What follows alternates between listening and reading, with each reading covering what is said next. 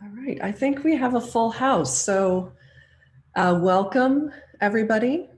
I'm going to do a brief, very brief introduction. I think really any questions that you may have about the studio can be answered by the students as we progress. And I did send, for the students' knowledge, I did get to send a description of the studio to the critics. And as you know, I think many of them have had a chance to review the work ahead of time. But let me begin with welcomes.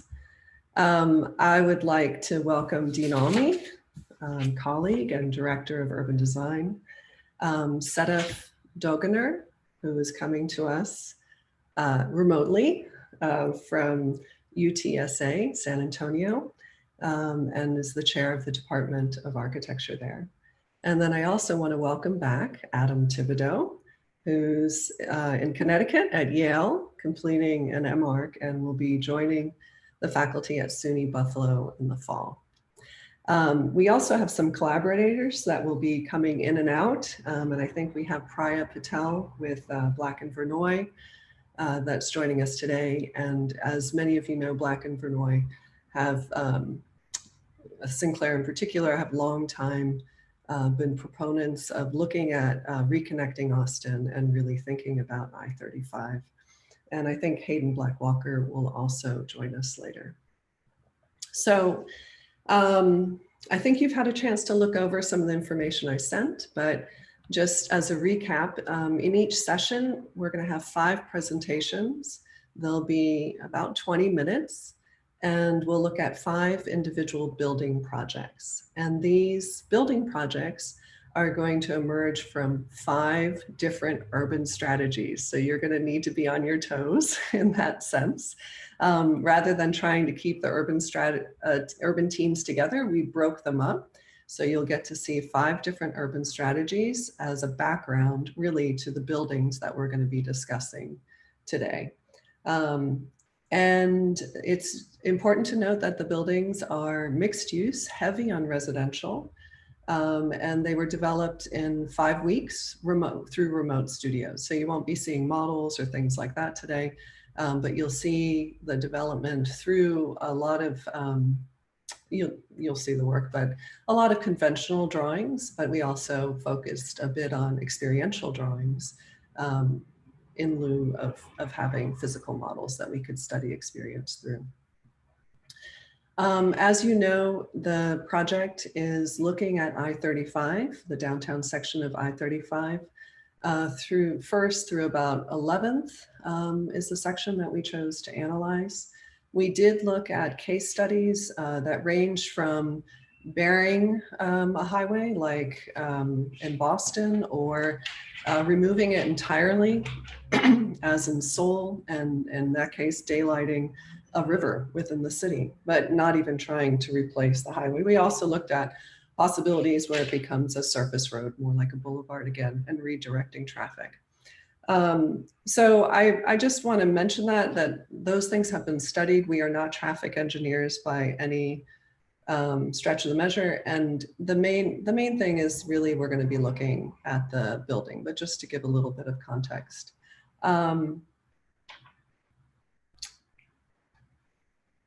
In addition to thinking about what happens to I-35, as many people are right now, we also thought just about cities and what is urban living. And so I think you'll see that development in the unit studies as well as in the experiential sequence.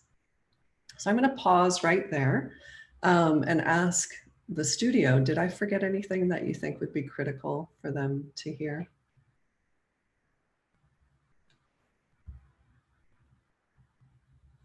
No? Okay.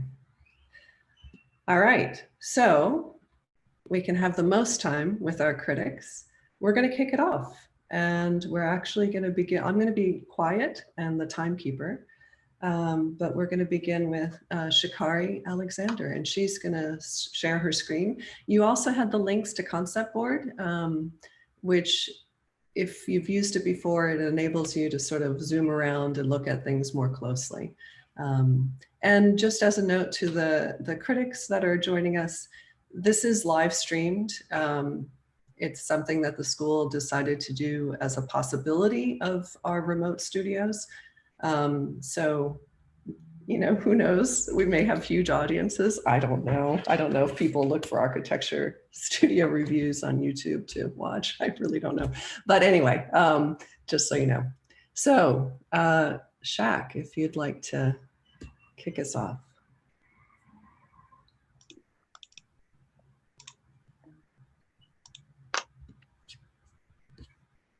Okay, so my urban team strategy was called Middle Ground, and the primary aspects of Middle Ground was to cross the historical division between East and West Austin, using the ghost of East Avenue and the skeleton of I-35. And one primary factor was that we repurposed the highway as an elevated pedestrian promenade. And that's what this orange line going through is. And we redirected traffic using nearby highways, but we kept the two service roads running north-south. And the five main points that I wanted to address was to span the communities by introducing natural and cultural landscapes. And so the darker green would be like the natural landscape that's already like wildlife. And then the gridded green would be cultural landscapes that we propose ourselves. And then wanted to bridge programmatic zones across the avenue, using the old interstate as a social infrastructure, providing shared views and increasing affordable housing. And all of this was defined by the Capitol View corridors. So that's why you see like the slicing come into play. And the site that I chose is located between 9th and 10th Street. And I propose to develop high-rise, high-density building that addresses the residential nature found on the east side, and then the developing public essence that's found on the west. And as suggested by our urban strategy, the building would serve to mitigate the tension between like distinct and opposing forces, and using layering and zoning, I wanted to bridge conditions of community and solitude, so like public and private zones, with most public being the lightest gray, and then the public for residential users being the second darkest gray, and then the darkest being the most private. Conditions of open versus contained. So I really wanted to play with blending the indoor and outdoor experience, the built and the natural environment. So like equal distribution of building and land, and then porosity and solidity. And so how to break up the facades in both plan and section, to have exposure and then have some things that are concealed. And this is the site plan to emphasize like this side of the highway would be the more public realm, with a public park, and then this side would be the residential high-rise building. And addressing like the notions of porosity again. I wanted to have like a continuous access, bridging the east and west with openings that go all the way through. And then the ground floor would be more public. It's not really as developed, but this would be all public amenities. And then as you move up, you would get to the residential floor, with 4 units. And then there would be like an outdoor circulation core with the balcony space to promote the community aspect. And then this is how it would be in section.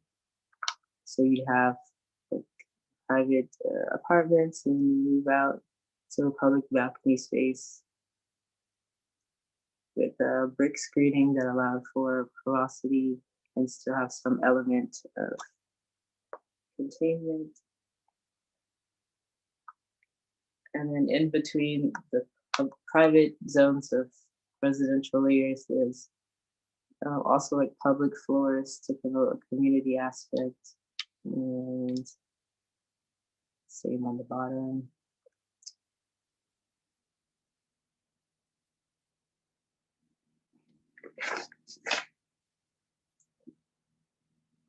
And as far as the units go, I wanted to target single and young couples that were like working professionals. That's going to be the primary demographic downtown. So this is one residential unit that's for couple, and then this is for the single, and they're both lofted to like maximize the space. And the overall like narrative that I wanted to address, like both on the residential and the urban scale, was sort of like promoting a balance of like meeting in the middle. And so in both the larger and the smaller contexts, you would proceed when you go out to mingle and to interact, be immersed within society, and then you retreat to unwind, ponder, and stagnate in a sense of solitude. And so this is like the sequence of the approach when you're outside, and you can see the community aspects with the promenade and both below. And then this is on the west side where the public park would be. And then when it's time to ascend to go to your residential area, it gets more contained and like you have a moment to reflect. And that's pretty much the narrative I wanted to share.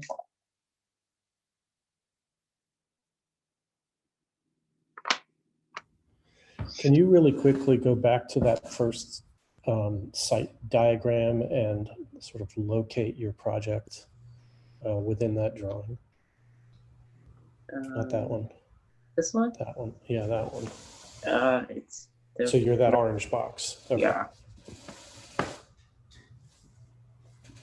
Can I So in this, sorry, go ahead. No, go ahead. I was just going to follow up with you about locating also in the section where the high line is. Okay, thank you. So just for clarification, it's the orange box that highlights it, but it's actually the blue part. The blue are all buildings, and you notice that there's a diagonal in there that is introduced. It's related to the Capitol Views corridors. So yeah. That's what I assumed. And actually, you know, personally, I think that's a really nice drawing because it sort of treats the whole corridor subtractively. That is to say, you know, what if we filled it all up with blue housing, right? And then we started erasing sections of it based on certain, let's call them legislative parameters, right? Like the Capitol View corridors, you can't build in there, so that's a void, right? And then we start to see this sort of subtractive process, and what's left architecturally is what remains after you sort of subtract the pieces. And I think that's a pretty interesting strategy. And of course, that's where you get all the diagonals from. I wish you had been a little bit more explicit about how you jump from this drawing into your other drawing, like for, you know, maybe your site plan could have gone before your plan, for example. And some of the maybe regulatory parameters that had sort of affected this larger site analysis might have helped kind of infuse your project perhaps a little bit more in order to sort of ground it within the larger sort of proposition. Because I think there are a lot of things to talk about, and I'm not going to do it all right now, but at all scales, right? From the urban scale down to the unit and what happens in the unit and all that sort of stuff. But I would like a little bit more. I would have liked you to have made the linkage clearer in terms of what your agenda is and how it sort of derived out of this larger group analysis.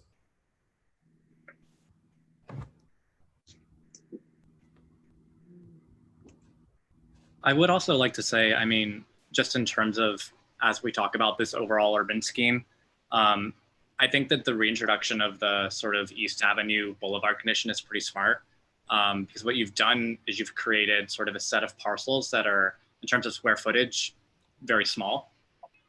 So what you're doing by that is pretty, to me, pretty clear in the final form of your building, is that by giving sort of a small footprint, you're encouraging a certain level of density that's very unique, especially in somewhere like Austin. Like, it's introducing the need now to create urban density that's more in like a focused point tower, rather than, you know, the more traditional Texas attempt to like have a little bit of sprawl, which I think is really unique because it's creating a new type of tower that we don't see a lot of in Austin. And it's really obvious in your floor plans because you're seeing, you know, only 4 units per floor, which is a really, really unique opportunity somewhere like this in this very urban condition, because it provides you an opportunity to really think about sort of that intermediate scale of neighborhood, right? Where if you've got 4 units now on a small floor plate, that allows you to sort of create these really unique relationships between 4 units. And it seems like you're working at it a little bit on the left there with, you know, creating like a shared outdoor terrace space, but I think it could be really rich if within this very, you know, singular point kind of homogeneous tower, within the scale of that like 4-unit floor combination, that's where you get a little more diversity, a little more prescriptive intermingling. That could be really interesting. But I think it's a smart approach. It's clever to say, you know, we're gonna pretend like we've got these tiny parcels in Austin, or we're gonna force these tiny parcels and encourage a new kind of density that's pretty unique. And I think it's appropriate for this part of downtown, for sure.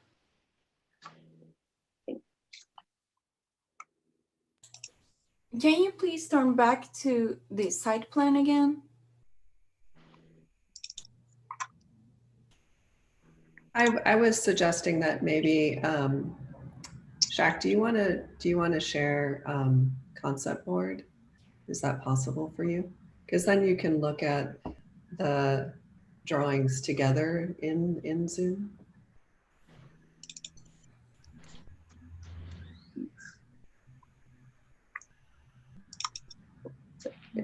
If it's possible, I just think it might be easier for, there we go. I don't know if the critics are able to see this yet. Things are a little less isolated that way. Okay. Go ahead, Stella. Okay, so I agree with Dean, like that site plan is really, really nice. And I keep looking at it to discover more. I don't know that much about Austin and the neighborhoods, but you mentioned something about the historic neighborhood and the new neighborhood, or the residential east side and the difference between west side. So I think this intersection is really interesting, and like this concept of having these like urban slots and having this nice skinny tower, I think it's a very, very smart idea. I just wish that I understand the context a little bit more on the section, for example, or how these like intermingled spaces, or like that like gathering space in your section intersects with the others, or where it's looking at, like how in the urban context, like there is a room within your building and how it interacts with the urban context around it. I think it's going to be very, very interesting if you can show a little bit diagrams how in section, like this middle outdoor space along with that 4-unit intermingling space, a little bit room in that plan, and how these in the section interacts, and how that it extends itself to the urban context a little bit. I think it's going to be very, very interesting in that case if you can show those. I can see that you're thinking about it because you mentioned like this indoor and outdoor experience, but you're not really showing it in your drawings that well. And I think it's very, very interesting because of the like downtown, how downtown Austin is changing, how this kind of living is a great fit for it, how the ground floor versus, I think it's in the 6th, 7th floor that are like indoor, outdoor spaces intermingling with the rest of it. And also I was wondering about on your site plan, is that a model or it's just like a drawing again, the one on the left? This It's is a model. It's very nice. Thanks. Yeah. Very interesting. Yeah, so the issue of, let's say, starting from, we're going to ignore all the sort of technical issues of what happens with all the traffic. That's fine. I agree that the sort of reestablishment of the sort of, let's call it transformation of the feeder roads into more significant kind of boulevards along the edges of the zone, whatever they are, makes a certain amount of sense. That we kind of pack the thing with density. We work subtractively to kind of allow these voids diagonally to move through. My interest would be, the capital view corridors are also sectional, not just in plan. So, one way to kind of treat the capital view corridors is, as a plan, we cut the slots and then we extrude the blue up vertically tall, right? And so you get those skinny towers on relatively small lots. Another way is to start thinking about the capital view corridors, which are generated from the drum of the state capitol, and they operate diagonally in section. To actually see how they might work three-dimensionally, sort of slicing through the project. And that might actually, I notice in your sectional drawing, there's this kind of void halfway up with a tree growing in it, right? I wonder to what degree you couldn't somehow, let's call it, push the agenda of being of using those devices subtractively to, punch through the section, begin to give it more sectional articulation than it has now. So that's one question. The other question I think has to do with the adaptive reuse of the elevated highway into the High Line. I don't remember whether I mentioned this at the interim review, but my criticism of the High Line, for what it's worth, for all its successes, is that the adjoining buildings don't really connect to it because of Homeland Security questions. Like they weren't allowed. You don't have the High Line in New York. You don't have a lobby or a restaurant or anything that can open onto the High Line. So it's actually kind of disconnected.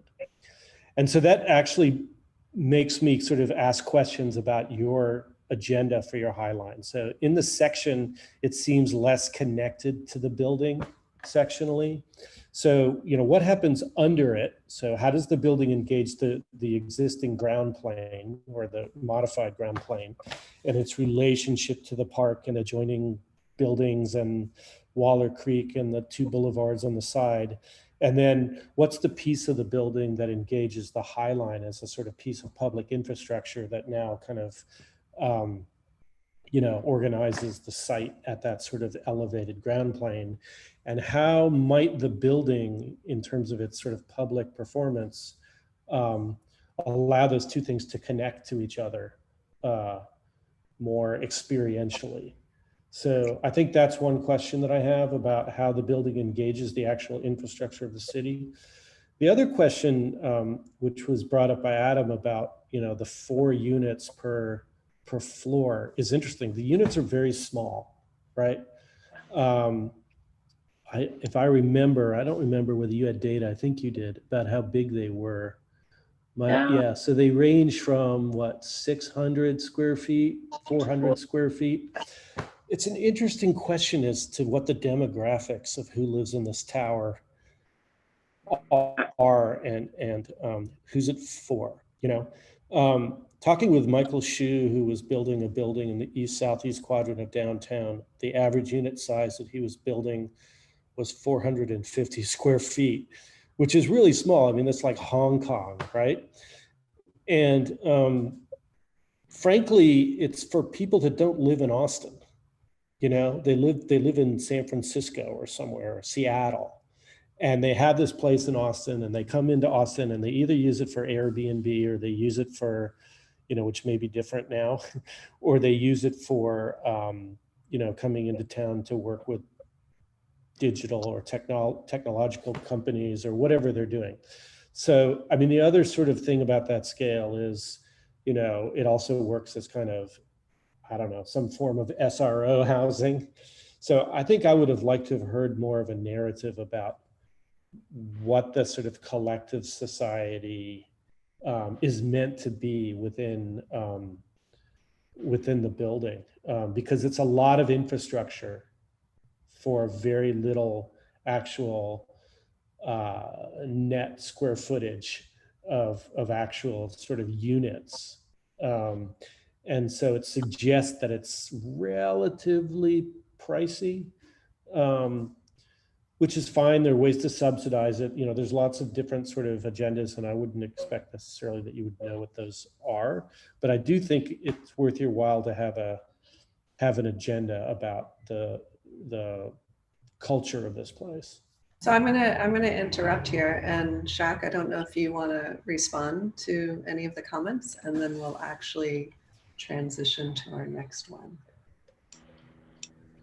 I guess just for like the narrative part or whatever, I was like targeting like young professionals who like worked in downtown, and I figured that like the small units would be like a space for you to unwind and like be in solitude, and then when you want to like go out and be immersed within society, you would have to actually leave and like be a part of a greater good. So like a pocket of intimacy within like the greater context, I guess is what I would say. Any Adam or Sedef, any final comments? Yeah, I mean, just on that note, like I think that's what Dean is saying. That you have an opportunity to work with is sort of like, I mean, I agree. I think in this sort of area, having a focus on like a small residential unit is smart, because that is sort of the demographic that wants it. But looking at that plan, right, what Dean was pointing out is that there is a lot of infrastructural space, or like circulation space, or, you know, space that's not leasable, that right now is a little generous and a little blank. So that could be the moment within a very nice small floor plate that you really start to design some of those intermediate spaces in between. So you can have, you know, your 450 square foot unit of solace, and you can have the city at your doorstep. You can also have that little intermediate space where you get to know your 3 other neighbors. And you're working with such a small floor plate that you could really kind of flesh it out and make it really exciting. But, yeah. Good. Well, All so right. one last quick comment. Just Dean, we're very going to run out of time. I'm going to take up never your mind. lunch. All right, I'm done. You have 4 more to have comments. I'm done. Zen, can we transition to you? Would you like to share your screen? Great. I'm Zen. And I do think, I don't know if you have accessed concept board. It is helpful to just see everything at once, if it's possible. Okay, ready? Mm-hmm. So this is all of our team stuff, and our team focused a little more on active, or we first submerged the highway, just gonna put that in there. So the highway would actually still run underneath our site, and then we repurposed everything on top to add like public parks, buildings, promenades, series of spaces that you can walk in between.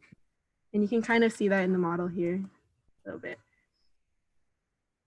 And then we focused on a couple of major things, such as access, efficiency, placemaking, safety, walkability, all the things in this diagram. And essentially, we settled on focusing on creating these activated public spaces, which are these ovals up here, and drawing those in first. We then made the promenades and all the other buildings kind of work its way around it. So our main focus was creating these like public social spaces that people could come in and mingle. And then that kind of shows the highway submerged underneath everything. All right, moving on. So for my building in particular, it's kind of sandwiched in between both of my teams. So this is Rika's building and this is Nav's building, and that's mine right there. And those are two of the public social spaces that we decided on as a team. So it kind of sits right along these two public social spaces, and then it kind of butts up against East Austin. So the goal of my building was kind of to bring the people in from East Austin into this space. Whereas right now, since I-35 just kind of sits there, kind of cuts them off and it makes them feel isolated as if they can't enter the rest of the downtown Austin area. So I wanted to allow them to have access to this space. And then I also wanted to address the site where there are the public spaces and make it open to that side as well. So played with a couple of different forms and ended up with this one. And then I also wanted to activate the main space I wanted to activate was the inner kind of loop of the building so that it creates this kind of informal surveillance situation where the people inside the building can see what's happening in the courtyard. That way the users of the building feel as if like they're safe to let their children go and run around without having to follow them because people up here can see what's happening. And then that's why, and then as you move outwards, you have the more private spaces out here. And you can kind of see a little bit better the edge conditions that I was trying to address in this section here, where I want the east side, which would be this side, to be more open so that people could come in and access the building easily. And then there's this public courtyard space, which is kind of a continuation of the language that's happening on this side, where there's public space here, and then I just pulled it into the building. And then it kind of moves up this way along the corridors. And then these are just a couple of the visualizations. So what it would be like to actually access the space and walk through it and see what's happening on the ground level from the public space.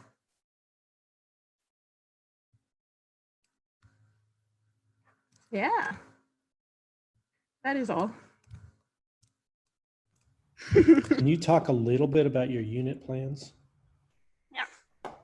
So my unit plans are open for the individual, couples, and then triples, and also the family.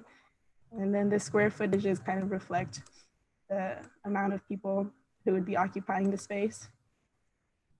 So the single, and then just to create more of a sense of depth, the single and the double units would have, or ideally they would have 2 stories, where the triple and the family might only have 1 story. And then once you move up to the residential plans, like as a whole, they're all sort of different because they all vary in their sizes and dimensions. But generally, the idea is that you walk in from this big corridor, so the focus is on the outside space as well. Are they also different in the section? For example, they're all different, first floor, second floor, and they don't like really overlap on the top of each other. They're different. Yeah, they're different. Are they?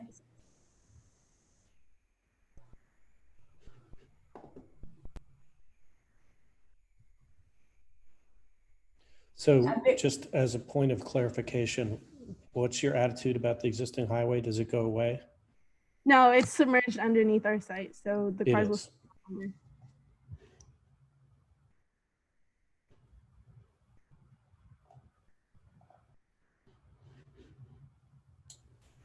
Can you please go back to your site plan? Mm-hmm.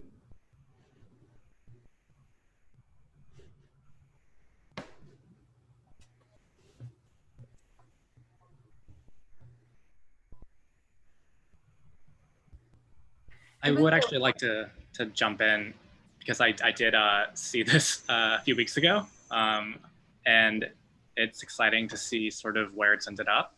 I think you know what I'm gonna ask about though, don't you? Do you remember?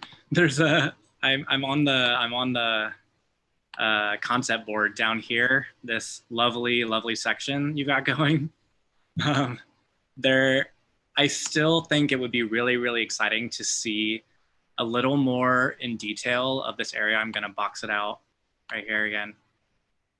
Because the narrative that you're telling us about bringing from the east side through into your site is so crucial for this area, right? Everyone's kind of dealing with that.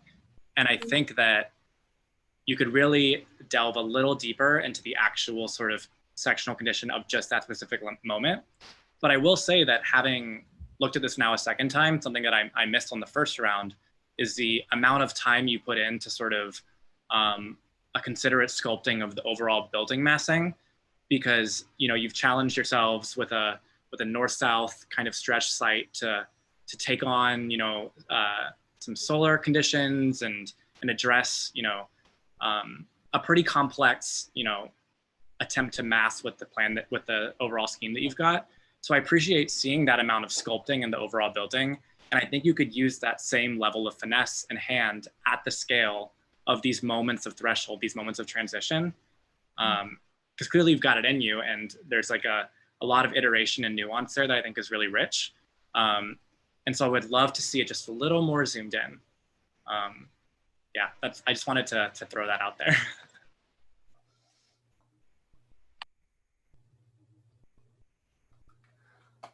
I was wondering, in your site plan, even though it looks super nice and I really appreciate all the analysis you did, I think those look super pretty, but I'm wondering where the curves are coming from. Like, how do you create these public spaces and you end up with your building in the context of city of Austin? Is there any reason why that curve is that way? I think like Adam said, I was looking a little bit at the solar orientation. And so I wanted there to be a longer face, kind of where the north and south would be. And it's also at an angle. So it's not like straight up and down as north and south. It's a little bit slanted this way. So I wanted the building to kind of reflect that, especially in the living units where you would feel like the sun rise and where like you wouldn't feel too much heat. Sadaf, are you referring to the urban strategy itself? Yeah, so we had a review prior to spring break that discussed that, but I think just as a shortcut, they were really interested in probably structures of landscape over that of city grid. And so I think that had a lot to do with how this was formed and deriving a public landscape, but really the structures of landscape architecture a little bit more than buildings. But we did do the urban strategy previously. Okay. So I'd like to start kind of inside out a little bit. I think the issue of the grid versus the curvilinear one is a really interesting one. But assuming you ended up with a building that is a kind of arc in plan, may have to do with solar orientation. I have just a couple sort of questions, I think. One is the orientation of it. The units generally, if I'm reading your project right, face east, and the circulation is on the west side, which is the side that faces the city, which is an interesting question, right? Because if one is sort of using, let's say, solar orientation as a determinant, yeah, that makes sense. On the other hand, the location of the building and its sort of vertical presence and the ability of it to set up views back to the Capitol and downtown and all that sort of stuff is a little bit negated by sort of turning everything facing east. So I think that's a question. And then when I look at the unit plans, especially the ones on top, the two smaller ones, the stairs are sort of occupying places where you would expect the space to be open up more to the outside, to the landscape. So they're very internalized programmatically.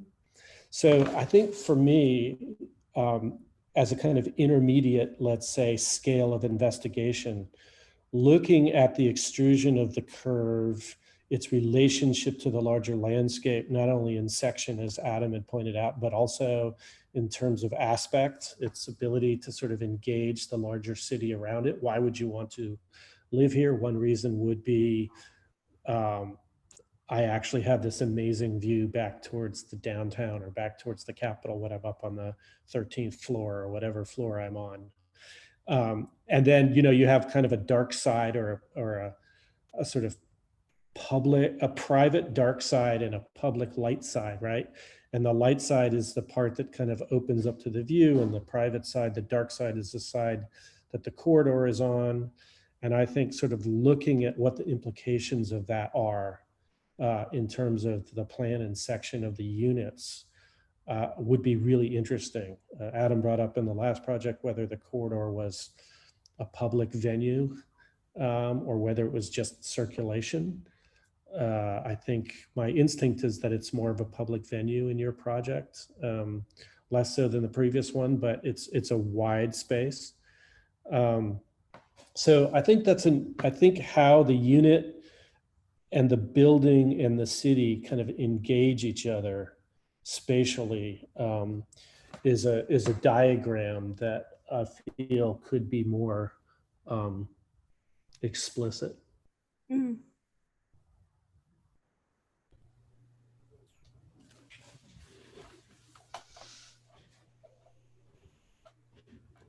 I mean, the other piece, sorry, just real quick to finish. I really love the variety of the units and the variety of this that the section suggests. And the fact that this is not presumably for a single demographic, but for a whole kind of mixture of, you know, classes. And I think that's a pretty interesting question. And there's probably policies that you could put in place to include affordable housing with very expensive housing and all sort of, you know, family housing with small individual units and all that sort of stuff. I think that's pretty interesting. Can you explain also a little bit what that other lower piece is, which sort of completes or let's say reflects the arc in the plan? Which part? Yeah, that part that's down here. Oh, so that part is purely a commercial. Let's see, can I erase my thing? Sorry, I'm not sure how to erase what I just it's okay. did. You don't have to.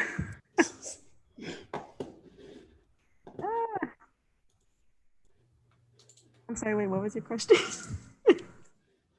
Well, I mean, you basically have two opposing arcs, right? One is extruded vertically into housing, and then you have another one that occurs on the ground. Oh, okay, yes. This is just a commercial space. So it would be a space for like bars, restaurants, shops, and stuff like that. So it's not necessarily for the residents of the building. It's Right. actually a kind of piece that gives back to the city in some way. So it's like multiple buildings in one building. Okay. I'm gonna let other people talk while I figure out how to erase my stuff. And following up with that, also the first floor of your building is commercial. Right. So like right here, it's all commercial, and then the residence is on the top.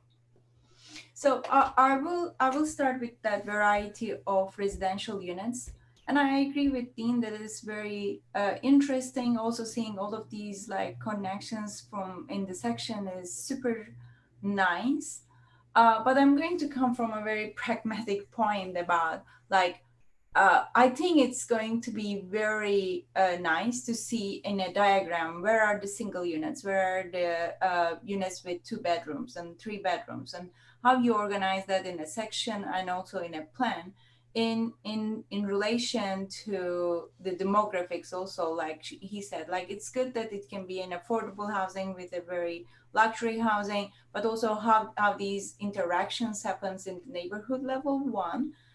2, again, like just thinking pragmatically, like how the structural system work do you have some kind of structure underneath this, that you have your rooms and like maybe it's too early to talk about structure, but at the end it's going to be some kind of structure that carries this building, and there's going to be a plumbing, all the bathrooms will be on the top of each other maybe or not. So I'm thinking if there's something underneath this that you can talk about all of this and it overlaps somehow, and it's going to be really buildable.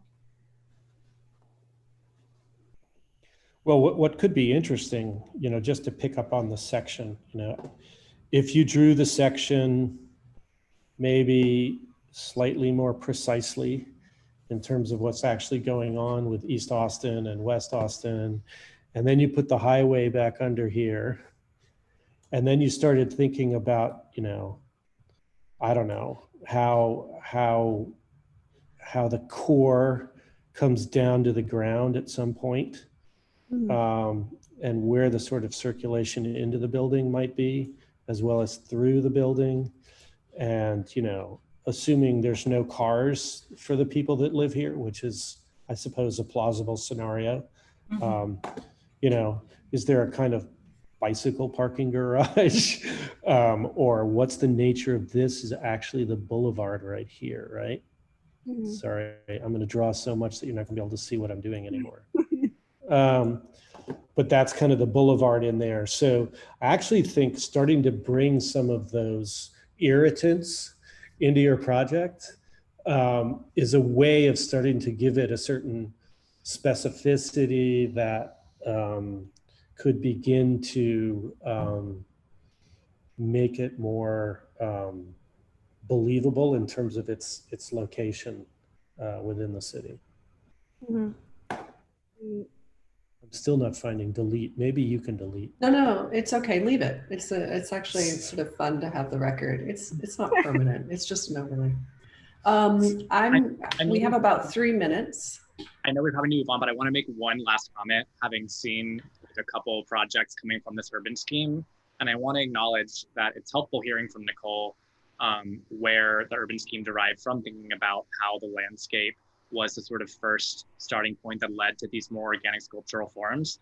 And I want to acknowledge that, having seen a couple iterations of projects from this urban scheme, that you all had a very big challenge of trying to create architecture around very deliberately organic sculptural landscape forms. So I acknowledge that is a very difficult sort of point to jump in from. And I appreciate how much all of you have really worked at carving out at the building mass to make it something other than just a extruded landscape curve.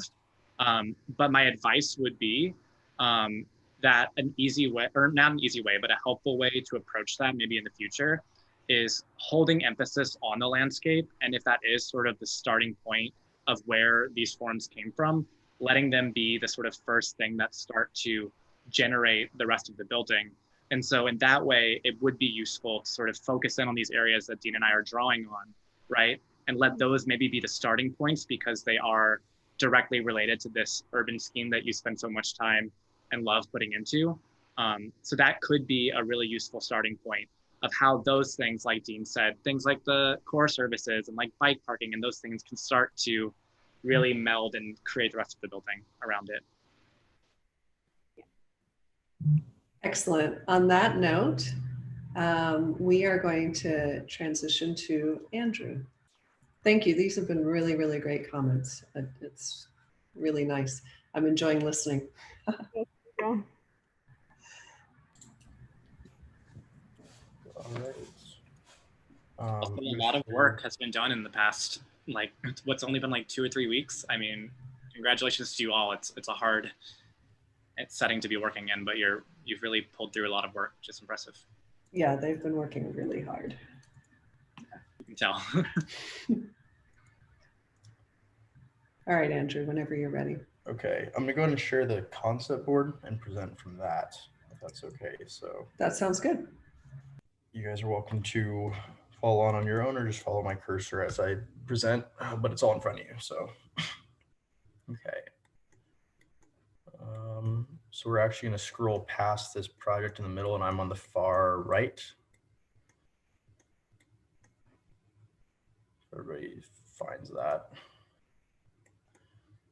Okay, so starting with the urban strategy, we named our master plan Traverse to talk about how we're going to actually reconnect East and West Austin. And part of our strategy was treating I-35 as a sort of one-way wall condition that is meant to keep the east side separate from downtown, but doesn't really have so many consequences for downtown and Waller Creek and whatnot.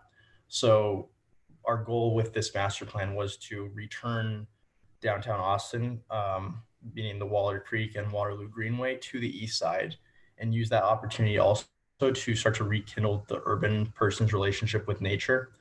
And Traverse it proposes that this be achieved through what we called arterial landscapes, which is really a fancy word for experiential circulation, starting to create these mixed use linear courtyards and other kind of linear spaces that you can start to see come up in the site plan.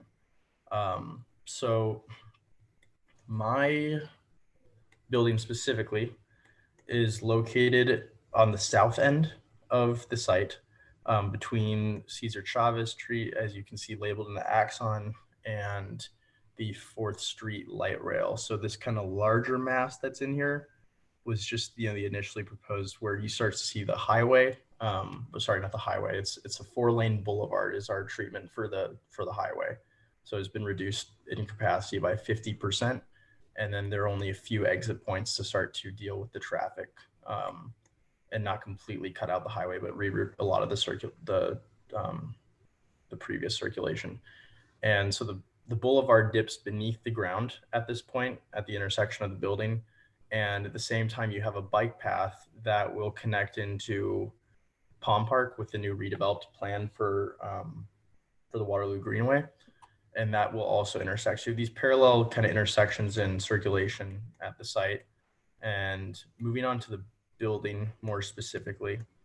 So the diagrams here start to show how I treated the massing with respect to responding to different conditions. And the little bend comes from the intersection of the site, kind of approximately east-west. So what's perpendicular to the sight lines, and then what's the actual true east to start to mitigate those. And then we make a big cut. So that's the arterial landscape through the building in order to create this permeable access between the east and west side. That way we can allow wildlife to move through in this corridor. We can allow people to move through between these buildings and not just by the bike path adjacent. And then the building becomes extruded to start to engage some of those, the conditions of the circulation, and elevates in response to different views to start to stagger things. And then you end up with this final form that is rendered in pixels to start to change the scale of space with respect to what it means versus private or public. So the little modular pieces start to determine the private space, and relate to the more collective language of the East Austin neighborhood to the east, obviously. And the larger spaces are more alluding to downtown with the larger, more public areas, singular volumes. And so this is kind of my version of the site plan, is just in the diagram. But this kind of orients you to how the building massing looks. On this portion, you have the 4th Street light rail to Plaza Saltillo with the bike path. And then the bike path goes to Waterloo Park and to East Austin, connecting effectively all the sides. And then we still see that boulevard passing underneath. So just talking a little bit about this kind of modular structure that comes in. We did some experimentation earlier on in the semester with just modular housing in general, and starting to look at how that could create, I should really show you guys actually the sections to show this more, but how it starts to create little like niches and crevices, and what this could mean as an opportunity for wildlife habitat in addition to human habitat. So when you create these different conditions of light, shade, temperature, when it's depending on the orientation of the different spaces, you start to create kind of diversity in the habitats. Different species are going to occupy these differently lit areas. You have the big rooftop garden, which is going to attract pollinators and birds and different things, versus the little crevices in between units, which starts to come up in this unit diagram. You can see how the stacking of the modules goes, and then where the intersection space is for human habitat versus wildlife habitat. Those might be more for burrowing birds like swallows and whatnot, which are currently nested around the freeway. And so you have these different conditions, and it starts to become kind of a cliff in some sorts. Talking about the human habitat more specifically, the units are, so there's 76 units in the entire building, roughly 20 of each type, and there's 4 types. They're targeting 3 different segments of people. So you have a younger segment that is mostly unmarried. This is all renter development, and then a more mature segment. All these segments like to cook, so the kitchen becomes the living space, and there's no living room because we argue that the amenity space around the building, because there's so much of it, becomes the space that people will want to occupy and live in. And there's semi-public, public space. So there's spaces that are just for the residents and spaces that are for the general public at the intersection of this nature point in the site. And then the other thing is, we talked a little bit about, again, the balconies that we studied earlier and how that relates to the overall concept. So these balconies come in, and that we were looking at, if you look at these diagrams here, this is Studio Gaines, City Hyde Park. And the whole thing about those balconies was encouraging social connectivity. And I probably, as the studio fondly remembers, was pretty critical of the balconies in this building, but I really liked the concepts. And as we started to diagram, you can see how there's a pattern that comes across. There's different extroverted versus introverted kinds of balconies, and the conditions of their setbacks and whatnot. And then to what degree does it actually have this social connectivity, right? Like diagramming where if the sight lines are any indication of that. And so with my balconies, it was, again, similar thing. I created 2 balconies per unit to start to show, or to start to give the public balcony that's shared with another unit. And that's how you'd have a social connectivity with your neighbors. And you have a private balcony that's separate from the rest of the units, and you wouldn't have the same degree of social interaction, but you'd still be connected to a larger nature corridor in it. And again, there's, here's in the axon, you can start to see where the shared balcony spaces will meet up with the other space, with the other units. So all in all, I think one thing that all the units do have in common is that they're kind of like, this whole building is kind of like human nests in a way. The bird nests are all in the trees, and the humans nest in the buildings. And then we all are attracted to the same, public spaces, the rooftop garden, the nature around the bike path, and then this cove that becomes this center point of the building to start to both nourish wildlife conditions and human habitat. And that all is to really bring the animals and humans together in this concept. So that's the building.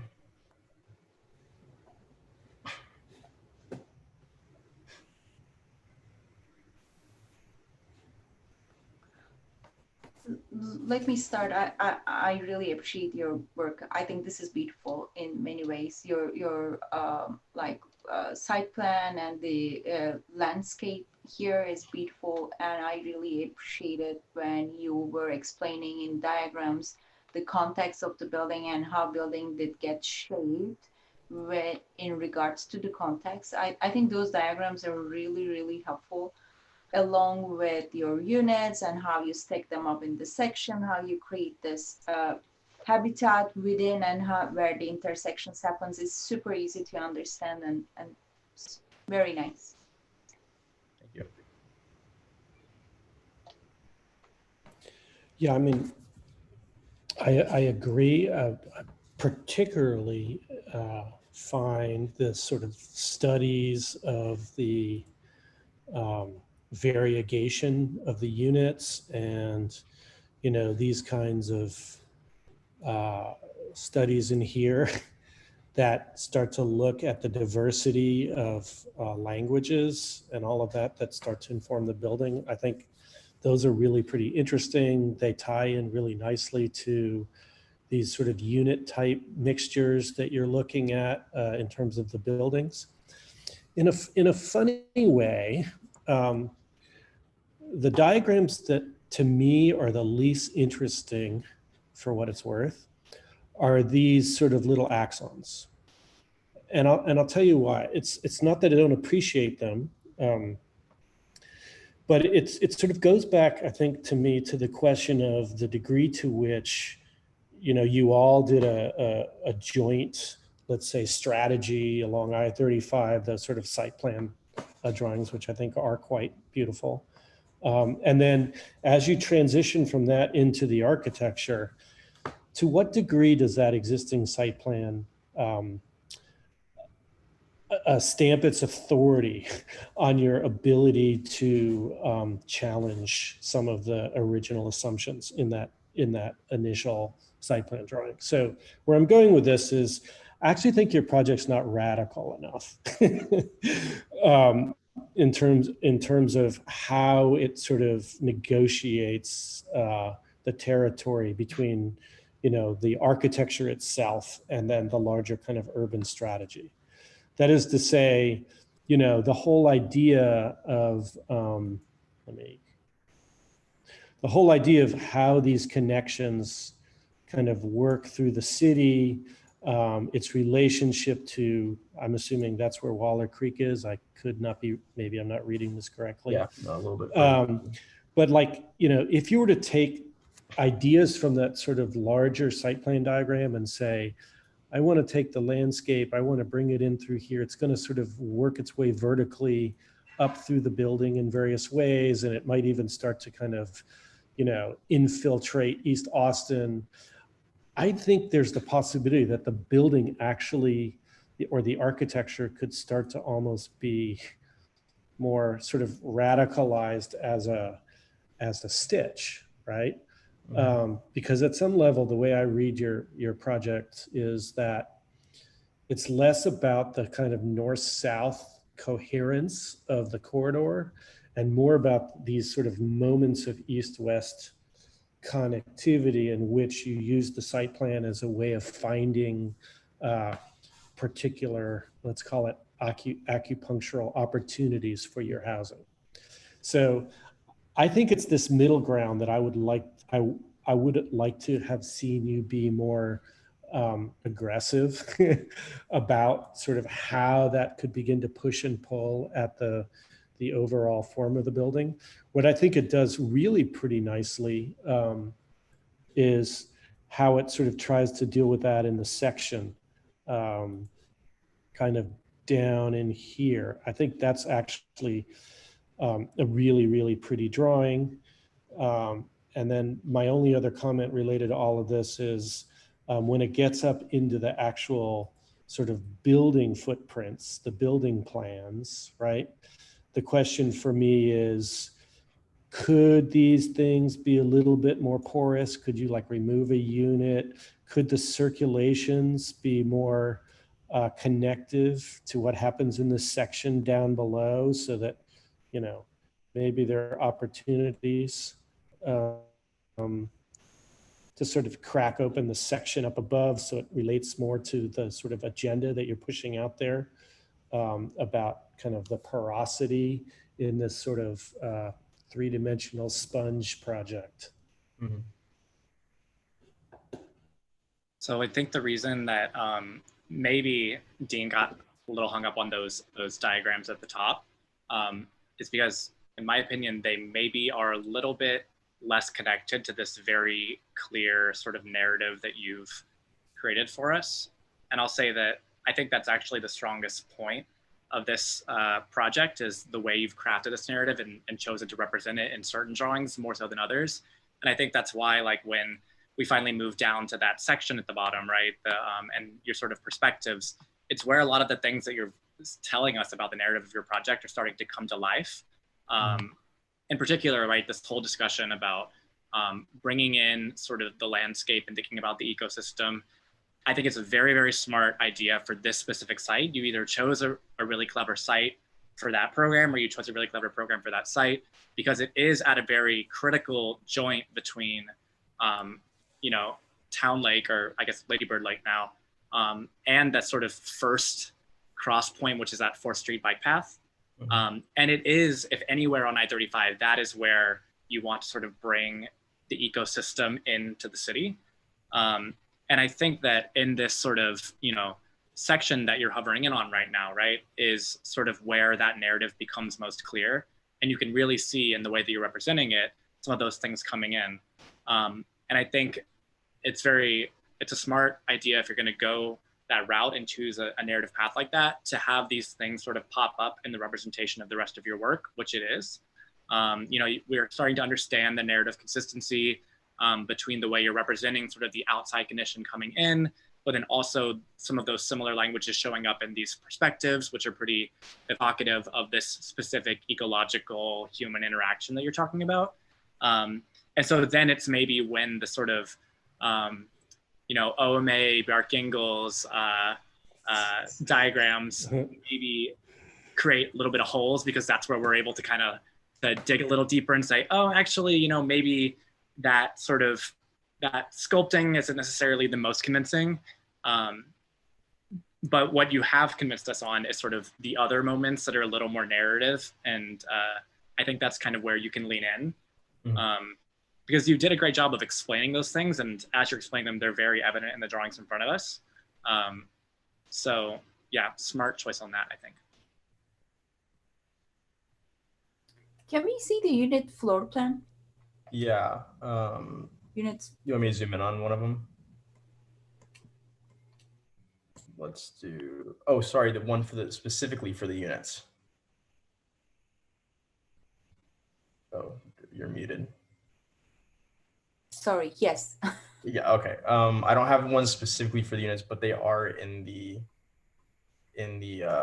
full floor plan. So you have the little axons. yeah, we can look at the axons if that's helpful enough.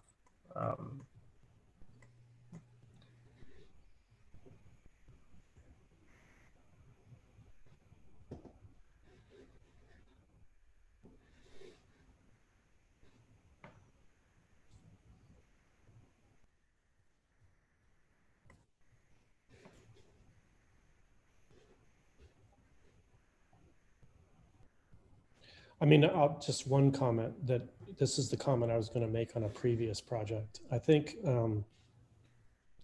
when you investigate the units, and yours are a little bigger than the previous project I was going to comment on, the notion about how you organize the interiors of these units based on, let's call it, normative domestic space, I think is the, you know, you have the ability to begin to challenge that, which I think you are starting to do by your sort of discussion about, you know, the kitchen is the center of everything kind of.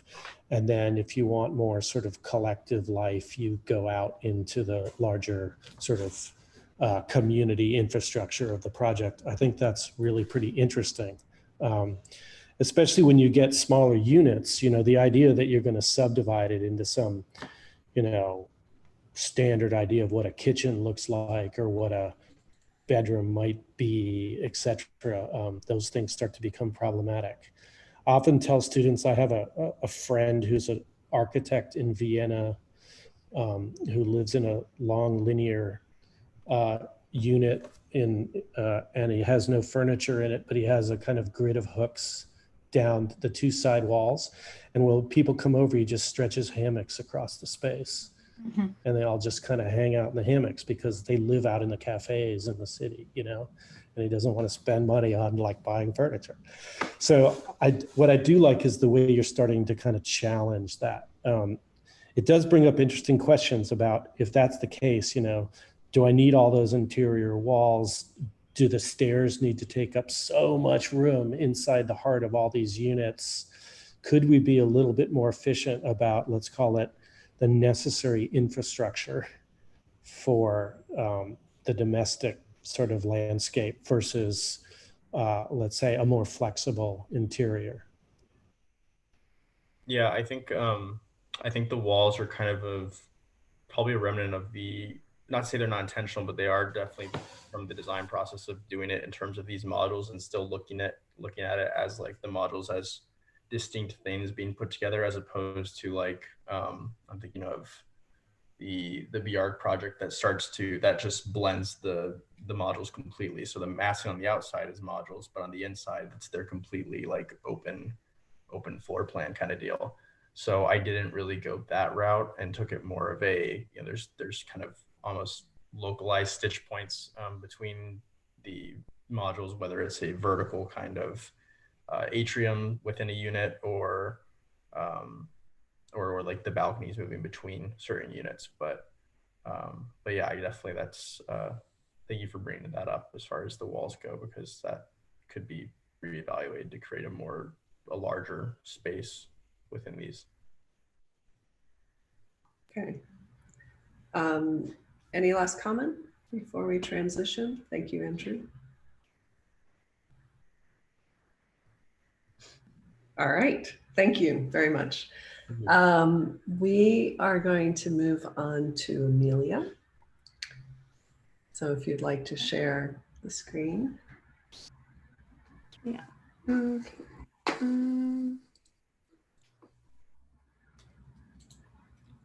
So my urban strategy was from the group Plinko.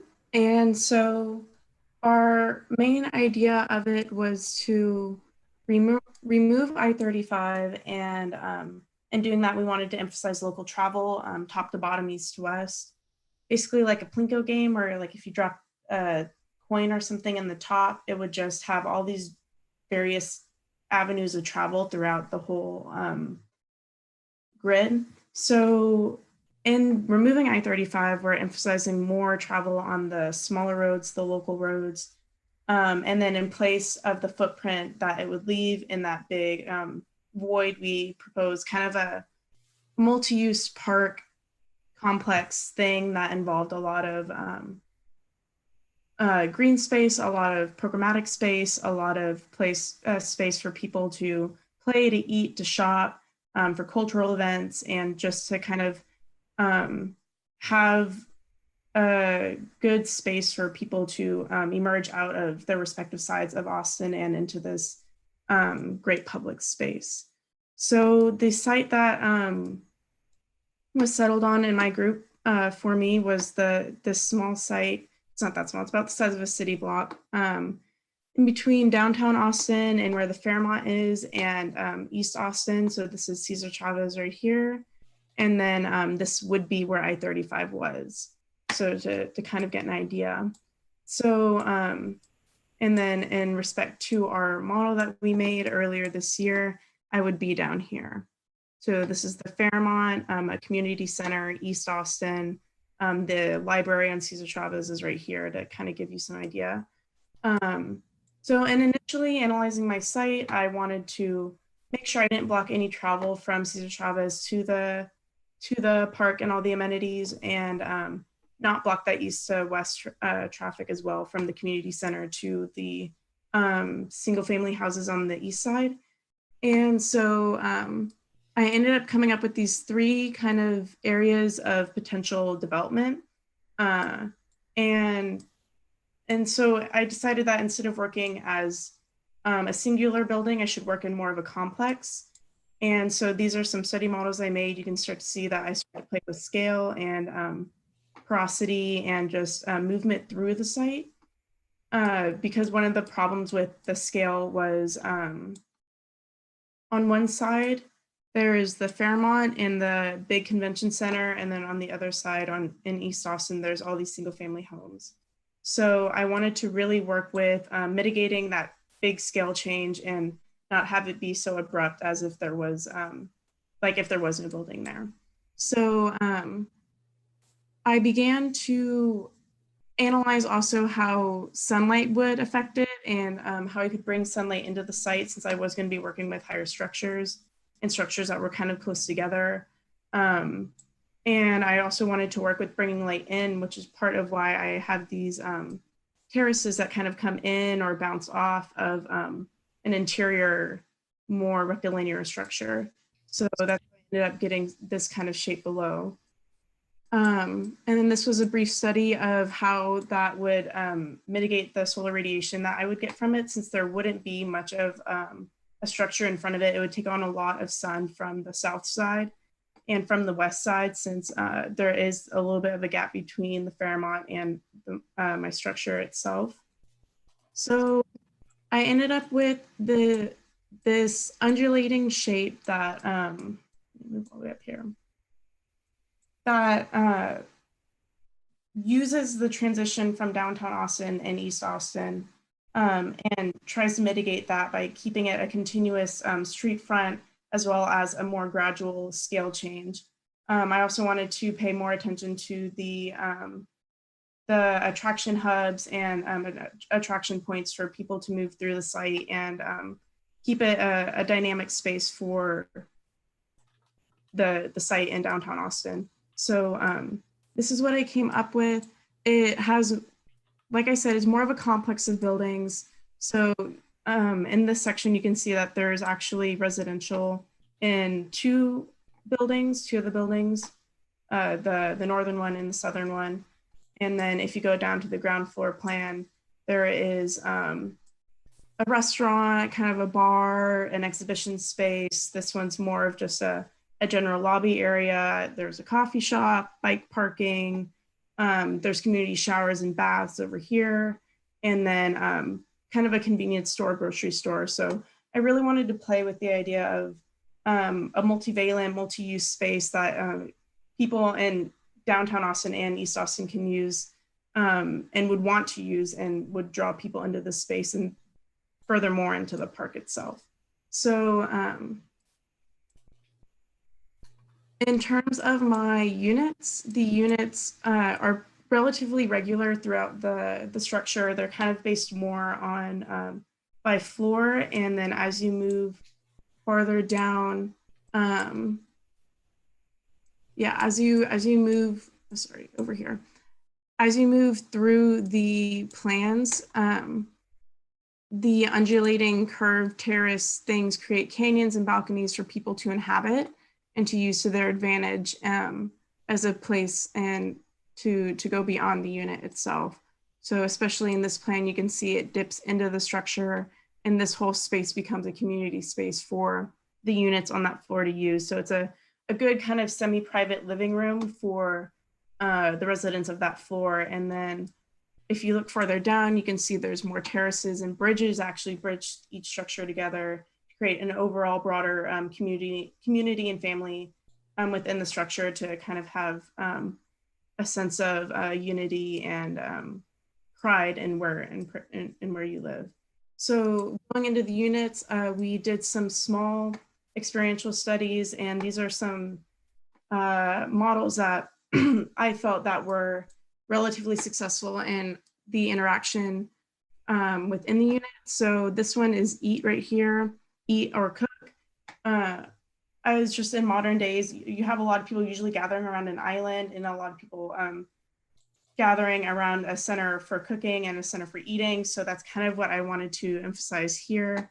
And so in a lot of my units, you can see that there's really not much of a counter space against the wall. These are a little bit older unit studies, but in the plans, you can see that instead there's a center island with a cooktop and sink and stuff for people to gather around and for people to communicate.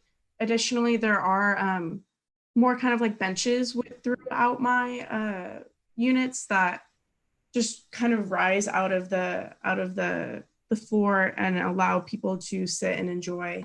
And then in the bedroom, there's a lot of natural light. So this is shown over here in my experiences. And so at the ground level, you can see that there's a lot of people moving around, a lot of natural light let into the structure.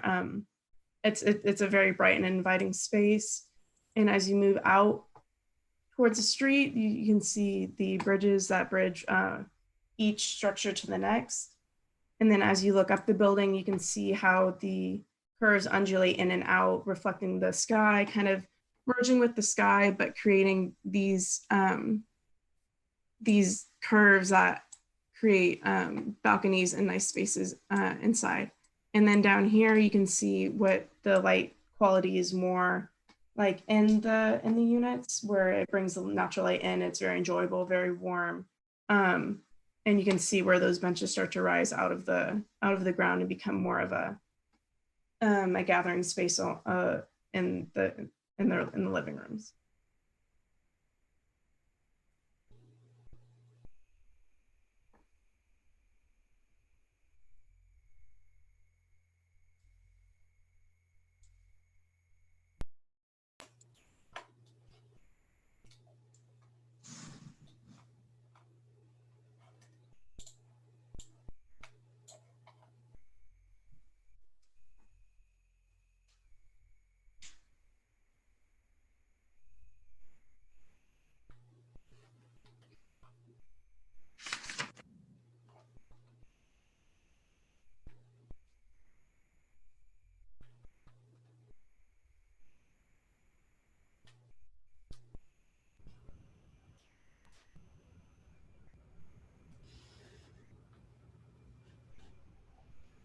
I'll go ahead and jump in. I want to talk a little bit about maybe how the floor plate of the project is sort of maybe like the antithesis to what we saw and I guess Shikari's on the very first project, right? We're dealing with sort of like a very clear point tower that's focused to the exterior. The way you presented the project towards the beginning was about creating more localized spaces within the context of your site that interact with each other, right? And looking at the sort of ground level plans where some of that stuff happens, it seems like a lot of that naturally is sort of aggregating towards the center of the plan, which makes sense, right? Like units towards the outside, shared spaces towards the inside. And so I think that where you could maybe take it a step further as you're working with sort of these curving aqua tower kind of platforms is thinking about how, because your building is very much a network that does want to function in sort of an inward focused way, maybe some of those platforms want to be not always gestural to the exterior, but maybe kind of moving in. So are there opportunities where your sort of sculpting can actually move in towards those interior spaces a little bit to sort of, you know, you said like light will come through. I think it might get a little dark if it is sort of just floor plate across sort of those lower levels. But what you've already started is this language of using the sculpted floor plate as a way to bring light in. So if it could start to become less of a perimeter condition, I think is what I'm saying, with such a large floor plate, and some of that sculptural quality could come to the inside, then maybe we could see some of these experiential perspectives from like that very dense sort of shared moment in the middle, rather than something so exterior. I think you've already, you know, you've given a language to work with that it could start to, you know, further that narrative a little more. So two things. Maybe I'm going to be more pragmatic than I should be. One is you're in a really interesting site, which is actually next to the Palm School, which is a school that's kind of undergoing redevelopment. At least it's part of a big tug of war between the city and the county right now. You know, the county wants, I don't know, something like $80 million for the property. So it brings up an interesting question, which is just maybe rhetorical at this point, which is, to what degree are you designing for now? And to what degree are you designing for, you know, 20 years from now, when this thing is completely surrounded by high rises down to the south, you know, the kind of edge of Rainy Street. The Palm School is, you know, presumably going to have some big tower attached to it. There are sequences, and I'm going to go here, sequences from, let's see if I read this correctly. from Rainy Street, you know, that connect kind of through the park that are part of the Michael Van Valken. Am I reading this correctly? That are part of the Michael Van Valken, or is it that way or is it that way? I guess it's that way. So there's sequences sort of north-south that connect Rainy Street through to Palm Park, which I'm guessing is in here. Is that right? Palm Park is up to the northwest. It's here. Yes? Yeah. Okay. So yeah, so that's one question. You know, the drawings are very delicate, but I think they could use a little more information, particularly the site plan, about, you know, where some of those existing buildings are and all of that sort of Farther stuff. down there is, it's a little bit more detailed. The line rates are a little bit heavier. You can see that better on the ground floor plan. Yeah, there. Down here. So you can see where the community center and the Palm Park School is, and the buildings on the east side as well. All right, I'm not seeing it, but I'm guessing it's in there. Okay. Okay. Anyway, so, you know, there's that connection, right, which presumably, you know, flows into your project somehow. There's the sort of highway condition. So I think, you know, I think a little bit more engagement with some of the sort of dynamics of the larger site that might begin to impact the site over a long period of time, and how that, let's call it, those externalities begin to engage your sort of internal logic, which I really like this sort of red sketch down here. And that gets at some of the things Adam was just talking about, you know, internal versus external pressures of this, aqua-like floor plates. So that's one issue. That's kind of a larger urban issue that I think you could acknowledge more, because interestingly enough, when I look at the ground floor plan, it's rather gridded compared to all the other moves that you're making kind of architecturally within your project. So it's less evident how that agenda of, let's say, the red system that's in the sketch down below actually comes down and impacts the ground plane and how the building meets the ground. So I think I'd like to see a little bit more investigation that way. The other piece is, of course, and this is to be like super pragmatic, one tower of the three actually goes quite vertically. And when it does, you know, there's only one means of egress. And I say that not because, you know, I'm trying to be kind of like building code enforcer, but it actually it actually raises questions about the infrastructure of the building versus the structure of the building versus the kind of floor plate, you know, the kind of domino frame of the building, right? The floor plate skin of the building, and how those three systems might begin to be more independent and influential in terms of what's going on in this section. Because I confess that, you know, I would like to have seen the impact of that sort of red curvilinear system, if that's the agenda that gives the identity to your project. I confess I would like to have seen that become more sectional than just simply defining the edges of floor plates somehow. Just before we move on from Dean's first point, I just want to really briefly say that I think that point about the broader context is really well considered, based on the fact that your team's urban scheme seems to very clearly, based on that model, take into account the sort of existing condition of the Waller Creek Initiative, but also sort of the speculative things like with the Waterloo Park and those kind of things.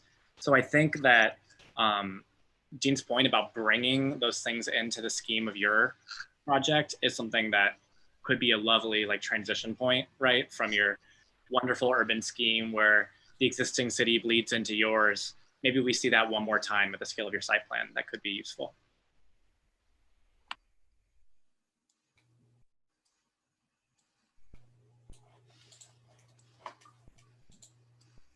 I have a question. What's happening in these in between building spaces, the larger plates? I see some trees and I'm looking at the section also that I'm seeing some interaction, but is there anything more than just that space being an outdoor space? Yeah, so those are the connections, obviously, and I see those to be more of amenity levels, kind of semi-public spaces, potentially with maybe a rooftop bar or another restaurant on that floor that's a little bit more removed and a little more hidden, a little bit more private, but is still kind of draws the public into the building and up and onto these platforms.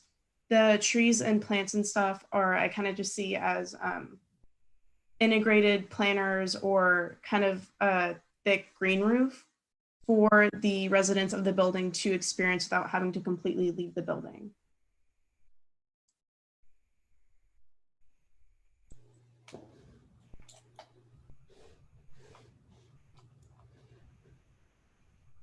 And that could again be where some of those points that Dean made come into play, right? Like maybe in those interstitial spaces between the towers you've created, that's where you pull and like directly draw like how, you know, the Palm School and all of those things as they are planned to be are drawn directly and deliberately into what you're crafting. Yeah, I just think that's like a really rich part of like the urban to building transition that you could just draw a little more in detail and really that would sell the narrative for sure. Yeah, Palm School and the community center is actually over here in the corner. It's, you can see the scale a little bit kind of for how big the building is, and then just beyond is actually the Fairmont itself. I So, get it. The problem is that Palm School is actually going to be like this 10 years from now, right? yeah, that's not a reality we were aware of. I didn't know they were going to do that to that poor little building. Yes, I know. I know. For me, so I was on the design commission when the Fairmont went through, and I confess that I had serious issues, which they went around because that's what real estate lawyers do. And one of them was that it's not a building that actually engages the city at all, right? I mean, it is really, really private. And even when they sold the building, the narrative of the building is, Manchester, who owns it, who's from San Diego, is like, well, people drive along the highway, they get off on the highway, they drive into the porte cochere, they check in, they take their car down to the parking garage, they go up the elevator into their room, they walk across our hermetically sealed bridge into the convention center, they go to the convention, they go back to the hotel, they get back in their car, and then they leave Austin. And I'm like, why the hell are they in Austin? Like, what's the point? And, the only thing that we got them to change was they changed the bridge. They put the bridge in the Waller Creek competition instead of, being a part of the architectural piece. But even with this new bridge, it hits the building and there is no public connection. So you can't use the bridge unless you stay in the hotel. And when they presented the building, they were talking about how wonderful the infinity edge pool on the 9th floor was going to be, right? And, all of these buildings that are high that try to bring public space up to the roofs, I think introduce really interesting questions about how public the space really is and what it means that I have to go into a private lobby to get up there, or is there some way in which the section could actually be kind of opened up, articulated in some way that if I'm going to develop these sort of elevated spaces and, they're going to overlook the park or whatever they're going to do, and they're meant to be public, that they are more egalitarian in who actually is allowed to use them, how you access them, all those sorts of things. So while I am more or less an advocate for trying to bring public space sectionally, which is difficult, it requires a slightly different strategy, I think, in terms of how one kind of opens up the sequences through the architecture in order to connect it to the public space of the ground. And that could be where the method that you've already created through the sculptural forms of the floor plates comes into play. Like, it could become less of an exterior condition, and it could be something that actually lets you penetrate and activate that sort of social condition that Dean's talking about. Yes, exactly. I was looking at this section here and this connection from the floor to up and then from this space to these spaces.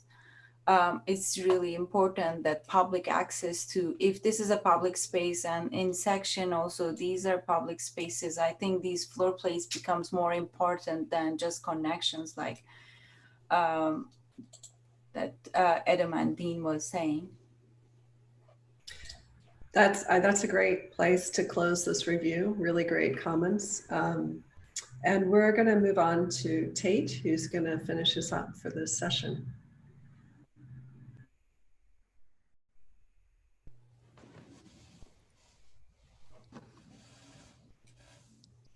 Okay, I'm gonna start on concept board real quick for our urban strategy, and then I'm gonna share a PDF document. So let me just find this real quick.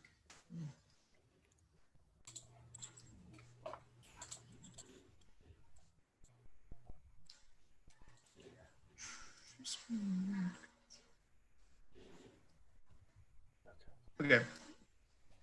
So our urban strategy was based on addressing the needs of or addressing the problems that the highway causes, like when with regards to like public health, physical health, mental health, especially in regards to the lack of green space in the city.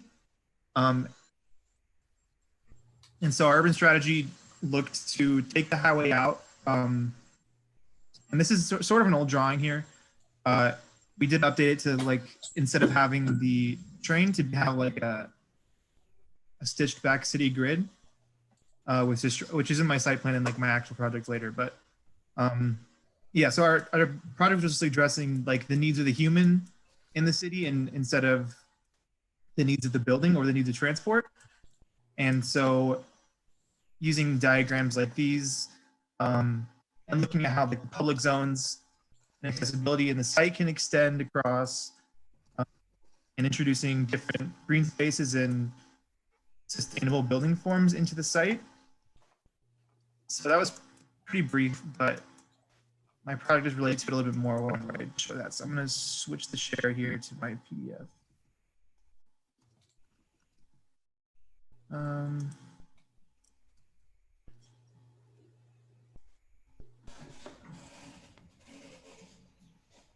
No.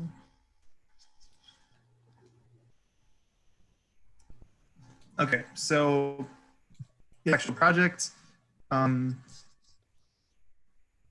So it starts just by looking at the site conditions around, a lot of them based on what we found in our urban strategy, but dealing with things particularly important, such as equity of people from East and West Austin in their terms of like city and green spaces, forms of public continuity, building density, and then also accessibility. So there's the kind of recognition that when you take I-35 away, that the void is still there in some sense, because you can't just like take this concrete barrier and introduce a green barrier instead.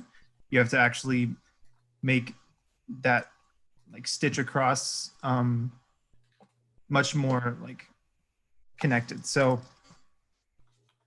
just acknowledging that the east and west side, the spatial conditions are so much different, where West Austin and downtown is super urban and starting to approach like a high-rise condition in a lot of it, and projected to keep going that way in the future.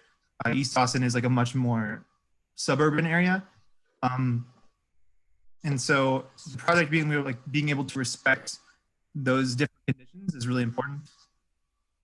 So the actual project was looking at a series of conceptual stitches across the void space. And so using stitches involving view, light, movement, and social interaction as a way to guide how the building form develops and how the building operates. So it's just a series of massing diagrams. They're kind of addressing how you place the building into a space, and create forms of continuity, green space access, public zone extension, and then of course movement across both the east and west and north and south axis. So these are like the massings I sort of was drawn to. Most of them are dealing with public edges and Some forms of passageway across the site. This blue one here is actually, this is like our urban strategies. One of our primary things was the public or the private realm above the public realm. And so there's like a new understanding of how city life works and urban life works, where work and life and play are sort of all intertwined in one space. So then there was a series of more conceptual explorations visually, dealing with how the building can actually achieve some of these conditions. So this is like some examples of like passageway, like shared living spaces, like large scale views across the city, and how like the public realm starts to work at the like level of the building. So my actual building is situated in the middle here. This is the future Waller Creek Park plan. And so the building itself is actually starting, like, the goal is sort of to address these different like conditions on each side, where the north is opening up to like expansive green space. And the west and east sides are opening up to different building conditions, and the south to more green space, but still more like intertwined across like the city fabric with buildings and stuff. So in terms of massing, the massing starts to pull from those notions to actually like develop the form. So it starts with the block, and then it's sliced to address like the different elevations on each side. So it actually rises towards the west side and slopes downwards towards the east. One, to actually like, again, stitch the visual fabric of the city together, but also to address and keep the public aware of like the historical disconnect between those two sides. And then creating a courtyard space and passageway, and then stratifying programs to make different zones. So this is the ground plan. The ground plan is revealing different public spaces at the bottom, and then of course access from the east and west side and the north and south sides, so that the building itself is sort of acting as like a center point and a hub for transportation, not transportation, but for physical pedestrian movement across the site. So this diagram here is showing, it's like, this is an unwrapped skin. This is the facade. And it's showing how the different zones of living are sort of like intertwined with the public zone. So where this large white space here is like primarily public, like shops and like large spaces for urban living.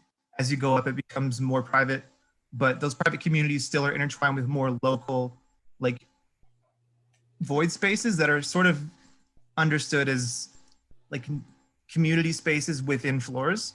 So I'm trying to promote some form of like community development within inside of the building that's separate from the public realm.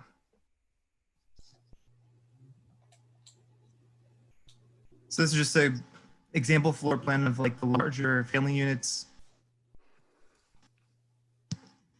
And it's dealing especially a lot with how circulation inside of the building can start to promote different like light conditions and spatial conditions that are part of the living experience. The units themselves are mostly dealing with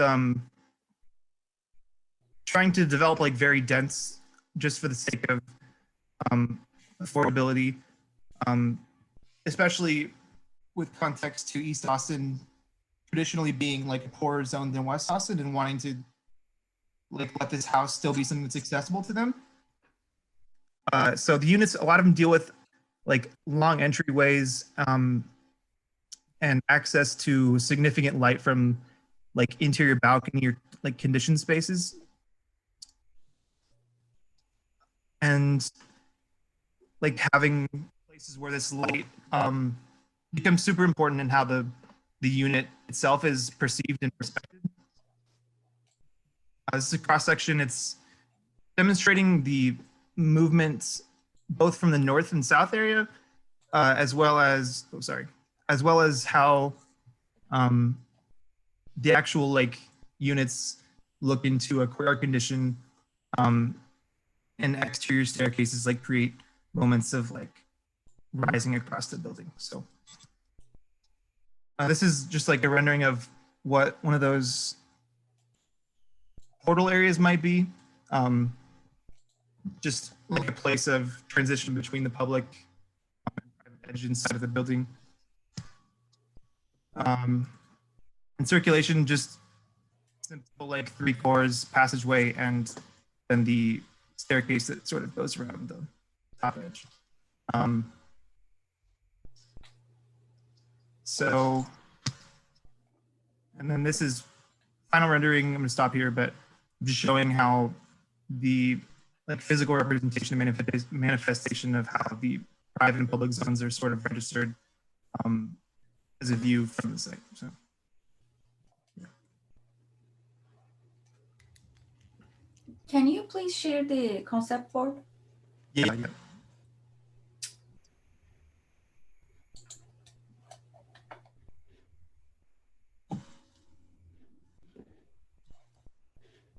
don't know where to look. So I think there are a lot of nice things happening, but I would like to start from the most pragmatic one and go back to your floor plans, unit floor plans. And I would like to continue what Dean said in the previous one about having walls in these smaller units. I like, for example, the first one, it's more like a hotel room, right? It's only 350 square foot.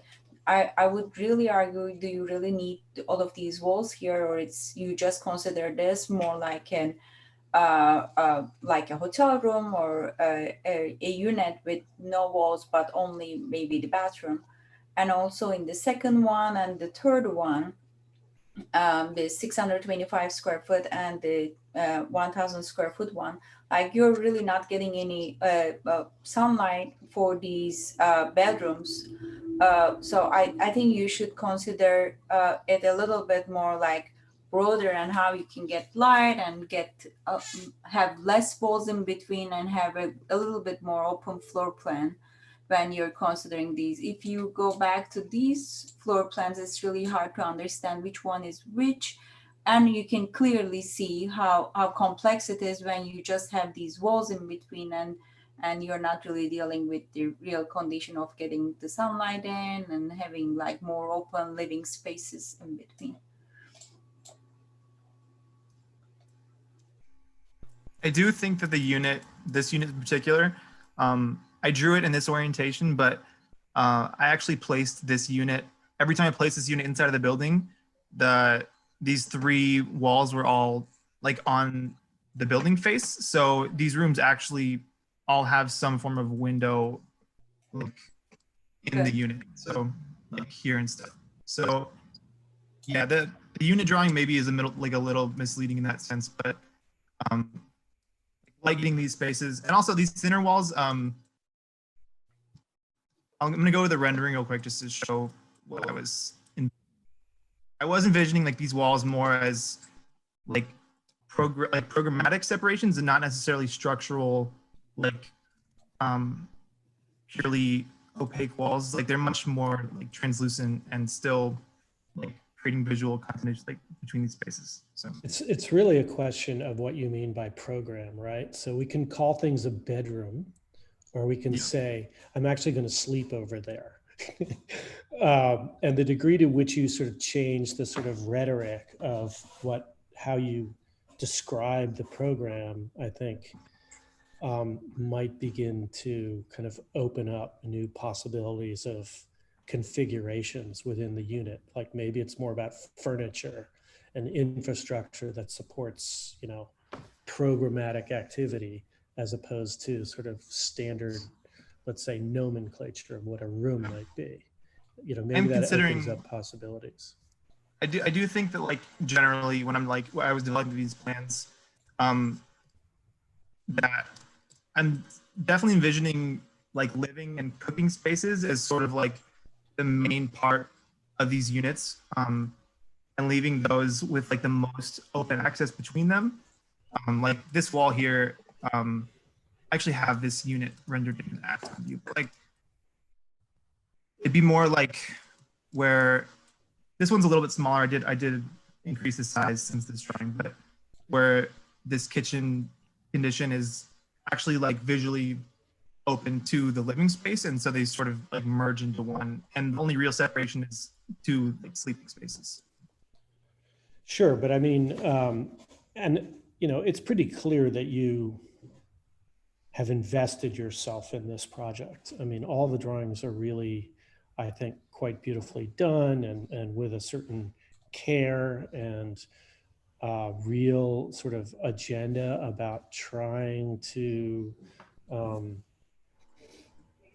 you know, be as spatially resolved as you can, and all that sort of stuff. I mean, so that's all pretty good. I mean, if I'm going to sort of take a step back away from arguing about your kitchen, the idea that basically what you're talking about is building a sort of extruded perimeter block in the middle of this sort of piece of landscape is actually pretty interesting.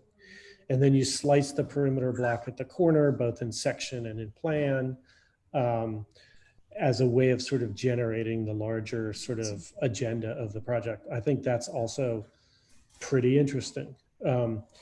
It does bring up sort of interesting questions for me, however, and one of them is probably not what you had been necessarily considering, but I'll throw it out there. And it has to do with the mixture of the units and where they're located and what the economy of that is, right? So you have a diagram that says, you know, 1-bedroom units sort of on the ground and second floor or whatever. And then, you know, the units sort of, yeah, that one, the units sort of get bigger as they go up, it seems, right? The precedent that sort of is floating around in my head that might be interesting for you to look at is actually the precedent of the whale in Amsterdam by Frits van Dongen, right? Which is a perimeter block that's been twisted sort of like that in section.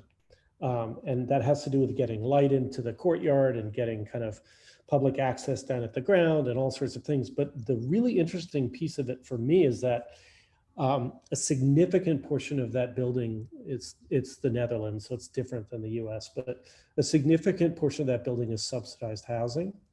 And a significant portion of that building is market, sort of very expensive, what Adrian describes as millionaire housing, right? And the way that he makes the decision about where you put the subsidized housing versus where you put the millionaire housing is actually determined by the spatial possibilities of the section. So if you were to say, you know, on your building, these units in here are probably the, you know, you try to make them interesting by putting these holes in here, right? But actually these opportunities here where there are sort of really amazing sort of sectional possibilities, that's where the expensive stuff is. That's where you could really kind of open up the section. And in your case, by punching holes through, maybe the expensive stuff sort of coagulates around these sort of spatial moments that you make. And then you pack the rest of the sort of more normative floor plans with the less expensive, smaller, perhaps, more regularized units.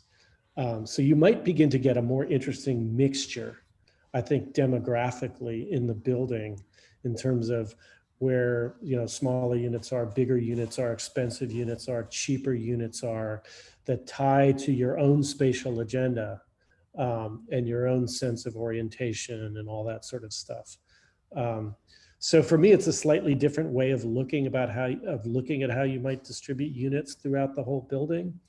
But I think it could probably, in my opinion, make a stronger logic for how you distribute those things than perhaps the sort of layering of sizes.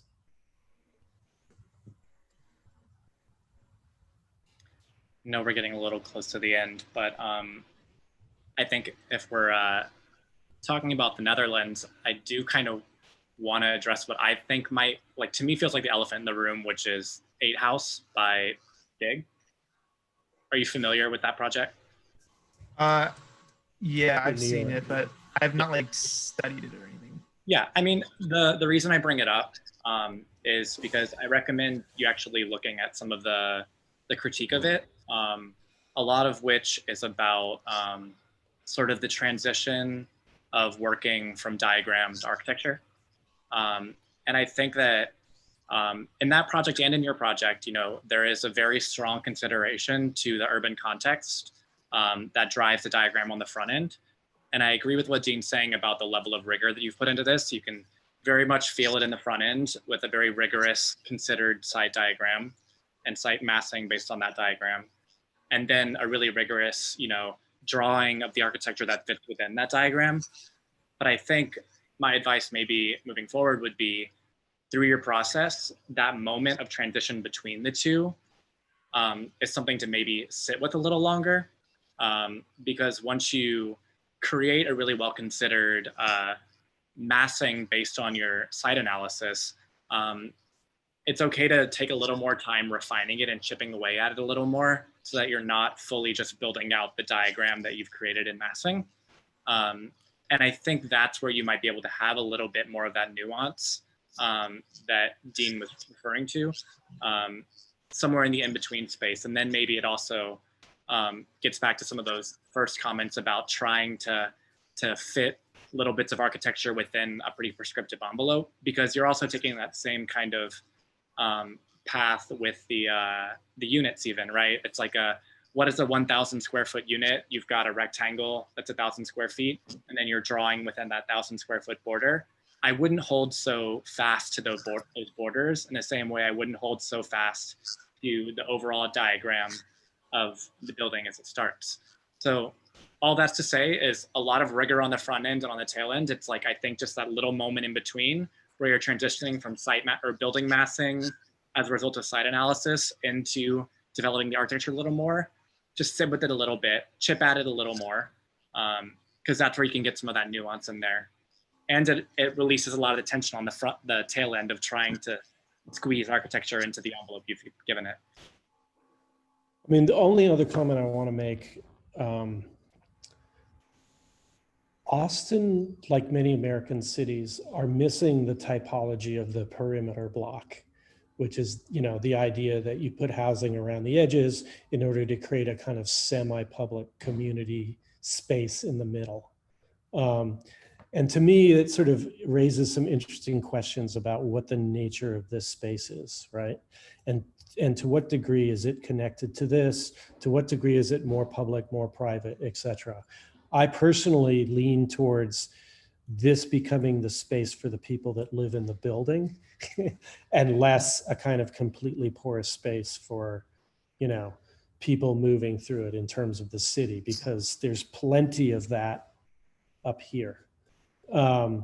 So I think for me, it's the ground and the articulation of the ground and the sort of public, semi-public, semi-private, private relationships between the territory on the ground, I think could probably use some articulation. You know, is that a place where children whose families live in the building can go outside and engage with each other, sort of protected from the more larger public space of the park to the north?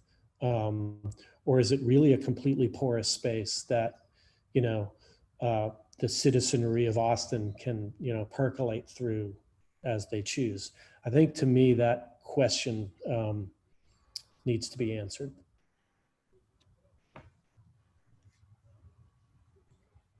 Sadaf, can you unmute? Sorry. I was asking if these are steps down, I guess. Oh no, those Or are up? yeah, those are up. Okay. So it is already semi-private a little bit. Or they have access from here to here. Oops, sorry. So we are coming to the end of the session, but do we have any final comments or closing comments from the critics? And I think Priya Patel is also perhaps joined us from Black and Verneuil, if you have any comments as well.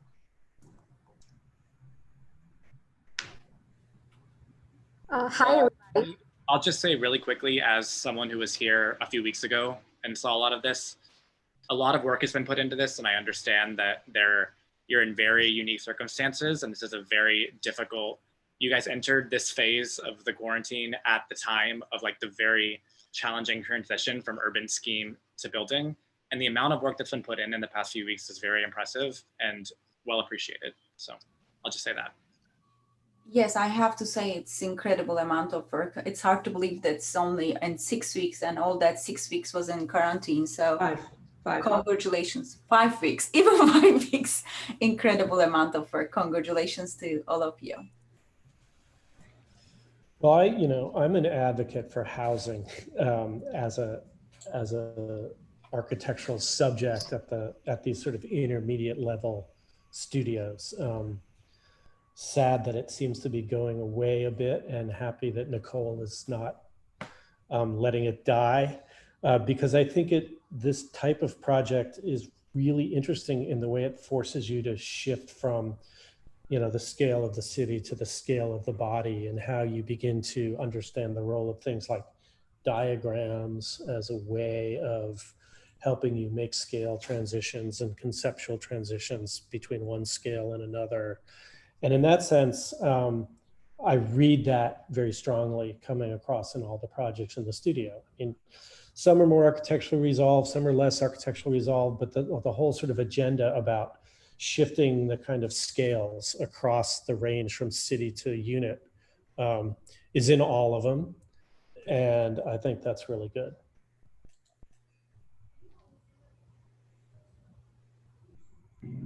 Priya, did you want to add anything before we tune off? Sure. Nichole, I see a lot of work, and it was interesting to see the initial stage where we begin with, like the urban design aspect, the urban context, and then how everybody zoomed in and kind of created these architectural interventions. It was interesting to see the entire journey. And I feel like this is so much of work from the student side, because I know the initial state, they were also working on urban scale. So it was a big transition, not just because they're working online and everything has changed, but also the studio was kind of a very different studio for them. And to understand the urban scale as well as zooming into an architectural scale was interesting to see. So good job, everybody. Thank you. Thank you. All right, we are going to go ahead and close. Thank you to all the critics. Thank you to the students and all of the work. And we don't have too much time before we start again at 12:30. So go get something to eat, and I'll see you all soon. Thank you so much. Thank you all. Thank you. Bye-bye. Thanks, Nichole. Thank you. Bye. Thank you. Okay, I think we're good. So we're going to begin with Nina Sun, and as she's setting up, I would ask you, she'll be sharing her screen, and she may take us through the PDF that was loaded onto UTBox, but I would also encourage you to open Concept Board, because if you can navigate independently, it can be actually quite nice. You can zoom into the drawings and look at things a little differently than how she's presenting them. If you didn't see the Concept Board link, it was in the schedule that I sent by email. Okay, so Nina, would you like to kick us off? Yes, okay.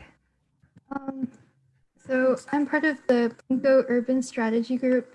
And so our strategy was taking out I-35 and then replacing it with this Plinko landscape, which allows for the seeping of landscape into the built environment. So there's large green areas which seep eastward and westward and connect the east and the west parts of downtown Austin. And then, so Plinko refers to the game of like dropping the chip, and then the chip hits different pegs. And then we saw these pegs as different zones or hubs for social gathering. So this is like a diagrammatic plan of the hubs, which include culture, sound, sport, play, eat, grow. So for example, that'd be like farmers markets and concert venues and sports fields. And then so for my building, it falls between Cesar Chavez and 3rd Street.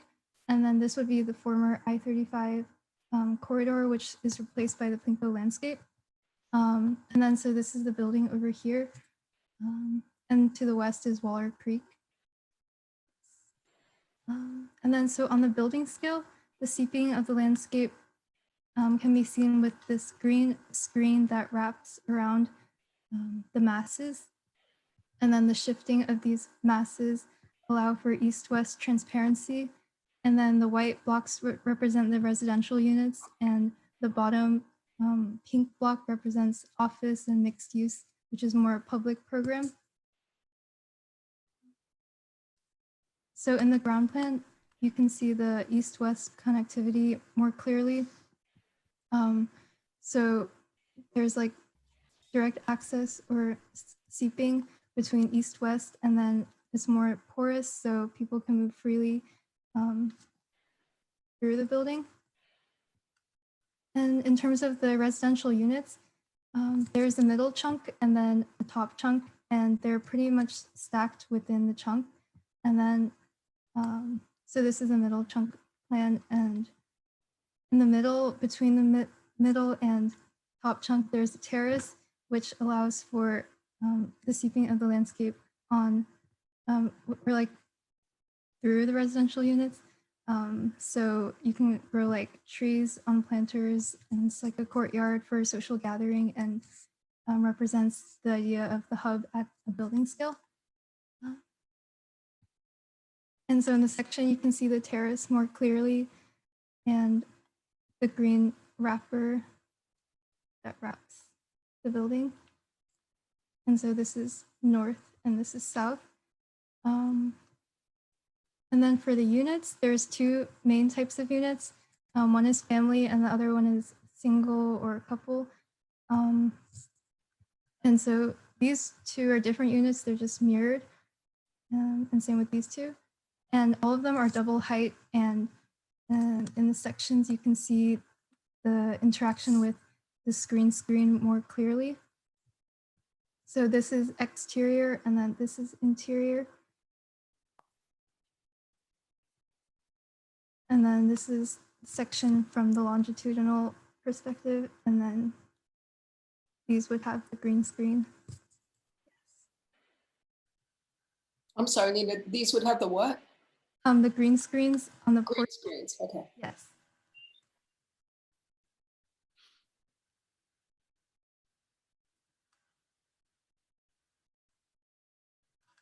And I guess to clarify, the units are configured by stacking. So there's 4 like individual units, and then they're mirrored. So these two are just mirrors, and then this is the top unit and the bottom unit, and then they're just stacked and makes 4 individual.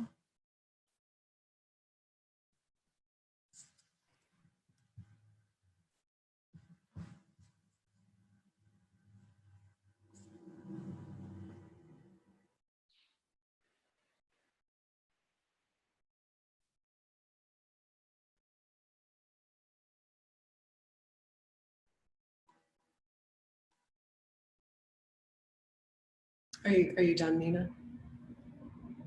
Is the yeah, president? Okay. We were waiting to see. Oh, okay. Nina, could you talk a little bit more, maybe briefly, about how your project responds to your urban strategy? Mm-hmm. I mean, you said it's located here, but how does it engage or respond to the conditions that you proposed, you know, across the street? How does it respond or maybe engage Waller Creek? So I think you've given us a good overview of how the building itself, you know, what the logic of the building itself is, but how does it engage its context? Mm-hmm. I think mainly it's allows for east-west transparency. So on the ground level, there's direct accessibility, and on the east side, there's like the Plinko hubs, so zones for cultures, sound, farmers markets, and sports fields and stuff. So there's ability to see that and also access that. And from the units, like the balconies and the porches, allow for visibility to those areas. But I think you've left a little bit of a gap in the logic, and I really enjoy your massing studies a great deal. And then that took us to an understanding that in a sense, this is an iconic building with this potential remarkable green wrapper to the building, but we left not quite knowing why. It seems to, if we imagine the highway back in again, God forbid, it seems more like a building that's referencing the downtown and the sort of fight between buildings trying to make a statement than it's talking to the neighborhood. So I wondered if you could comment on how you positioned yourself in deciding to produce a building such as this. Sorry, could you like ask the question again? Well, it's a very bold building, and it's a bold building with shifting floor plates and skydecks, and with a referencing that we wouldn't say is to, I think, to the east, it's much more to the west. And so it's really one of the fundamental areas that we're interested in is how did you come to the decision of this building being as it is? It seems somewhat different than your initial strategy, which again, I think is very interesting, of the corridor going down the former freeway bed. I think the green wrapper kind of like, it like blends the building into the landscape more like visually. And so the building can be also seen as a landscape, and it's not like just like the built environment, like is more of the landscape seeping into the built environment, and like concealing some parts and also revealing some parts and allowing the residents to see through the landscape or the wrapper, and then allows the residents to see the Plinko landscape on the east side and the park on the south and the west side. I think there's something very interesting in that you could see an attitude where someone would come along and say, hey, you've nixed the freeway, all these adjacent neighborhoods are, I'm just going to say, two-story, and why aren't you creating something that is much more in that type of scale model than creating what I've called this more iconic tower, the showpiece building?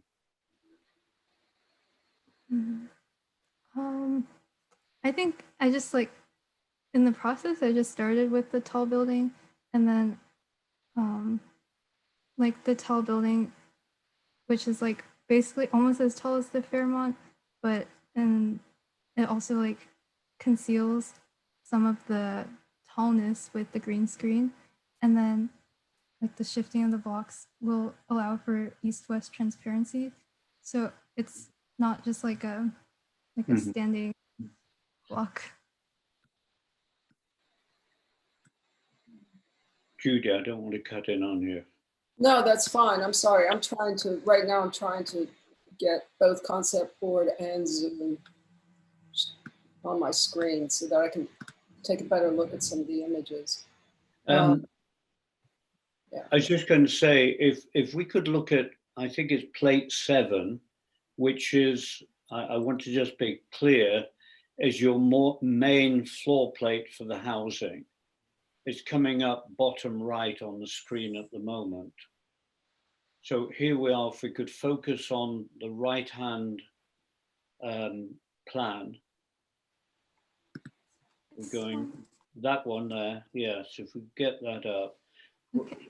I'm sort of interested again, and partly you could talk about the technology of the building, but also the arrangement. If I'm reading this correctly, you're coming up into two really quite significant hallways in the building.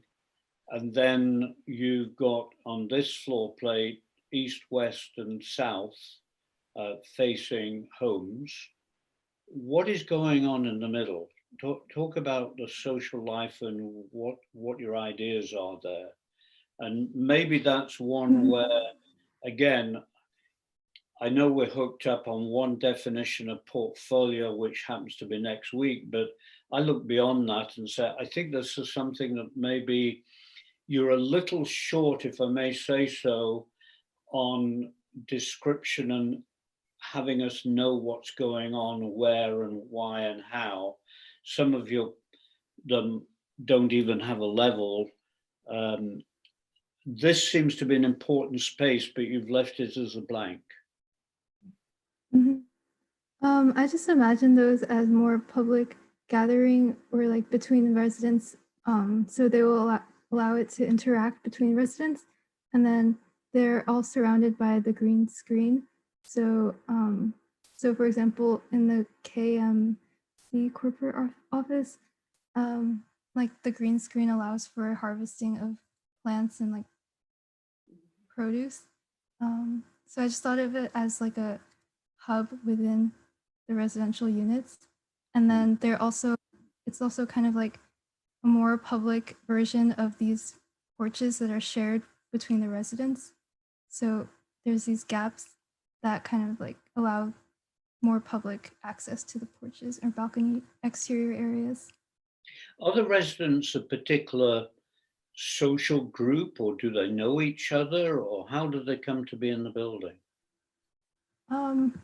I just imagine like families and individuals or couples occupying it. So there are probably a large range of different people. I mean, it's a potentially very sociable in that you're indicating, which I think we're trying to change the paradigm. And one part is you get rid of the freeway. So you're coming into this communal space. I think a number of architects in housing have looked at that and said, that could be very important. People could put furniture out there. It could be play space, whatever. Then you come to the other side of your unit. It looks as though two families are sharing that terrace space that is looking out west, east, and south. Is that how you're reading it? Yes. Not in all cases. You with me? Where you are now with your point, I'm loath to annotate in the middle of a review, but take the unit to the— No, please do. It's not a problem. I mean, the drawing earlier has been great. Facing west. So I think it's going to come up in a very kind blue. I'm living here, and I take it that another family is living here, and we share that space. Is that your reading of it? Yes. And if they want more privacy, they can put like more smaller scale barriers. My feeling, I'm sorry to be niggly over it, but I really do think that would be the case, partly because you get more equality, because you've got that with some of your units. But this issue of community and privacy is really important. I think that if we're coming out onto this floor plate, I would really emphasize more why that's communal, what happened, I think they may all sort of socialize with lounge chairs or whatever, make it a very different space. Then you retreat, and I think you really don't want to see people. You want to read a book in your private space. And I think that dialogue for me makes city. I'm a very city person. I love the communality of cities. So I think you, in a way, architecturally, I would be encouraging that. So going on with this, I think this is something where you probably were a little tight on time, Nina. And as I said, I think you need a little more description, and I think you're missing a few notations going through, but this would be one I would really emphasize. I mean, it was one reason why I asked you how your project was responding, or maybe brought your urban proposal forward, because what I'm kind of looking for is what percolates throughout, right? Like, how do you bring the urban strategy forward? How does that maybe set up an idea about how you are going to anchor your project, your building now conceptually, right? So you talked about the fact that you could cross over and engage with whatever's happening. I think there were cultural spaces and things, right? You've got Waller Creek to the other side. So it seems like your building is beginning, the way you've located it and the way you talked briefly about the urban strategy, was at the beginning, the building could begin to function sort of as a filter, right? A filter of pedestrian circulation, maybe people coming from the creek over the street to those cultural amenities, but also a filter for nature. So your building becomes very porous with respect to the fact that you're bringing the outside in a number of different ways, right? So you start with the idea of the green screen that's a wrapper, right? So you have a plane of nature kind of bounding your building, right? But then you begin to sort of pull some of the units back away from the edge so that they can look down. So you've introduced this interstitial space of nature as well, right? And that facilitates a certain kind of engagement between the occupants, right? Between the two neighbors, the two families that live side by side, right? And then you have these other negative spaces between the living volumes and maybe the communal volume, which is the laundry, which could potentially engage nature in yet another way at a different scale, right? Like, I don't know if the green screen begins to open up there and there's a more direct engagement with nature, or, I don't know, but it does seem like there's a gradient of scales that, again, could facilitate maybe a similar gradient of occupation, 2 people, 2 families, 20 families, right? But those all respond, or they all sort of acknowledge nature in a different way, or you introduce nature into your building in a different way that contributes to maybe that understanding of occupation, right? But then it all kind of goes back to how you place the building originally, because that's your first move, right? I mean, you put it on the site. You put it on the site in a particular place, and I would hope for a particular reason. And that particular reason, or those particular reasons, then kind of literally move up and into your building so that it, so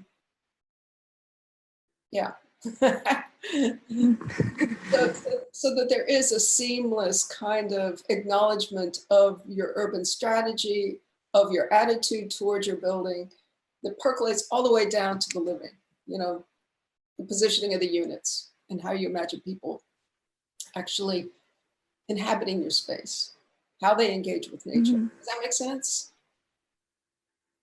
Yes. I mean, I think what's interesting is you have this plane of green, the green screen, and then you have this, sort of thin layer of the porches, which just pulls back a little bit and nature comes in a little bit.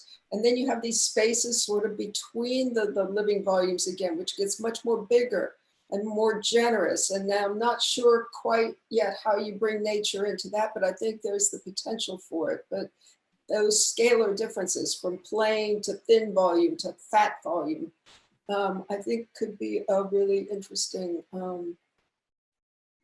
way of talking about it.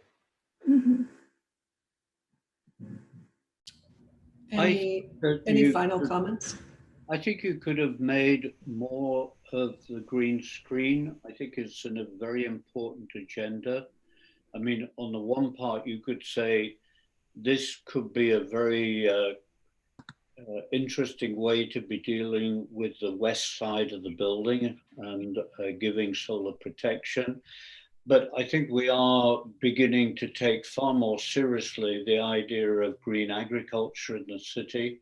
I suppose all agriculture has to be green to an extent, but it can go beyond decorative.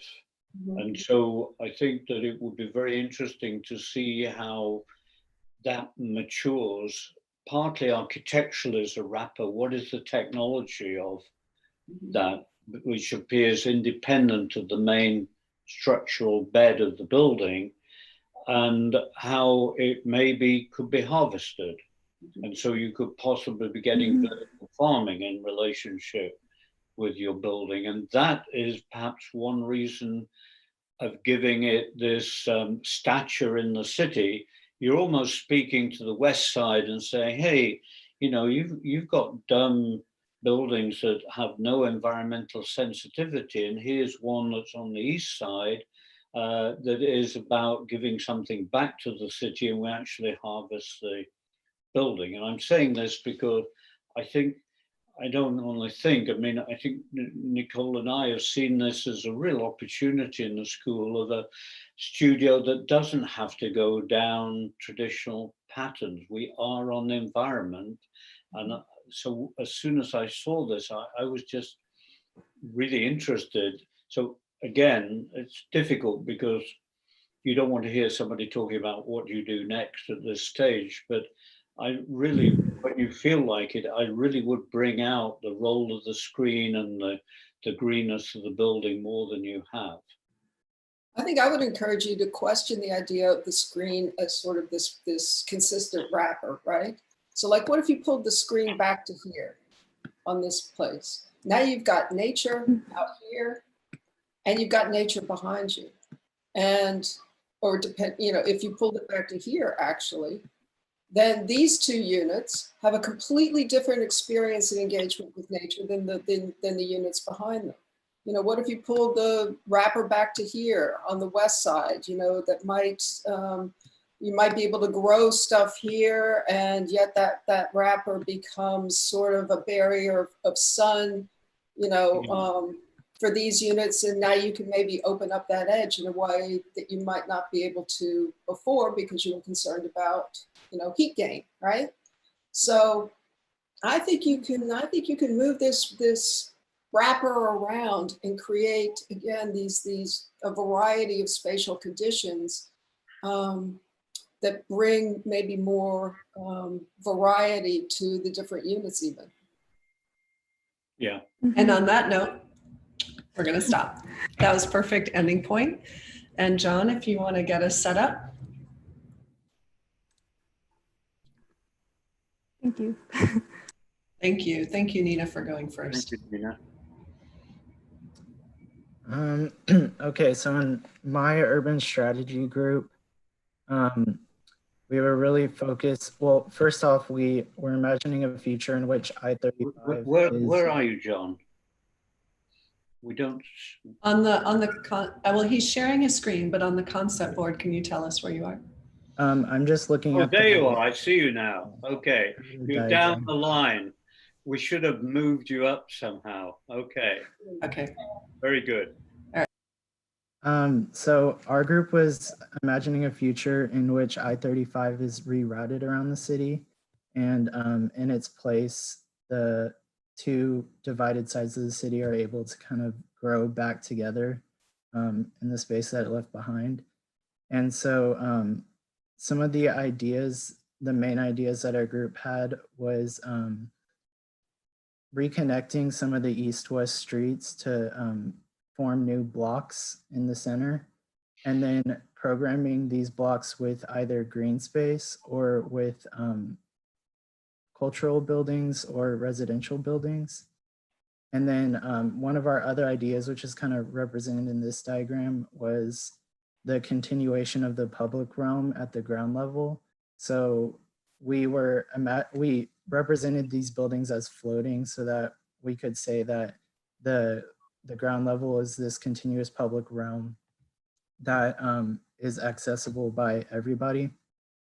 And then one of our other main ideas was the idea that we could manipulate the landscape to achieve this. And so,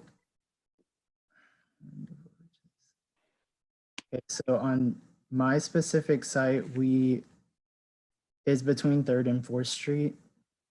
And so this is one of the new blocks that's created when the east-west streets are reconnected.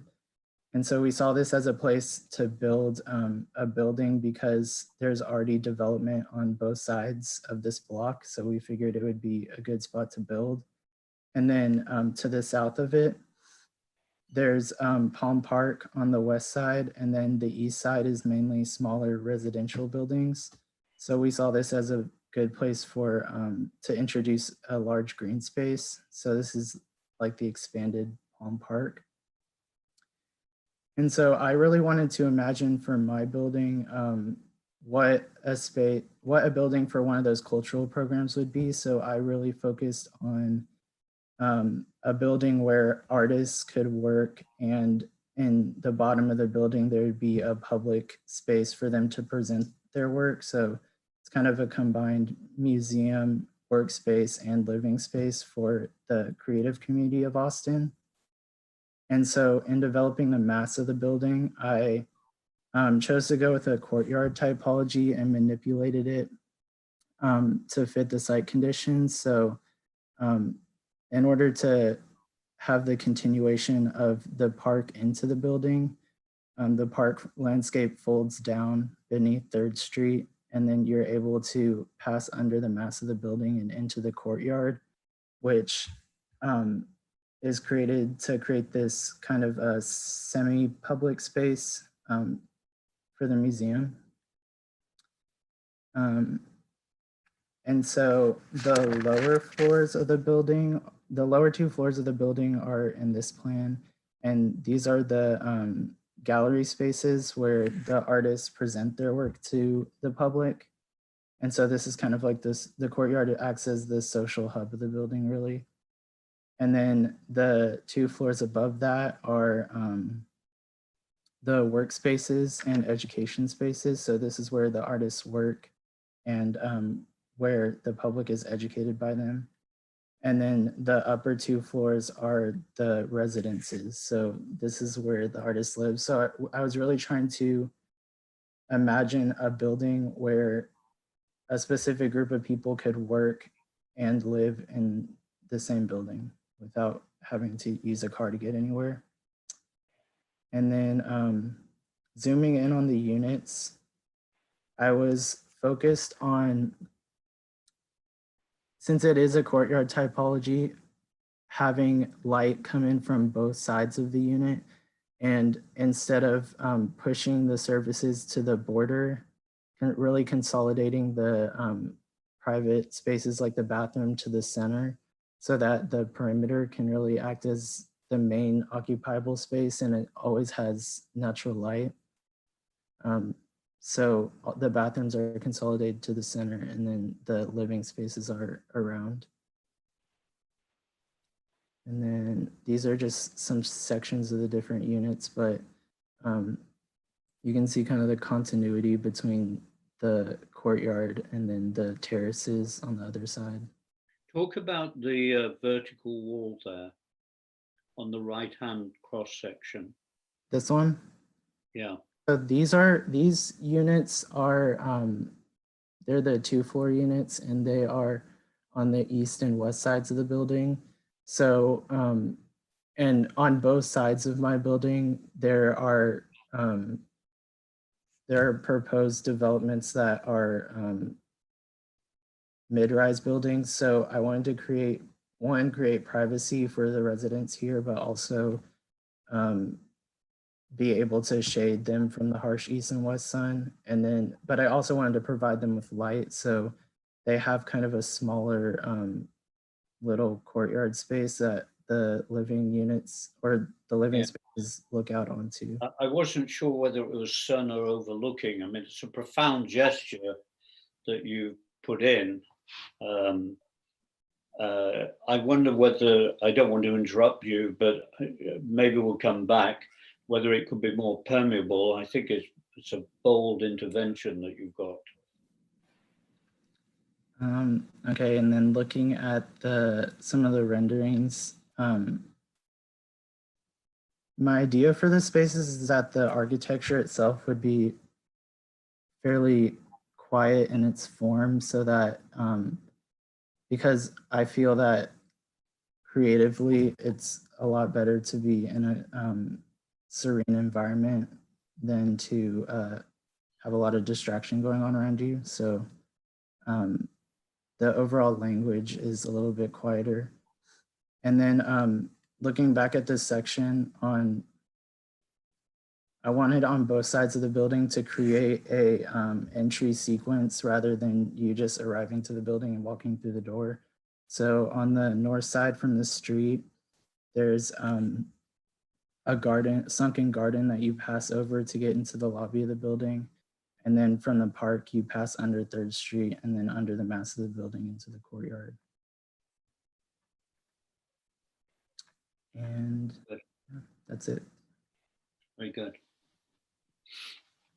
Very clear.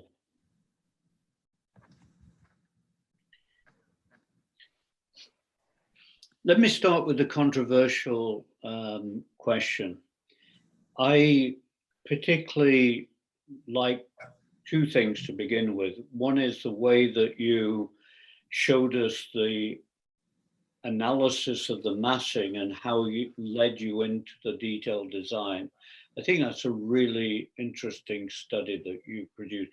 Just go stroll up to it so we just see what that sequence absolutely captures your project. Secondly, I'd say I'm really sympathetic to your project. I think there's a number of distinguishing features to it. But let me, having said that, ask you the controversial question.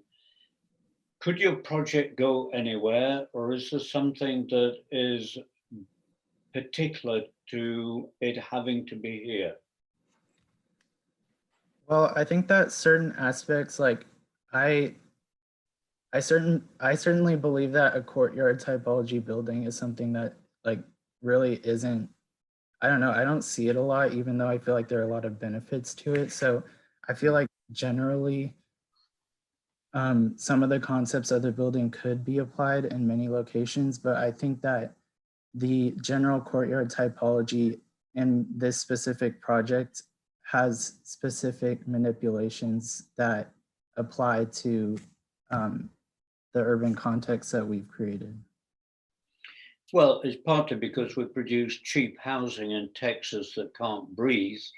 And I think you could build your criteria saying you got two aspects. So if one isn't good at one part of the day, the other side of your home will be, the whole unit can breathe. So I think there's a lot going for us trying to rethink this idea of a more breathing architecture, particularly for affordable homes. These are artists. So the fact that you could keep them off conditioning for quite a bit of the time is important. But talk about the role of the courtyard beyond what it's doing for the units. What actually happens? You're rather silent about the courtyard itself, even though it's, I think, crucial to the way that this building is nicely molds into the land. And I love the way that your park folds down into the building. But what happens? Is there something specific there? So my idea was that, so the park is kind of this large scale public space that we're creating. And then the landscape is able to spill into the courtyard, which not only brings nature into the building, but it also creates a smaller scale public space. So it's just scaling, having these different size public spaces, but I imagine that the courtyard and the park can be used either together or separately for different kinds of art. So either to display visual art or for performance art or whatever. But the idea is that the lower area of the building is where the public interacts with the artists. And so these are spaces that are free to be manipulated by them in order to like accommodate their specific medium, whatever medium they're working in. I think that's a really good answer, that the idea you can look down on its changing gallery. And I think sculpture in the park has become a real attraction to many people. But as you think about that, and I think you've done a lot with this building, as you think about it, the role of the trees becomes vital to both that and the building. In other words, the trees could grow to the height of the building. Most architects don't realize that. But you could say, well, no, that's not what I wish to do. I want to have trees that are going to be smaller scaled because I want to look across that courtyard. But my visualization very quickly in looking through your work was I would have things grow up in that courtyard, so you're getting wonderful dappled light at a variety of levels when you're on the platforms and terraces of the building. Oh, sorry. Go ahead. This is going to sound negative, but it's actually not. I don't think you've designed an urban building. By and large, urban buildings are objects, right? They're things that we usually understand at a glance. You know, we get it. We look at it, we get it. They're objects, right? And I think you've designed something quite other than that. I think you've sort of blown the building apart in a very good way. I mean, I think sectionally, there's a lot of sophistication to what you're proposing. But I think there's also this aspect of the building that has to do with surprise and exploration. Like maybe you're drawn to this building for whatever reason, not knowing that courtyard is there. You pass under 3rd Street, you move into another space where you've pulled the floor plate up. So it's a 2-story space, 3-story space. You probably can't see my cursor. This space here, right? Before you're compressed again, and then you're released into the courtyard. That sequence is just really nice. And I think when you arrive into that courtyard space, you know, you're kind of exploded into it. You're reconnected with the sky. And so there really is this kind of element of discovery and exploration that is the antithesis of an object building. We don't get anything about your building until we move through it. And even then, I'm not sure we'd understand it fully, right? So I think that that's, it's very refreshing to see that.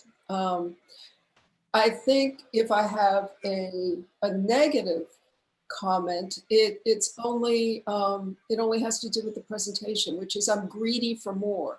I want to know what this looks like. I want to know what it's like to be in that space. And I know a lot of this has to do with time and digital constraints and all of that. But I think your building is much more remarkable and compelling than the presentation would let us understand and appreciate right now. But I think that's an interesting question mark, Judy, because there's something that I would find contradictory in a way about it, in that it is a very bold, very cool building in many senses. A lot of, I'm reading it as exposed concrete, but I think that's the intention. And so personalizing this building could be quite difficult.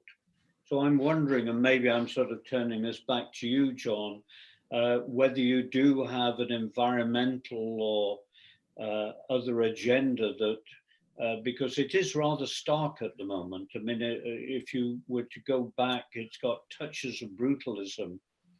Yeah. There you are. There's a classic on the left. Yeah. If you saw sort of a move towards a sort of latter-day brutalism.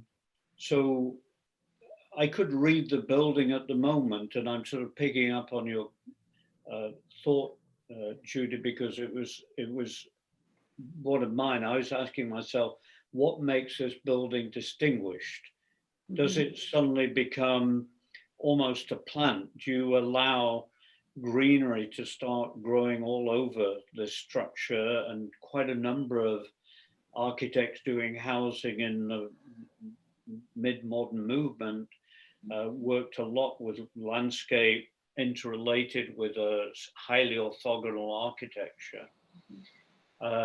John, do you want to talk about this with us? Yeah, I think what I'm really interested in is architecture not taking away from, like, I don't think that architecture should try to be nature. And I think that, like, creating a space like this where the architecture is quiet, it really allows other things to speak. So it's really about this building being more of a stage for not only the art, but for life, like for people. I mean, it's animated by people, it's not animated by itself, I guess is what I would say. Then shouldn't you be showing that? I mean, this is a rather a stretch, but is the artist to this building what the monk is to La Tourette? In other words, it's a rather much a type of cell that your client is in. They're a very particular dedicated group as I am reading it, but you could have the building suddenly humanized because art is taking place on some of the platforms and in all sorts of places, not just in the rooms for it. And it becomes something of a very different expression of industry in the city. I think I've silenced you with that one. Maybe it's the shadows of the artists. I think John's trying to figure out how to put the messiness into those drawings. Shadows of the artists. How about maybe a closing comment? Or John, if you want to comment as well. I don't know. I think that, I mean, that was really my idea, was to just create a space that, like you said, could, like, every space could be used and occupied by art. So like, even in the residential floor plans, like, there's one unit left out here that gives you access to this terrace, but I imagine this space as like being occupied by sculpture, by art or something. So right. Like the whole building, even the spaces just for the artists, is like free for creative expression. So it's like the building is not trying to define any of that for them. It's more of like creating opportunities to be occupied. I think you've got to bring that thesis out. And again, I don't want to appear that I'm dripping us through a sort of potted history, but there is a little bit too much brutalism and maybe not enough minimalism. I really like your unit because of it being so absolutely minimal. And the fact that we've got so many advances in glass now, and I'm not quite sure about your wet walls. I haven't mentioned wet walls yet, but I'm assuming that could work. But the idea that events take place in this minimal environment, I think, is what will humanize the building. And therefore express that wish, express that idea, because you're working with a very particular clientele here. And I think that needs to be pulled out more. This is living art in the city. The very people who are being disenfranchised from the city, you're saying, no, this is important. They have to be in the hub of the city. I think it actually has less to do with allowing art to kind of infest your project in various places in various ways, than it is you've created an architecture that will accommodate other program, right? So maybe it's not art, maybe it's daycare, you know, maybe it's cooking. You know, I don't know, but I think there's an interesting kind of, not friction, but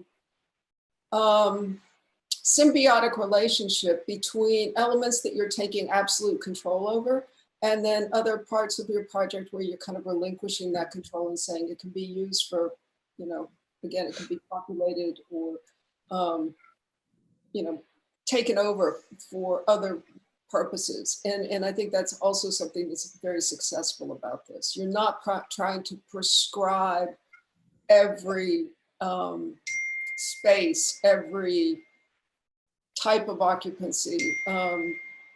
Sorry, my phone's pinging.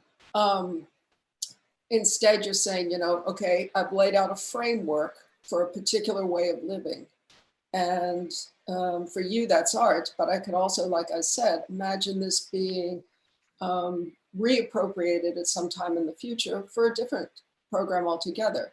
And I think that's laudable.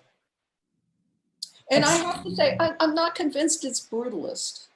I don't think it's quite heavy enough to be brutal. I mean, Tadao Ando's buildings are concrete, and some of them have a very similar scale, and I would never think of those as brutalist. So I think it actually has to come down to dimensions.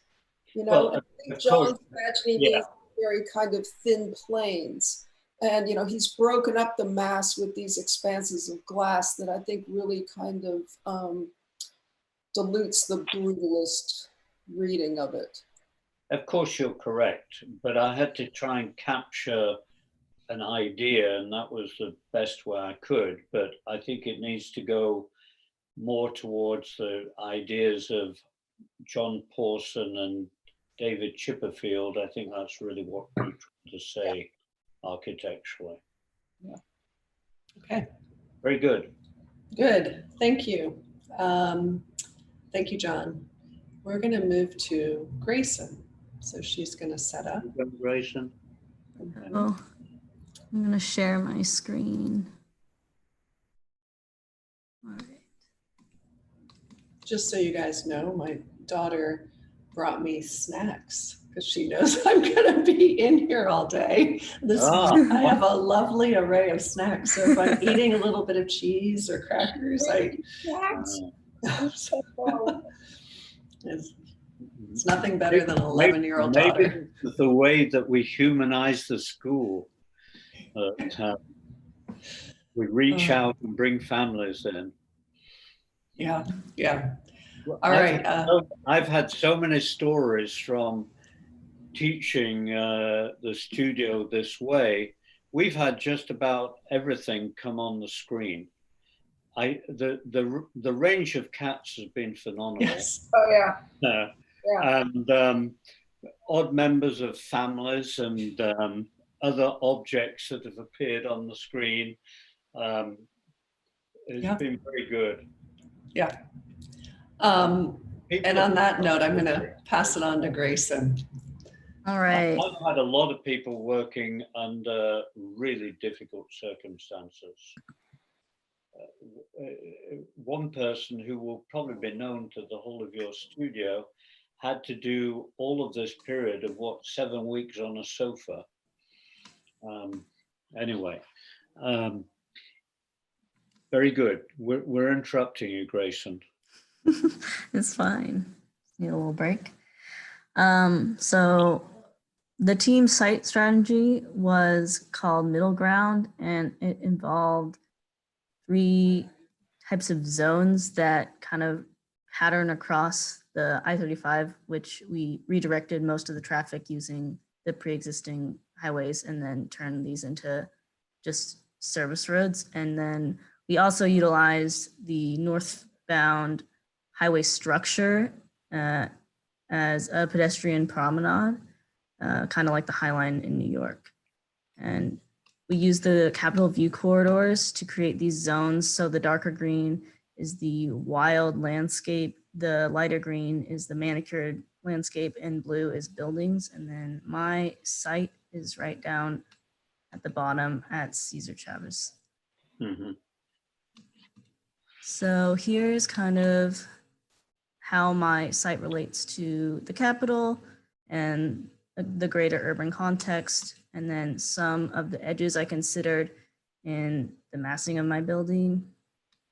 And then if we go back up here, here are some of my previous iterations of the massing, and this is the final one here. Basically, it is composed, the final form is composed of a plinth level and then kind of a separation, a middle level, and then a residential block on top. And the plinth level connects both to the ground plane and also the raised promenade plane. Here is just some diagrams of things that I was considering at different levels of my buildings. So at the ground level, these are where you can circulate east to west. That was one of our team's main strategies, was trying to create porosity and mobility east to west.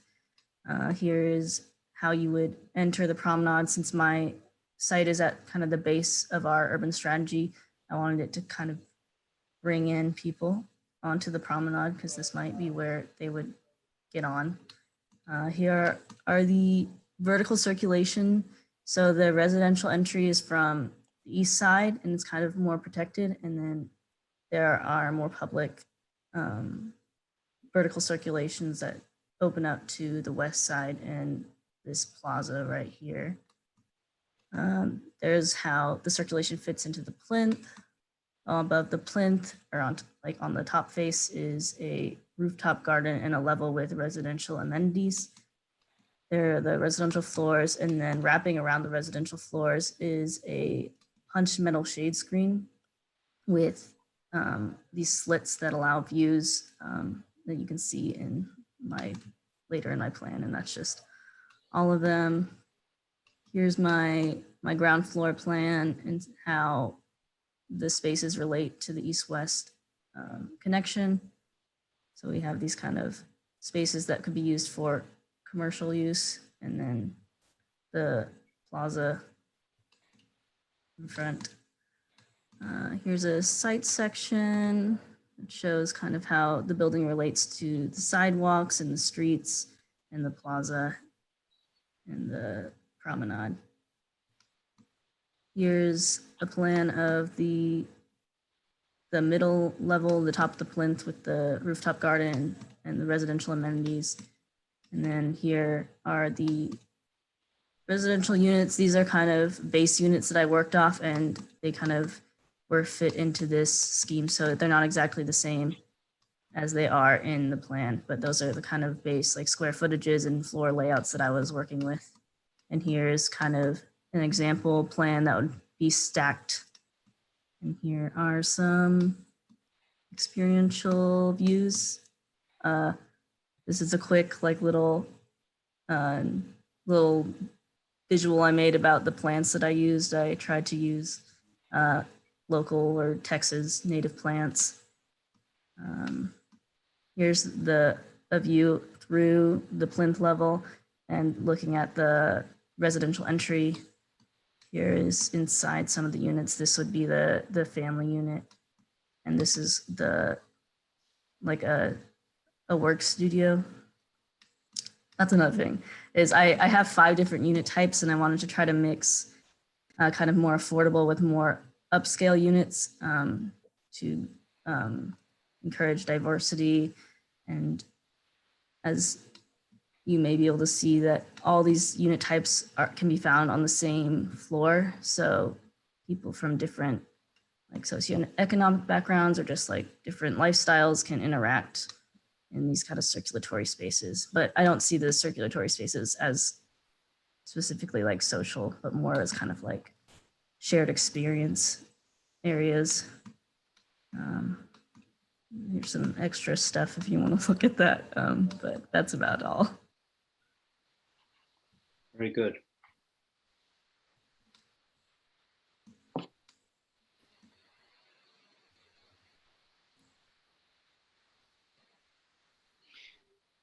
Just as a clarification, I think a lot of it is really clear, and your diagram showing us how you got the project to emerge are very clear.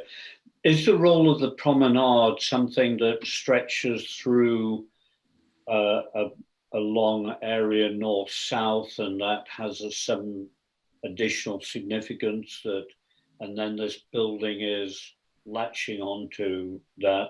I was left a little unclear of, and for a time I thought you'd left a piece of the freeway or something. Yeah. So the promenade is the leftover structure from the freeway. Good. Our group, one lane of the freeway or something that survived. Yeah, we wanted to keep it as a relic and kind of as a reminder of like the past. Okay, I think you should bring that out. I'm sorry to be a bit pedantic about it, but it's such an important point. Here is a vestige, and there's quite a movement taking place where we're getting rid of things that we just don't like, eyesores of former industrial buildings and landscapes. And there's quite a move of saying, no, don't erase it all. You need to leave the memory. And so it's not central to what we're talking about this afternoon, but I think you're leaving the memory in place and people understanding this is a repurposing in space with this very strange structure, and people visualizing. You could even have, I don't know, a footprint of a vehicle on or something, and you realize it's being given back to people. I think is an interesting aspect of the building. But I wanted to ask you, before we get into the main part of the building, you've been fairly light in terms of the base of the building, in terms of the way that you've furthered that, and yet in terms of expression, it's entirely different from your main residential part of the building. So there seems to be a story you're not telling, that we've got these unusual arches and there's a great deal of space on the plinth block of the building. Do you want to talk about that for a while? So you're just showing us one level there where your pointer is, but we don't know anything else really very much, do we? Or do we? Yeah, so I really only have 3 different floor plans: the ground, and then the top of the plinth, and the residential. I didn't get time to do like the rest of the plinth, but I imagined it would be similar to the ground floor plan as it kind of stacks. If you like zoom in, you can see that the filled in rectangles are actually the structure that continues down all the way from the residential. Grayson, if I can interject, I think it's more about the exterior perspective that he's referring to, like the character. I think it's that, yes, it's that. Yeah. That seems to have a very particular attitude to it, but also the fact it's quite a lot of accommodation. I thought, and I don't want to put words in your mouth, but I thought you were going to say, well, that helps financially underwrite some of the housing on top of it, because it's a fairly expensive structure. And so this may have rental commercial space or something. But tell us, why have we got a base that looks like one thing and a top that's different? So if you kind of look at some of the precedents I was looking at, like this Herzog and Numeron building here, and then this the London Opera House, I think. Yeah. I kind of liked how there was kind of like a split level, and how the experience at the street level by the pedestrian could be completely different from the rest of the building. Like what's above may not directly relate to what the user experiences at the ground level. And in a way, they kind of become like not even part of the same building. Like it kind of minimizes it, in my opinion. Okay. It's a little unusual in I think I didn't feel convinced about that relationship. But let me go on. I think it's an interesting project. I think you've got quite a good hand on the technology. It seems to be a fairly straightforward column and slab approach. And I wanted to raise a topic I've not raised so far, which is about energy. And I wondered whether you'd seen this building in some way that they could get passive solar benefit out of the way that you'd put the building up, or this is something that hadn't come up. So I'm looking at, on the west side, because you're very exposed, how much you're wanting to be collecting the benefit of sun and how you're shutting it out, because from a quick reading of your files, that wasn't very clear to me. So in the residential block, there is like a metal screen that runs around the outside, and then the floor plates hang over to create shade. So that's how I mitigated it, the sun on the residential block. And then I would assume that in the plinth level, or not assume, but like if you can see the actual building is like glazed, but it's inset from like this outer like colonnade, so it's also shaded. Yes. Yeah. So Grayson, I want to ask maybe a question about your project from that is not maybe architectural. I'm curious about your process, because it seems like this that your project kind of exploded onto the scene fully formed, right? It seemed complete from the beginning. And I'm wondering how you make your decisions. I'm wondering about your process. Because I think maybe there's another question that I'm asking, or that I'm getting to, which is, what would you say the big idea behind your project is? I'm looking for maybe a hierarchy to the moves. And first I have to say there's a fabulous amount of work on this board, right? And a fabulous amount of thought and resolution and sophistication. But it almost, and again, I don't mean this in a negative way, it almost seemed too easy, you know? Like it came into the world like you weren't even pregnant. There was just suddenly a baby, you know? So I'm wondering about your process and how you make decisions. I actually was struggling a lot with that this semester, where I didn't feel like I had a strong like concept that I could put my finger on. But I think in the end, most of my decisions came from kind of my love of like urbanism, and I wanted the building to kind of stand back and not be like, not make a huge statement, and just kind of be very simple and effective, and then like human life and urban life would make it interesting, I guess. Okay. So in a way, I made most of the decisions just based on instinct. I think we all want that, right? I mean, I think we all want to make buildings that are interesting and, you know, somehow work well in their urban contexts. But what would you say all this is in the service of? Because I think there are attitudes in your building toward public and private, right? So you've introduced this sort of very public plinth. And then there's an interstitial layer that separates it from the private above that could act as, you know, a place where the public and the private sort of enfold into one another, right? And so I think you could say this is an urban strategy that does, maybe as Simon was suggesting, provide retail income while providing privacy for the, you know, for the residents who live there. But I don't want to put words in your mouth.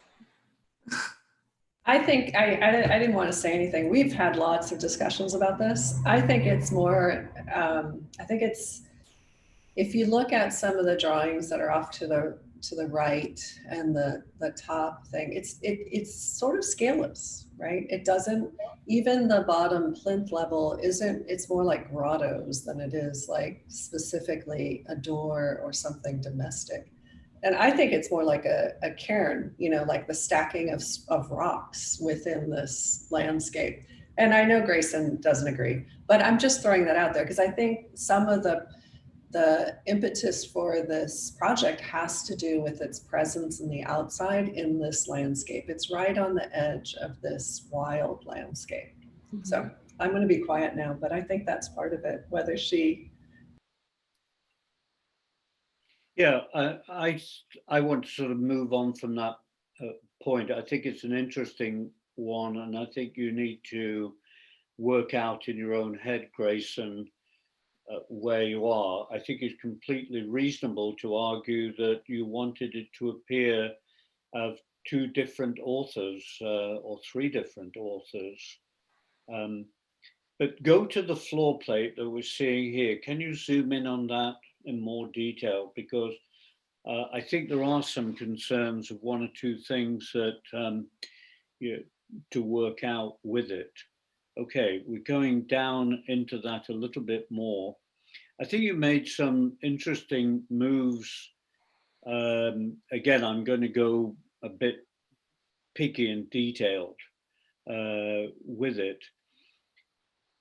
I think that your moves generally quite good because you've got a sort of structure of wet walls of very straightforward technology. I am a little worried about rooms that are tending to come onto a corridor. For example, I can put it in. Hold on a minute. I move into it. For example, let me see if I can. You've got a bit of a corridor locked kitchen in here. You've got to be very careful, I think, where you've got single aspect housing, that you find a way that it really can breathe. There's a difference, particularly with an internal corridor. I'm not a great fan of double loaded buildings, but I think you have relieved the building quite a lot. I think you could get out of that trap. There are only one or two places, and then again, generally, I'm not saying that I'm seeing it at the moment, but I think you had, if I remember, one or two cases where you possibly had a bed up against a window. There seemed to be maybe I've got that wrong. There could be. There seemed to be a little bit of care that you need to take, again, in going back to when this is a presentation portfolio, to make sure you don't get, people make mistake and they put rooms or windows onto something that is very public or just not very appealing. And I don't think your corridors are very long, but it is a sort of, and the threshold is a little tricky with these because you're straight in off this corridor. I'm not sure how pleasant that's going to be. I'm not indicating that it's unpleasant, but every single part of a home, doesn't matter whether it's in the sky or it's on the ground, has got to feel that it's got an attitude towards light and the sun.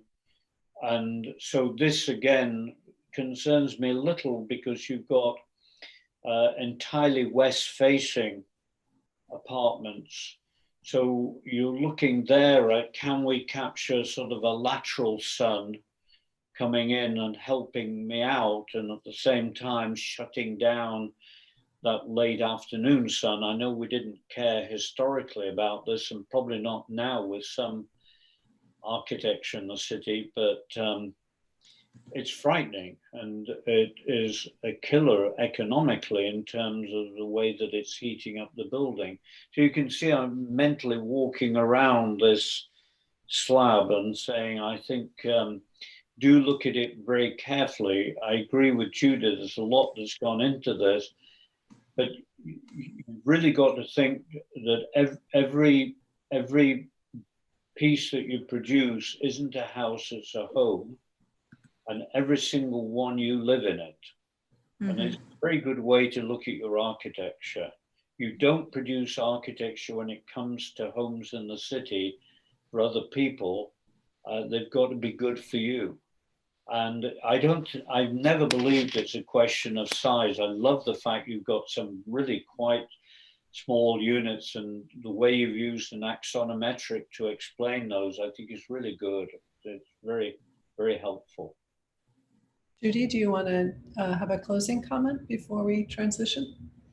Maybe just real quickly, if you could zoom in on your site plan or your first floor plan, yeah, that one right there, so that I could maybe annotate, because it's easier for me to talk with my fingers right now. So I think I think there's the potential for an interesting and productive friction between your building and what's immediately adjacent to it. That right now is maybe you've sort of defaulted to, my building is going to reflect this edge, right? Mm-hmm. And my building is going to be a place of, passage, right? Between the raised pedestrian walkway and my building. And on this side, it's going to kind of reflect the border there of the site again. But I think where your building literally abuts these other conditions, there's the potential there for maybe enriching it a little bit, instead of just saying, okay, it's here, I'm going to cross over here. Like, I know you said you wanted it just to be sort of this place of passage, but you have this wonderful forest of arched columns, right? And so I think you could look at your building as something that people began to meander through. So it's not just either walkway, building, adjacent context, but something that begins to allow for more of a dialogue between those things, right? So, where Cesar Chavez does that. Does your building do that, or does it kind of adhere to its own logic? And then what happens in that space between the two, right? So it's on the edges. I feel like it could have gotten a little bit more attention, but it's a relatively minor comment, because like I said, there's a lot of work and a lot of accomplishment here. I think, heading into portfolio reviews and hopefully into advanced studios, one thing you will be able to convince your reviewers of is the position you're taking, okay? What's the point? What position am I taking with my project? I agree. Thank you. I think that last comment with the meander versus the axial is actually an interesting parallel to how I think you've thought about the project, Grayson. So they have things that are very direct and solved, and then these other things that are somehow a little bit more elusive. So that's good. That's good. Thank you. We are going to move on to Jasmine. So Jasmine, if you want to set up for us, that would be great. And Jasmine, is it possible, do you have a light that you could turn on? Okay. It might be easier to have the conversation just a little. The ambience is very nice though.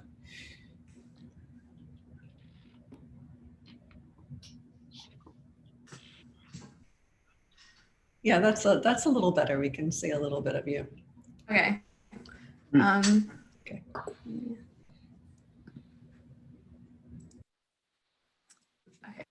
So my group is called Traverse, and it's mainly all about the idea of the movement throughout the site and redeveloping I-35, not as just kind of a removal of the highway, but instead reducing it to a 4-lane boulevard.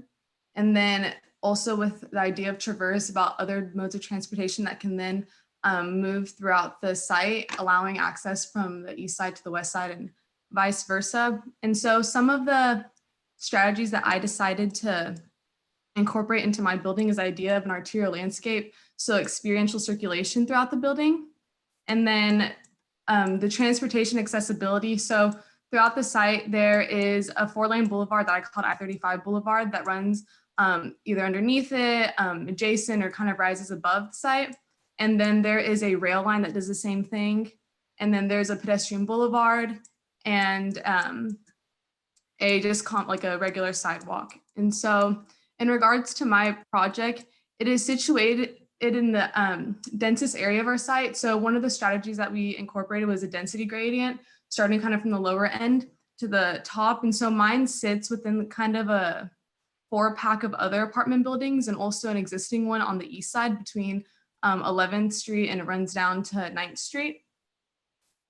And so when I was coming up with forms, these are kind of my first study models that I started to analyze. And so what I wanted to do is that I wanted to do a study of different masses that came together and then formally divided and created these voided spaces.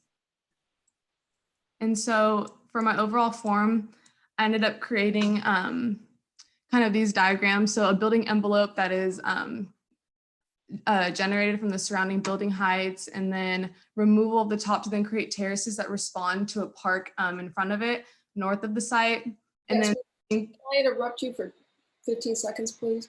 Nichole, I think Bob might be in the waiting room and unable to get in. He's not in the waiting room, but thank you. Okay, because he was asking how to get into the Zoom room. Yeah, I don't know what his problem is. I'll try to figure it out. Sorry, okay. Jackie. No, keep going. You're good. And then what I started to do is I started to remove from that mass to allow for ground level circulation to permeate throughout the building. And then the next step was then taking away the tops of the buildings to create 2 U's, one that responds to the east side and one that faces the west side. And then begin to manipulate surfaces to allow for circulation vertically and horizontally inside the building and outside the building. So this is kind of like the overall form.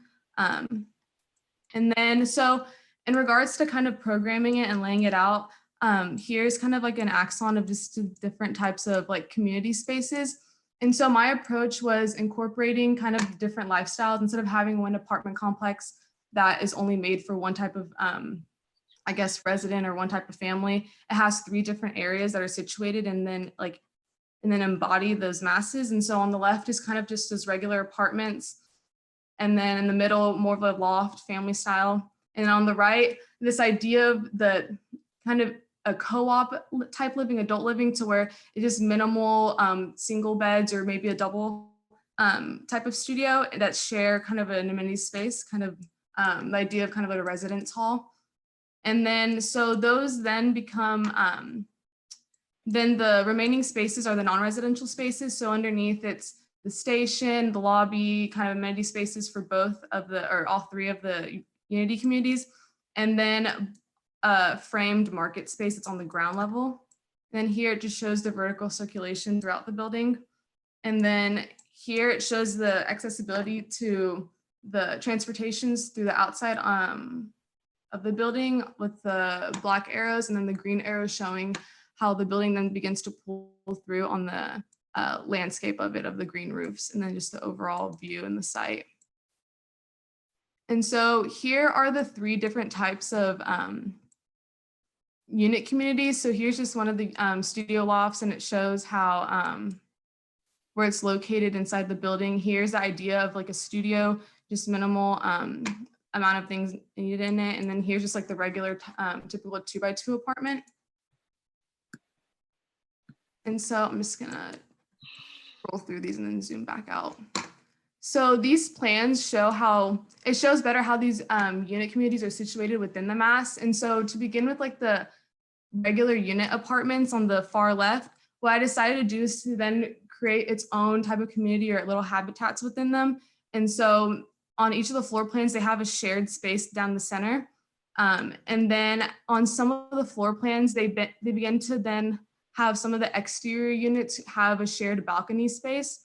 And so the balcony space then faces the east side so that that facade then begins to activate and then begins to activate the east side, sorry. And so it then changes on every other floor to where then these units begin to adjust to then create that, just a variety. And then here as well, there. And then the lofted spaces are in the middle of the site, and that one kind of responds more to the west side. And then these diagonal cuts then is just to diffuse the light that comes into those units since they are facing the west side. And then on the far bottom right are those studio type units that then begin to hug this L shape. And that's just kind of how it all comes together throughout the entire building. And then down below, it's the rail station and then a market space. So then here's just a section showing how this rail line slips underneath the building and why this building then begins to pull down and become a station underneath. So instead of having two separate buildings, it then begins to incorporate not only just what's used for the private residents, but the public residences too, or the public access.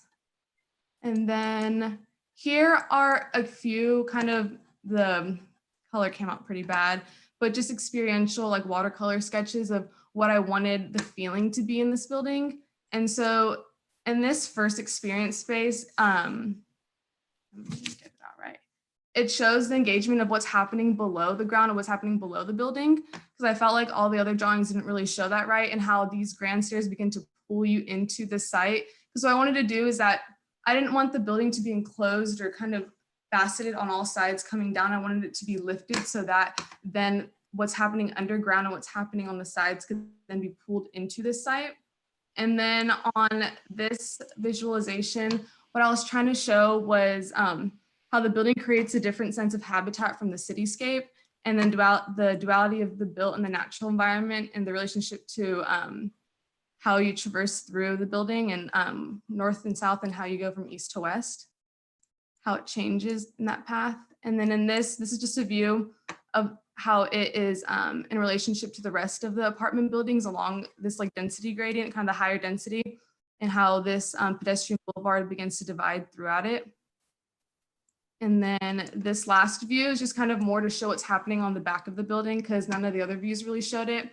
And kind of showing how this underground begins to pull into here, how it, this open space of this courtyard or kind of lifted courtyard then begins to pull the east side in, and kind of the cityscape all behind it. And yeah, that's mainly it. A lot of stuff. Thank you. I wanted to go back to your very early environmental diagram before the building. This one? Yes. If you could zoom that up a little. We've really not emphasized this in this session this afternoon. I think this is really excellent. You know, I'm very concerned in the school, if I just make a general note, that we're in an environmental crisis, and we're still not addressing many of these really serious issues. And I just thought the way you undertook this exploration, and I just went from one to the next and said, oh, this is a walking environment where people are really understanding environmental systems and the importance of the change that we need to make. Having said that, and I think it's become a lot clearer from your explanation, I was rather stuck on why you had composed the building in the way that you had. It seemed rather odd in having these three parts of the building. And so still, if you go over that again, I think what you're saying is that there, and again, the orientation of the building needed a little bit of working out, but you've got a difference between one end, the other end, and the middle, and that you're trying to express architecturally. So just re-emphasize what the power of your thinking with regard to composing the building. What I attempted to do is instead of just having an overall strategy that's just, I guess, brushed on top, I wanted to have show us the building. type. Sorry, which drawing do you want me to focus on? That one can help. Yeah. Like I didn't. Pardon? That's great. Okay. I didn't want it just to be kind of an overall formal type strategy, but really test on how each facade can change and then and respond to the environment. So on some faces, then there is that vertical landscape where it begins to pull up kind of through a trellis system that you can see right here in this section. And then also within the units, I also didn't want to lose the idea of kind of the connection of just the overall idea of the stitch of connecting east and downtown. So that's why I have that those three different type of unit communities. And so I can see how it got lost, but I really did want to emphasize not just what's going on formally, but what's also happening inside the building as well. Well, of course.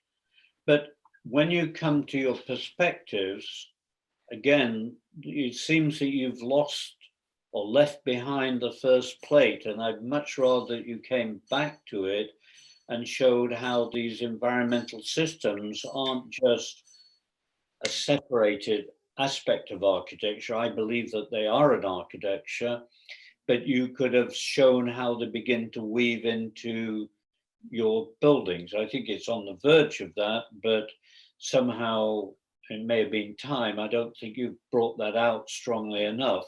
So there's a little bit of a separation between your entry gate into the project and your exit gate out of the project at the moment. You just go down to the end ones, to the perspectives. This one?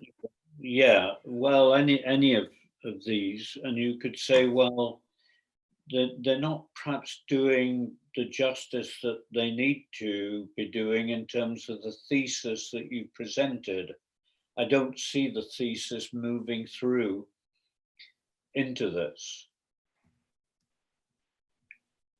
Again, it may be just time, and this is a very difficult studio, I think, because it's if you realize it, maybe not everybody's thought about this. This is, I think, the first studio in the school where you define your brief, and to work that out, and you're working out. And most people don't realize urban housing is one of the most difficult things to work on. So I think it's a question that you might want to just see. I do like your section elevation. I think that's beginning to work. And I think layering that, but these go back, and I think you had a streetscape, tends to look more like sort of not quite any other place, but it's less distinguished, I think is what I'm trying to indicate. Mm-hmm. I mean, the idea that you've got a train line in the bottom of the building and you've got a green wall to the building and you've got a language of voltaics and so on seems to be defining what you're trying to say. Mm-hmm. Yasmin, can we look at your mass diagrams, your process diagrams, where you began by kind of terracing the building, removing space? Yeah, those, okay. Particularly maybe the one in the lower right-hand corner. Yeah. I mean, I think that, I think this is an interesting strategy. And, but I think there was a point immediately after you came to this rendered mass study here, where you needed to step back and ask yourself a question, which is, what are the spatial ramifications of this diagrammatic process that I've gone through? And I mean, I think what's really interesting about this is that it resulted in a space that kind of passes underneath, you know, this hovering volume, right? And then, I mean, I know you can pass through here, but you also have this U-shaped space that kind of hugs that, right? And so I think you have sort of this vertical arch with this vertical space. vertically bound space, and then you have sort of a space that's bound more or less on one side, two different directions, right? And I think if you had just stepped back and looked at that, the spatial result of this diagrammatic process that I've gone through, it could have said, it could maybe have directed some of your later moves, because I feel like you've made a lot of, again, localized decisions, but maybe those decisions were made in isolation, right? So I would have wondered what wants to happen, what program really wants to wrap this space, right? There's with a direction that kind of goes out this way, or what kind of program wants to take place, you know, on the periphery of that space that's more about passage. One is holding space, the other you're sort of passing through. And I feel like that would have given your project maybe a bit more of, bit more coherence in a way. Because I feel like things just sort of got put in the right place, and you've done a lot of interesting things with the program, but I don't feel like the placement was always acknowledging maybe a larger spatial, I don't know, orientation. Yeah. What I did attempt to do is, because it is noticeable that one of the openings is larger than the other one, that this first one is larger than this one, is that kind of how does the circulation that goes, the vertical circulation is defined by that. So by this bigger opening, then that's why I have, I guess you can see in this visualization, the dramatic stairs to pull you down, and then this one, that's smaller, then the landscape slowly begins to pull you into this boulevard. So I did try to differentiate kind of how you do move through this. I'm not sure if I didn't make it clear, if I didn't explain it well enough, but there was an attempt. I didn't just leave it kind of like arbitrarily put there. Okay. But you know, the fact that above this space, there is two different kinds of program, right? And maybe not an acknowledgement of how these two spaces to either side, you know, kind of open on to that. Again, it feels like they just kind of they were peripheral decisions that didn't always maybe acknowledge a larger spatial orientation. Could you go to Last your comment. main floor plan? To my which one? Main floor plan of the higher block. Zoom in on that. That's it. Go in more. The one above, that one. Go in so we can look at it closely. I understand what you said, and it became clearer with regard to the central space, but there isn't anything that at the moment makes me want to linger there.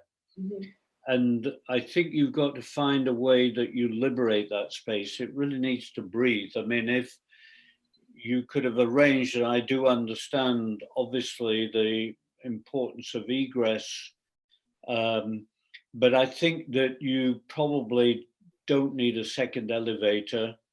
And I think you could have liberated it and had a wonderful sky deck to it.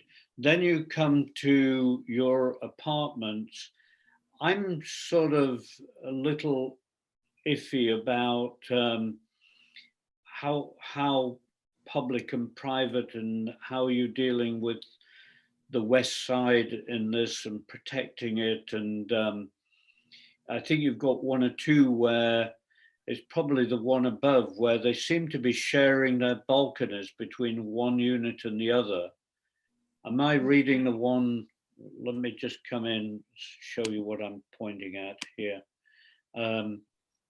If you're looking here, maybe I'm misreading this, but I'm reading that as a balcony, and these two households share that balcony. Is that a misreading? Those are windows. The things that are coming out kind of panels that then make like 2 feet instead of, I didn't want to have or put like kind of vertical louvers that went across. And so what I wanted to do is just have each of these windows, like a window that's shared between the units, limit the amount of windows that's there. It's not that so that the facade wasn't just decorated in them, but instead have them attempt to share kind of multiple units or different rooms that need light to come in. But these are kind of to replace that idea of louvers just to come out and for shading. But Yasmin, that is west facing? Yes. No, east. Is it east? It's hard because you've moved your plans. Yeah, plans are always north up. You know, it's very difficult. We're just trained. It's like a mental thing for me. I read plans and I've moved your plans around. We always have north up, and I tend not to lump them all together like this. It's much easier if you see a context of the main one and you've got it oriented with a point. But if we then say that is east, you said. We're going to need to close. We really do. It's a little tricky. So you do have deeper balconies on the other side, but you do need a lot of screening.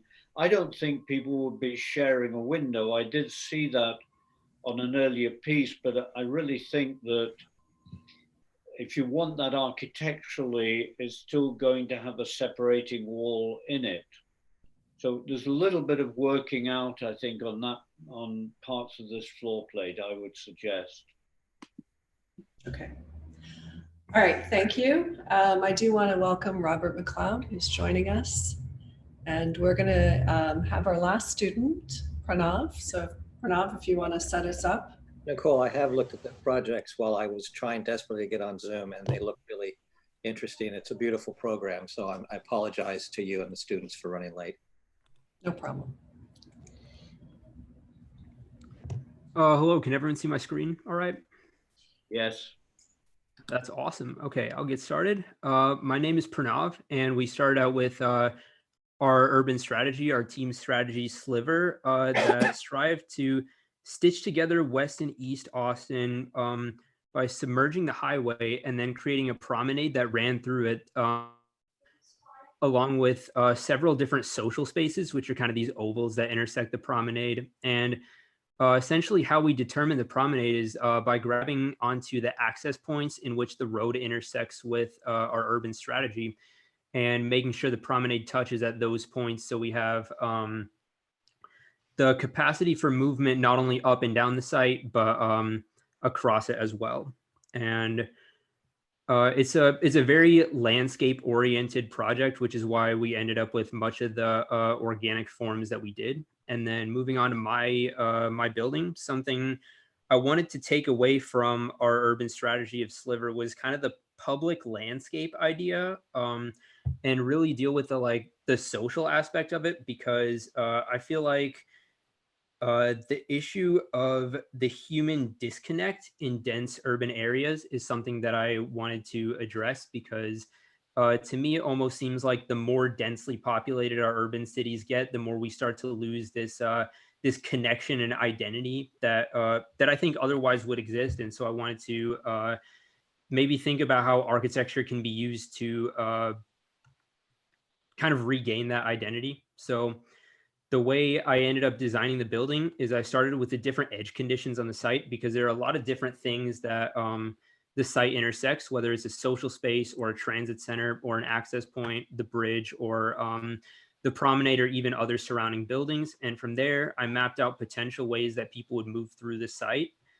And that is what kind of enabled me to make my floor plates with a path running through them for consistent movement through the building. From there, I was able to lift up different forms from plates I designed earlier to accommodate for the actual residential programs. And from there, I added terraces and balconies that I felt would add more exterior social spaces to the area. And looking at it through the exploded axon, I think breaks down a little bit what the actual nature of the program is, with the green spaces being the circulation cores, yellow being the public mixed use program, which in this volume, it's a market, and in this volume, it's a cafe and also some of the amenities that will be offered by the apartment.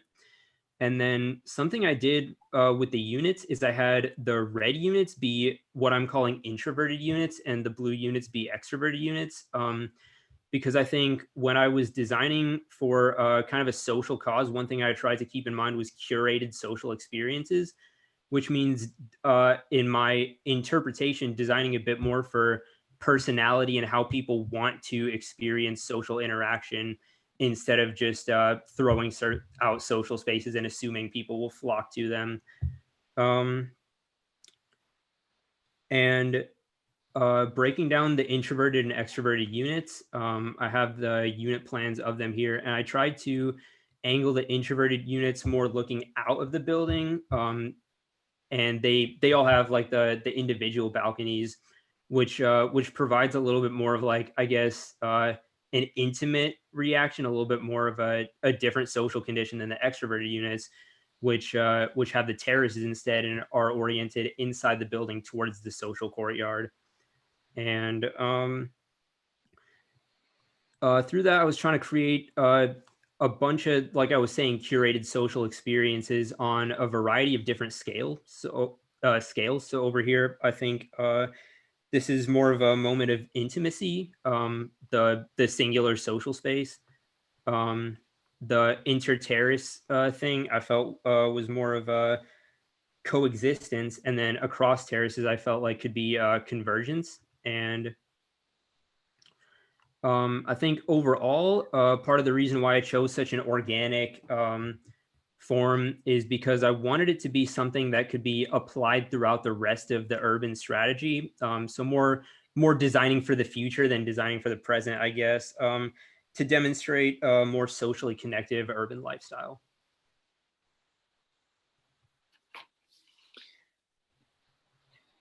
I think it's a very clear thesis that you've got.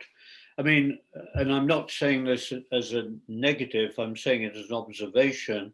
In many ways, it's anti-urban. It's a type of utopia, which I would say is like a sky village structure that is almost implying a separation from the orthogonal nature of the small-scale housing, particularly to the east of here.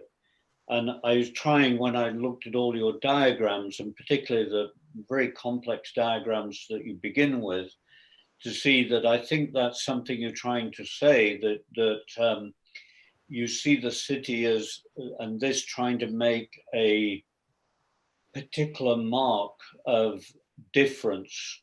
And I see that these rather unusual structures in your mind are going to go way up north in this new landscape of city and be distinguished as being different.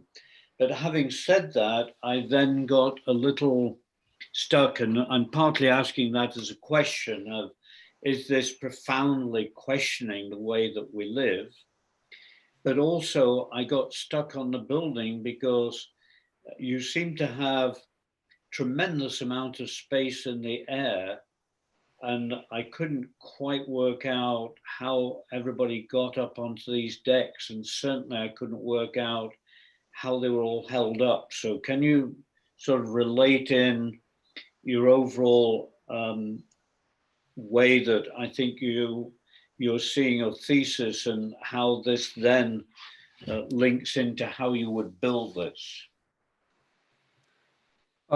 Yes. So I absolutely agree with what you're saying. I definitely am trying to imagine a little bit more of a utopic version of what I guess the future could look like. And I think that as large as the terraces do look, I think hopefully it is a little bit more clear in section how much space the terraces actually take up, because when viewing them in axon, they kind of cover the units, but the section and hopefully the exploded axon can show that a lot of the space is dominant towards the units, and the space is actually open to where you can get to the terraces from the circulation cores. And In terms of how I'm going to build it, I haven't fleshed it out completely.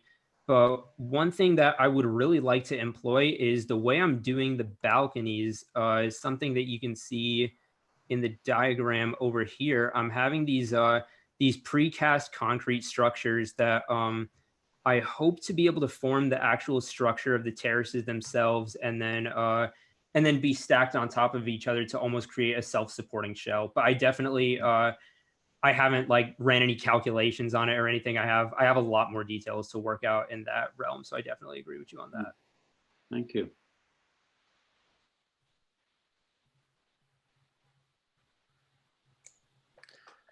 Pranav, a quick question then. This is Bob McLeod. Are the introverted units looking inward towards the courtyards and the extroverted out to the city?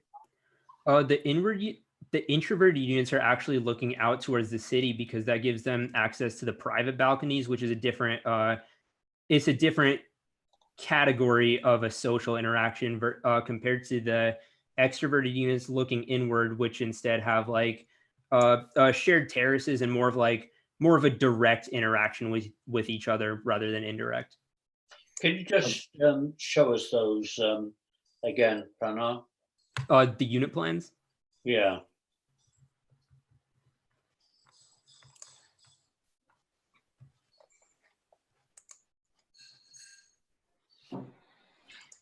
Zoom in a little more. I think in terms of those, I was trying to work out quite what you meant with introverted and extroverted, and I became concerned because take your 2-bed extroverted and take the kitchen, it's become a sort of not too appealing place on the face of it. Now, I then reread that and said, well, maybe there's a higher level natural light coming into that space, and so I've got an incorrect reading. But the way you've drawn it with so many solid walls sort of began to make me think, what is it really meant to be? And I then read it the other way around, and I said, well, I think that's really so introverted, not extroverted, because I've got such a private set of spaces inside the building. Yeah, it's an interesting comment. I think that the idea of the introverted and the extroverted units to me is totally fascinating because, you know, we do see a lot of cookie cutter buildings and one size doesn't necessarily fit all. And I think it's a combination of maybe taking this introverted, extroverted sensibility. And I think it's a really interesting point that Professor Atkinson made. Maybe the building, the unit itself maybe has the ability to kind of be more inward looking and introverted because all the buildings look like they have massive walls of glass, or all the units do. And I think maybe there's a way to even, you know, you've seen projects where walls move and shift and someone has some control over how open or closed it is. Mm-hmm. I mean, it seems to me that the relationship to context is an interesting one. I might have thought the other way around. That's why I asked, but you're saying you're kind of taking this internal public realm and bringing it directly to the buildings, hence they're extroverted. There's a kind of natural necessity of interaction. You're right. Going to run into people. The introverted ones tend to be more privatized. They disengage from public spaces. They tend to look out towards the city. So you have a degree of autonomy, maybe that's quite different. So I can totally buy into that. I think it's, and housing, I'll qualify this, housing is really hard to do. It seems easy until you have to do it, right? And I think that the business of giving the units the ability to be a little bit more pliable, I don't think the fact that they're curved linear is an issue at all. I mean, that's just a bearing wall, basically, is what these are going to wind up being. It's a little bit of a kind of hotel logic where they'll just kind of get stacked and occasionally bridge and so on. So the construction of it, one could imagine, you know, happening. I don't think that's a big deal. Right. But I think that like this unit is a curious unit, right? I guess you enter from a corridor here and then you move out to a balcony here, right? You see where I'm pointing? The right. Extroverted small. So there's a common corridor here, right? and then you move in here. And one of the things you might think is how necessary is the corridor as a kind of enclosed condition? Is there a way for the corridor to get wider and light and space to kind of slide between this so that the procession through the corridors, and I need to zoom out and look at the overall plan. So the procession through the corridors maybe begins to heighten this, yeah, here we go. The procession through here begins to heighten the experience of introverted and extroverted. I mean, maybe some units are approached on this side and other units not so much here. I mean, you don't really need double circulation. You have a double loaded corridor, so that makes sense. But maybe the spatial condition of the corridor can begin this discussion of the public realm and bringing it into the building, which would impact the section pretty dramatically. So imagine this twice this wide, and the ability for the side, for the corridors to kind of slide in section and light to slip down it. And then there's an opportunity for maybe some vertical social interaction, but it's much more gauged and controlled. So I'm thinking, for me, that's one of those interesting things you talked about, is the differentiation between internalized and externalized units, or introverted and extroverted, to use your language. An architect I really like, there's two architects I really like, and I know you guys looked at a lot of interesting precedents that were probably a little bit more on the urban side. I think Lorcan O'Herlihy in LA is a really interesting guy to look at with housing, because he creates these kind of really interesting public realms within these residential units. So you do encounter your neighbors and friends, and you might cross a bridge to get to your unit or something. And a very different kind of architect is Gary Chang in Hong Kong. His firm is called Edge. And he takes these really small, simple units and kind of makes them super efficient. And he'll take one wall and just pack it with program, something like, everyone, and sometimes they're hotels, but they're still really good precedents for you. So I would take a look at those two people to begin to think about how the units can become, in some places, a little smaller and more efficient. Because I think when you first make capacity units, things tend to float a little bit. Yeah, definitely. And like there's a tendency to pin furniture to walls and things like that. And I think maybe there's a little floating going on in some of the units, and they could actually be a bit tighter. Like you have a super big kitchen in some cases, and then a much smaller one. And in an apartment, you can get by with an incredibly tiny kitchen, actually, that's very efficient. And it can even disappear by moving a wall. And I think those are the kind of internalized things that can continue to impact this idea of extroverted, introverted. And that condition could happen within each unit, right? As well as between units based on their displacement in the building. So I don't know, I mean, I think that's some things for you to consider, I think. Yeah, I hadn't considered a lot of that, but that's all super interesting stuff. So thank you. Sure. Pranav, how important was it for you for your project to be novel in some way? I like to make all my projects kind of novel. I try to anyway. Totally important. I mean, because I think that what Professor McLeod is suggesting is that there's actually a lot of opportunity to find novelty within the relatively mundane conditions, right? Just how we begin to position units relative to each other, how they might open up to a common vertical space, right? Because I think your diagrammatic process made the resulting mass seem inevitable, right? Right. Like you put this thing out there in such a way that nothing else could have resulted from the operations that you went to. And by presenting your project in that way, you're investing it, or you're attempting to invest it with a certain authority, right? It has to look this way because these are smart decisions, and they make sense, and what else could it possibly be, right? But I think for you, it was a way of arriving at a relatively expressive and visually novel project, okay? Right. But now you have to convince us that's actually the case, right? Because I don't think that it has the authority that you are attempting to invest it with. When I look at it in section, it's actually quite normative, right? There's really nothing novel about it at all. And so I think I would encourage you to try and maybe color within the lines a little bit more, but maybe with a different, I hate this metaphor, maybe with a different crayon, or maybe with a different, I don't know, you know? Yeah, that makes sense. Well, yeah. story is narrative. And I think if you now went back and did a more detailed narrative of this, so for example, does that corridor need to read as a corridor? Does it need to be of constant width?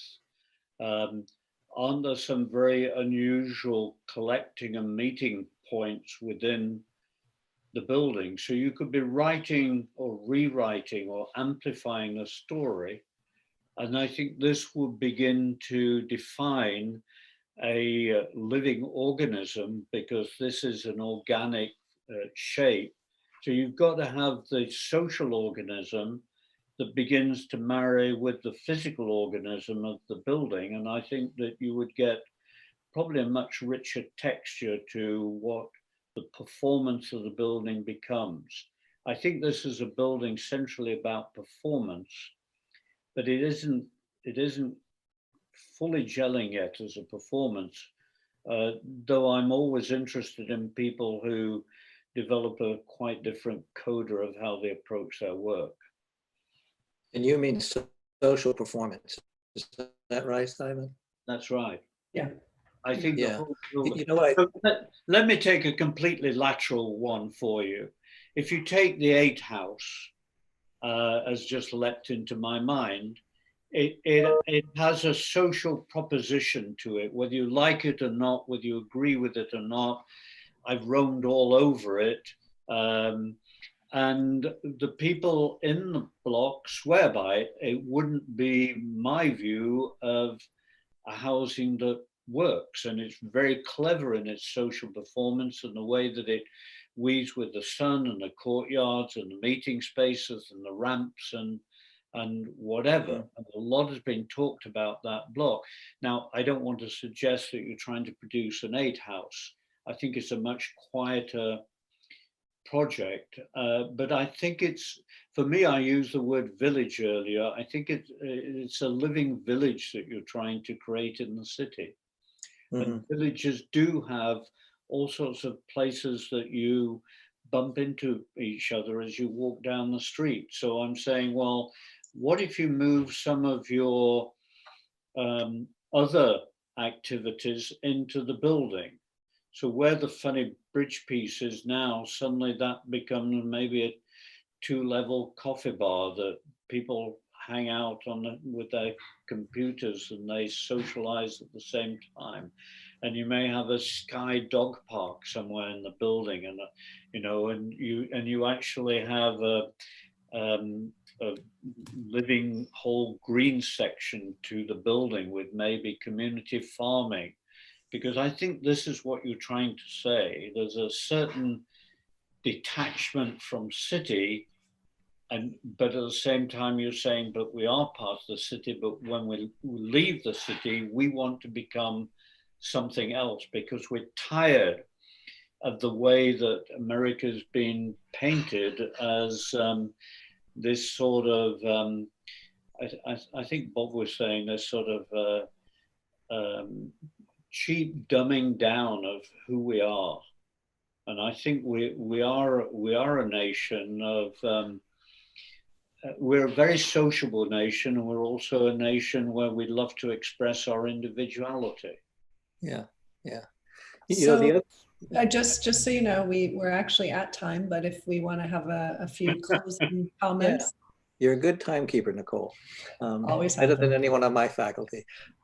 Just one comment about, kind of taking off on what Simon was saying. The decision to make the park a very interwoven kind of organic experience is very interesting. I find the axonometric diagrams to be very compelling because you've kind of programmed the occupation of that slice. The other thing that's very important is that you are smack in the middle of a city, and the city grid is profound and important and has a presence. And I'm sure you guys have talked at length about the emerald necklace, about the sinking of the tunnel in Boston, or the Boston green belt and everything. which was a huge debate as to whether or not that would be built upon or made green space or what have you.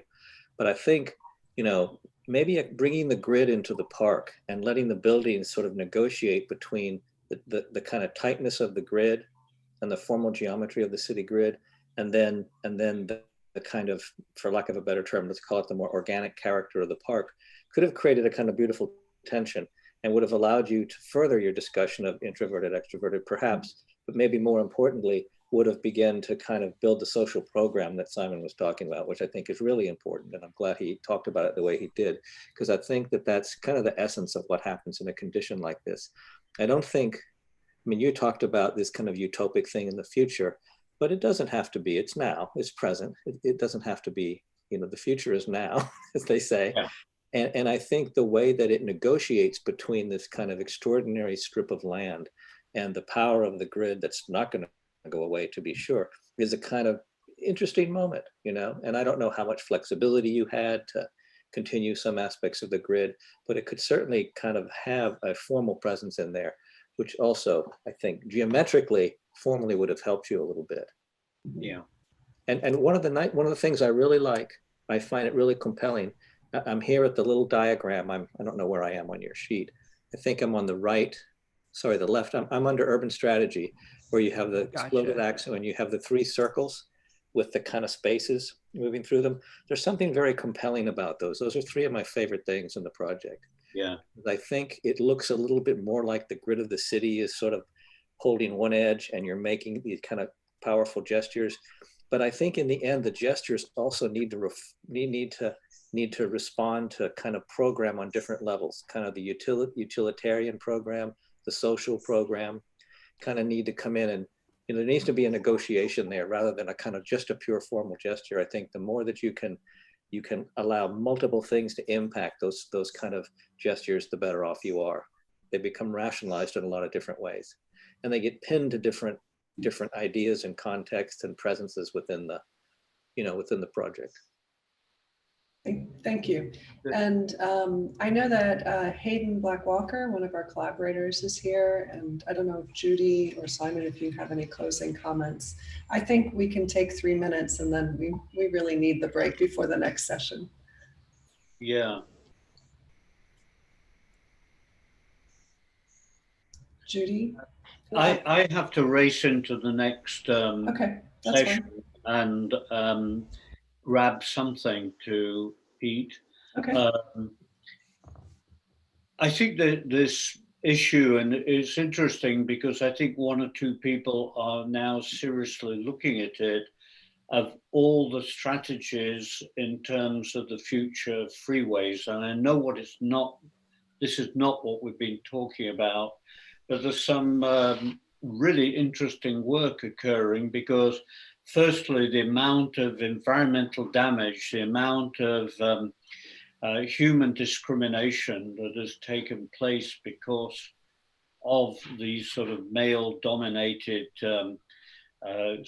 concrete dinosaurs.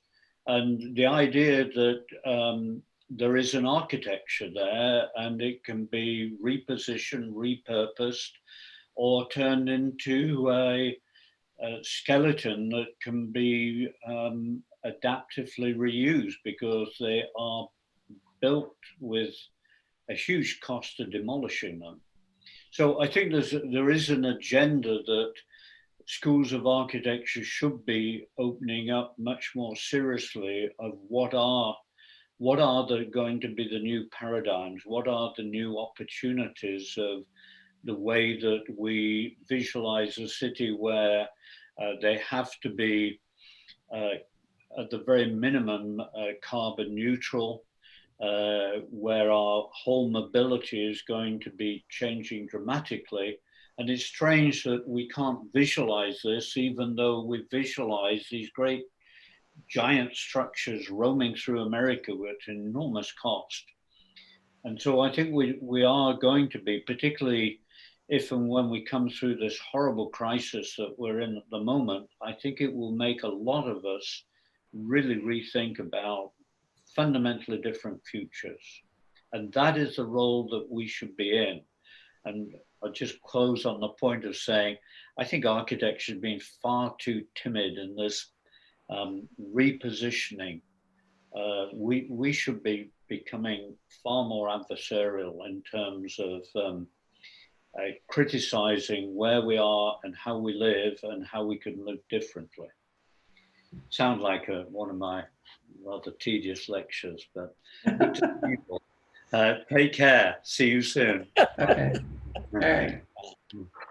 Judy, I know you've said a lot. I don't know if you have any comments before we take off. Oh, there you go. No. Okay, good. Well, we're going to see you next week anyway. So. Oh, that's great. Okay. Yes. Yes. No, I mean, I think it's a fabulously interesting project, and in a way, it opens up so many doors you don't know which one to walk through sometimes. And I think most of you guys have taken pretty interesting positions. I would encourage you all again just to be very clear about the position that you are taking. That's good. That's good. All right, I would like to thank everybody, and for the students, I'm going to see you shortly at 3, so get some coffee.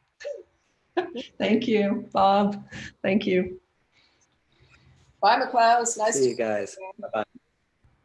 Yeah, it's too short. Sorry. We'll talk soon. That's all right. Thank you. Bye. Bye, everyone. Okay. So I'm going to go ahead and just say a couple of things just to get us going. I want to welcome our guests. We have colleagues, and I want to say this right. Gianna, is that correct? Sort of? Okay. Correct, sort of. Sort of? Okay. Is it a harder G? Gianna? Can you say it for me once? Gianna. Ah, Gianna, nice. Mazoka, who's been teaching with us for a year and I think is currently teaching a vertical studio. Is that correct? Yep. And in the fall taught an advanced. And Benjamin Ibarra, another one of my colleagues who I know is on the screen somewhere. And Benjamin, I have no idea what you're teaching this semester. Okay, I'm teaching advanced studio and construction too. Great, fantastic. And I know you've also taught intermediate before. And we have a guest from Gainesville, Florida, University of Florida, Professor Jason Allreed, who is also the former director of the School of Architecture, happily on sabbatical this semester, I believe. And then I also want to mention that we have worked with a number of collaborators with this studio. And I see that Hayden Black-Walker of Black and Verneuil Architecture and Urban Design has joined us. And I think we may also have Priya Patel from Black and Verneuil as well. And Hayden, along with her father, Sinclair Black, have been working on the issue of I-35 forever, Sinclair forever. So we really appreciate their contributions. And then also I'm happy they can join us today. So I did send some information previously. So I'm just going to kick us off if I can find there. We have 5 students to present, and they'll be presenting the development of their individual building. We have about 20 minutes for each presentation. That includes the dialogue, so the presentation by the students would be pretty succinct. And these mixed-use buildings with heavy residential component they emerge from 5 distinct urban strategies. And those urban strategies were developed in teams of 3 earlier in the semester, and we've already reviewed them. But you'll see that there are vastly different approaches at the urban scale. We're working with the downtown portion of I-35. We analyzed, and then the urban strategies were a proposal for about 11 blocks from First Street, which is close to Lady Bird Lake. So it's on the south side going up to 11th. And as I mentioned in my email, this portion of I-35 in the city, but this portion of I-35 is really being looked at quite closely as the TxDOT and the city are looking to make changes, TxDOT from the perspective of bigger, better, and faster, but really changes to this urban highway. It has divided downtown and East Austin, which is a residential neighborhood that is historically predominantly African American and Hispanic to the east, and obviously neighborhood meaning sort of smaller scale residential. The urban strategies do range. We're not traffic engineers, but they will range from bearing the highway to capping it, to really looking at more of a surface boulevard condition and relying on the arteries that already run to the east. And obviously looking at more of a multimodal strategy with public transportation. So the projects that we're going to be talking about are the buildings that emerge from these schemes, as well as the students' concerns. And these projects are really for the last 5 weeks.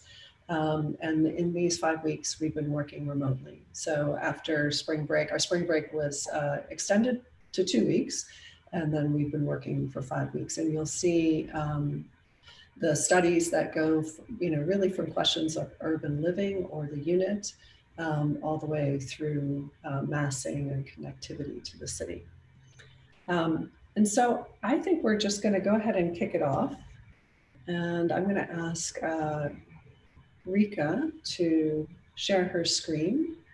And if there are questions about the studio as we go on, I think the students can answer them. Did I miss anything as Rika gets set up from the students? Pretty good. Sounds very similar to the other 2 times I said that. Yes. All right. Well, this is our 3rd session. Okay, so go ahead and start us off.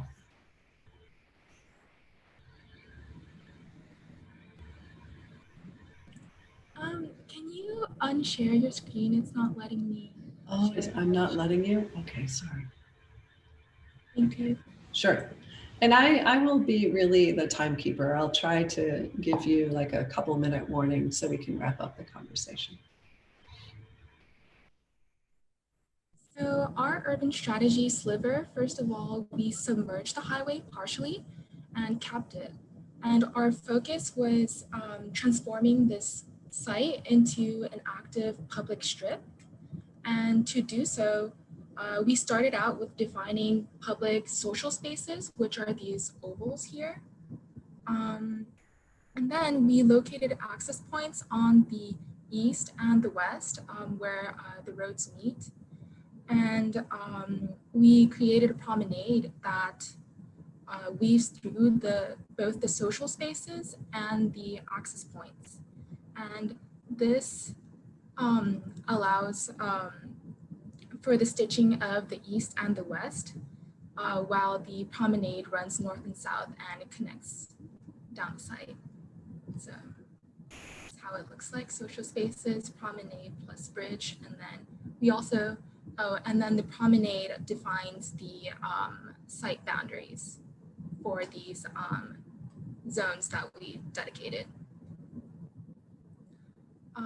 So moving on to the massing scheme. So my specific site is this little leaf shape thing. It's in between East 11th and East 9th Street.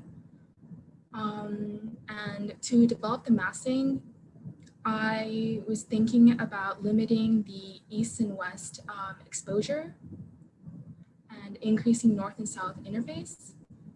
And I then bent it so that it creates a courtyard condition for the residents. And then I also adjusted the height so that sunlight can hit the courtyard, and then adding a commercial sector.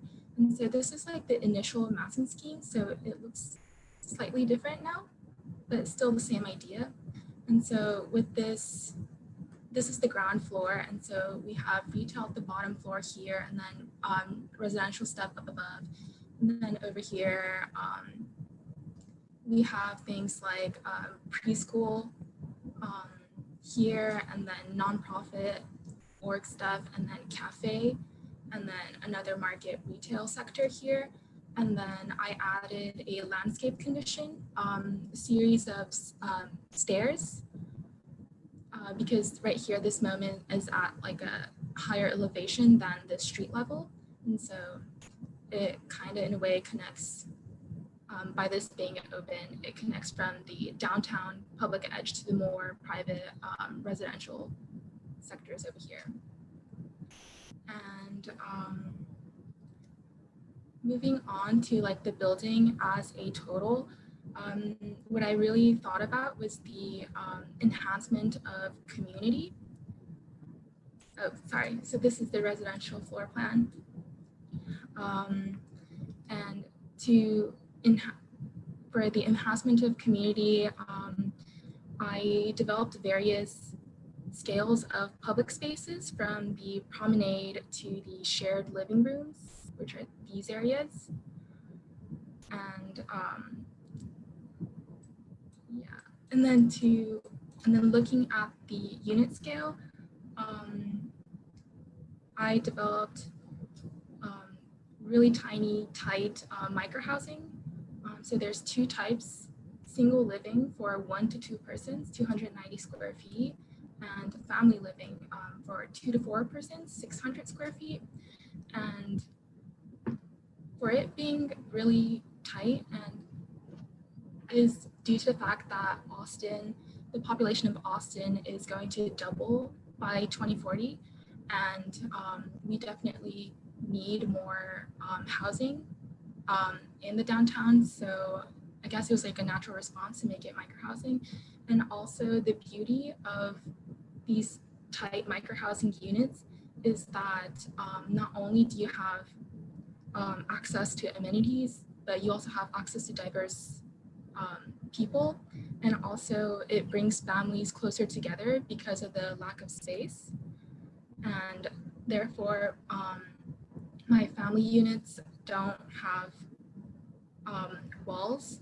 It has partitions instead, so that it allows for flexibility, and that when you need to work, you put these up so you can have a little bit more privacy, while social, it's completely open, and then sleep has a little bit more privacy as well. So yeah, and then as for the social spaces, I really thought this, I was thinking about the hallway and circulation as something that can enhance social interactions within the units. And so, first of all, I pushed back the single units back, so that, and then created like created like a bench, so that it creates a pocket of space throughout the circulation. And along it, I also have social spaces that vary in the degree of privacy and publicness. And so the degree of privateness or publicness is determined by accessibility and who uses it. So this one is a little bit more private social space because of this like door condition, but it's also next to the stairs, so that there's supervision, so that it doesn't feel unsafe, but it's very tight, so that it only allows for a certain number of people. So therefore it feels more private. And then moderate ones are here. They're a little bit more public than the previous one because of the size of the space available. And then these are outdoor spaces. And then by having like, if this was double height, then by having this cut out here, where you can see below, it kind of suggests people to hang out in this U space. So, and then moving on to a little bit more public social spaces. This one, all the public spaces don't have walls, so it allows for, it increases accessibility, but it still maintains a little bit of privacy for this one because you have like benches and seatings here, but it kind of sets a little bit of barrier between the activity that goes on here and here. So I guess those are a type of public spaces. And then sectionally, this is what it looks like. So we have the courtyard here, and then the units, and then these are supposed to be units as well, and then commercial retail stuff here, preschool here, and the bridge here that connects the office buildings over here into the courtyard. And then these are just some visualizations. So this is the public, the hallway I was talking about with the unit pushed back. So it creates a little bit of pocket here. And then the windows are intentionally cut out so that you can see into the hallway. And then another visualization, sometimes the units can be more, not the units, the public social spaces can be more calm in a way, depending on the time. And then this is the steps that I was talking about. And then you can see the promenade that goes that way. And then some buildings in the background. And then this is another view of the courtyard, which captures a little bit of the facade. So, okay, I'm done.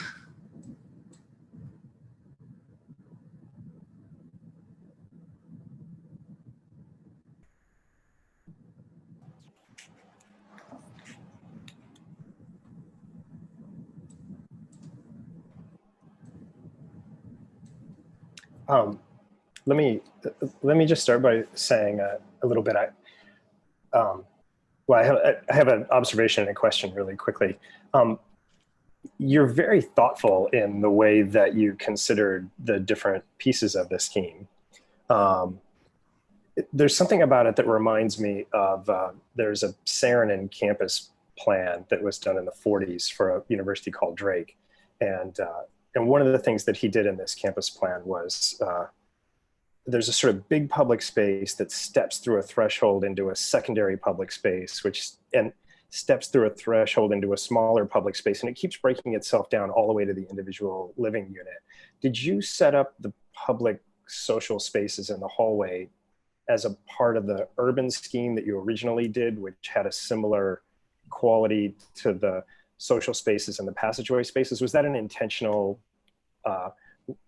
scale or reference that you were making between the overall master plan and then your individual building plan? Yes, I used the urban strategy scheme and applied it to the building. I think that's actually very clever. And if you get control of that, it really does allow legibility of someone moving through it to understand how the larger scale to smaller scale spaces work. So I would definitely commend the fact that you understood the larger planning scheme. And actually I really like that view of the section view of the stairway into the middle of it. It gives you a sense of what this, I couldn't understand the scale of the space before. A rendering further of this would get you farther there, but it feels like that's a pretty reasonable aspect ratio from the height to the width, that there's some comfort there.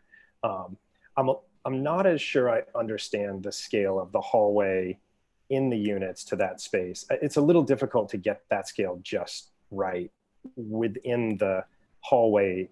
Like what's too much space, what's tight versus open. And I think you may need a little more variation between tightening the corridor and opening the public spaces. Because you have a lot of open corridor space there that may limit some of the intimacy that you would feel in some of the private spaces. I'll let other people weigh in on what they think about the scale of that. But I do really appreciate the fact that it steps down from public to private scales in a very thoughtful, really, really thoughtful way. So I think you did a nice job on that. Yeah, thank you, Rika, for your presentation. I thought it was very clear. And yeah, I have to say that that was also one of my one of the things I would like to commend you on, the way in which you translated the urban strategy into the more intimate spaces even. But I would say that like I would like for that corridor to even do more, if that makes any sense.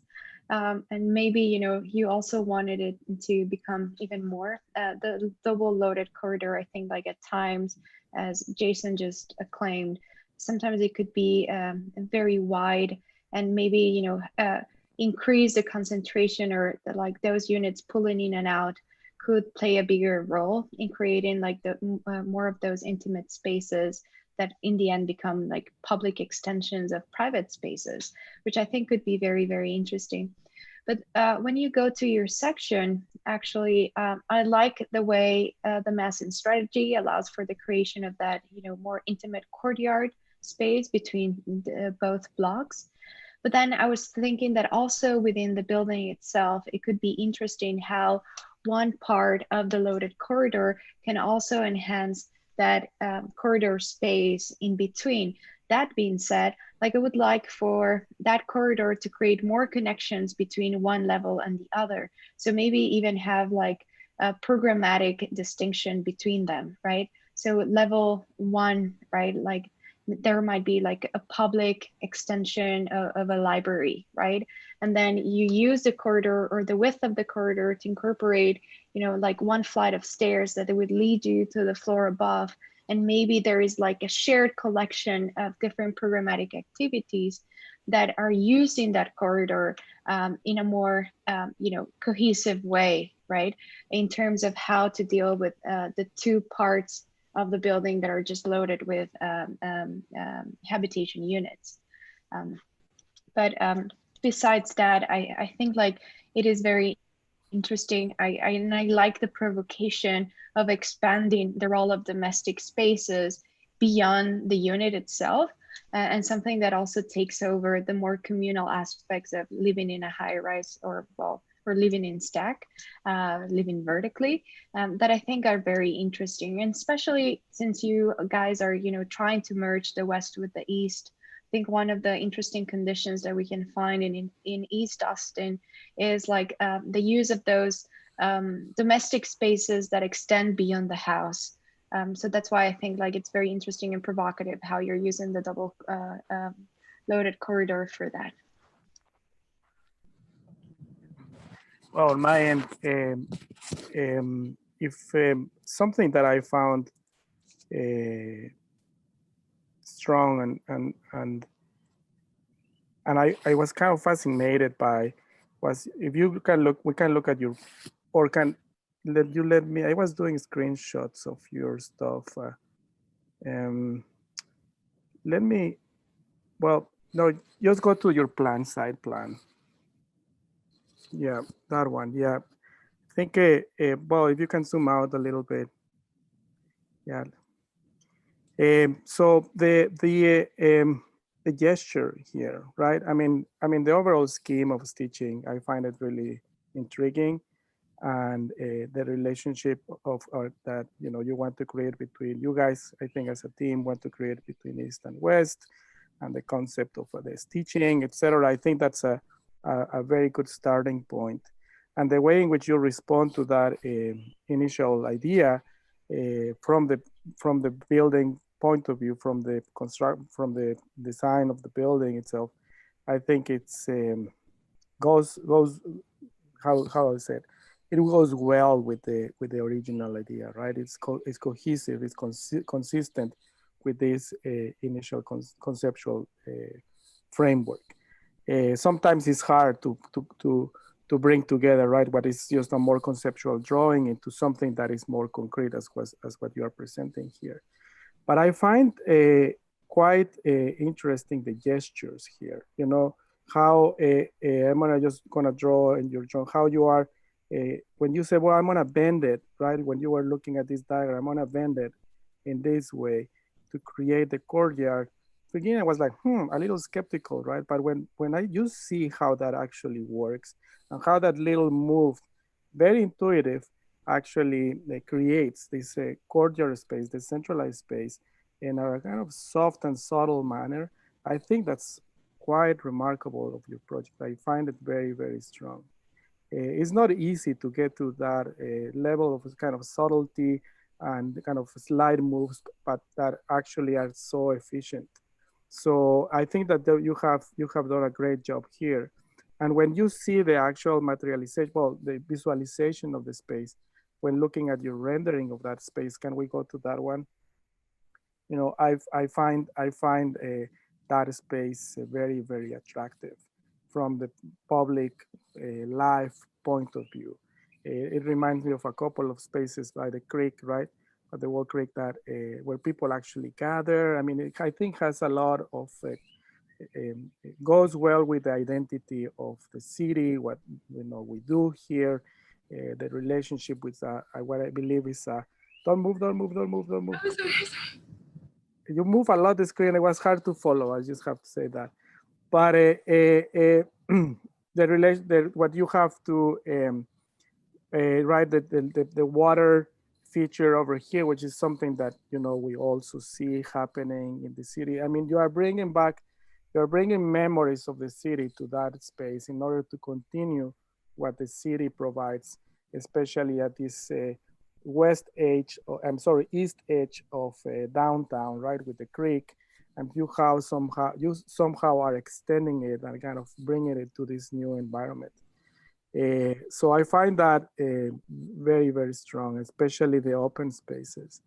It has been mentioned, if we can go back to your plan, that this staggering of elements in order to create, or units in order to create these public spaces, it creates a condition in which the width of the corridor, right, as Jason just pointed out, is like, it feels a little bit wide, right? Because for a corridor, but it looks like you are also trying to bring it, use it as a public space, a space for gathering.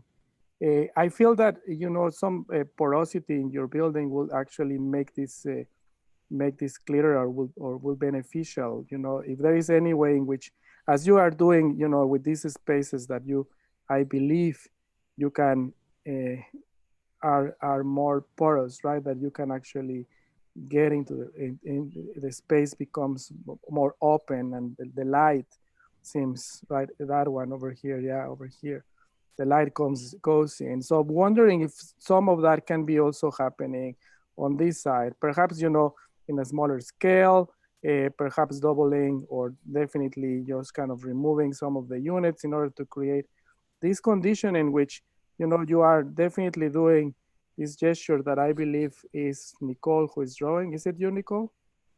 Yeah, right? This thing, or these pockets that actually are create this permeability, right, through the building, in order to create a condition in which this width really is justified and can be seen more as a public open area that brings air and light and life to the corridor. Otherwise, it's right now, it seems a little bit in between from my perspective. But otherwise, very, very smart strategy overall, very nice gestures, intuitive, that are hard to achieve well. And I think you did it very, very, very well. Last comment? Yeah, sorry. It's just like based on your comment, Benjamin, I think like then that's a good one, especially because in the relation in which one tower relates to the other, also in terms of its facade condition.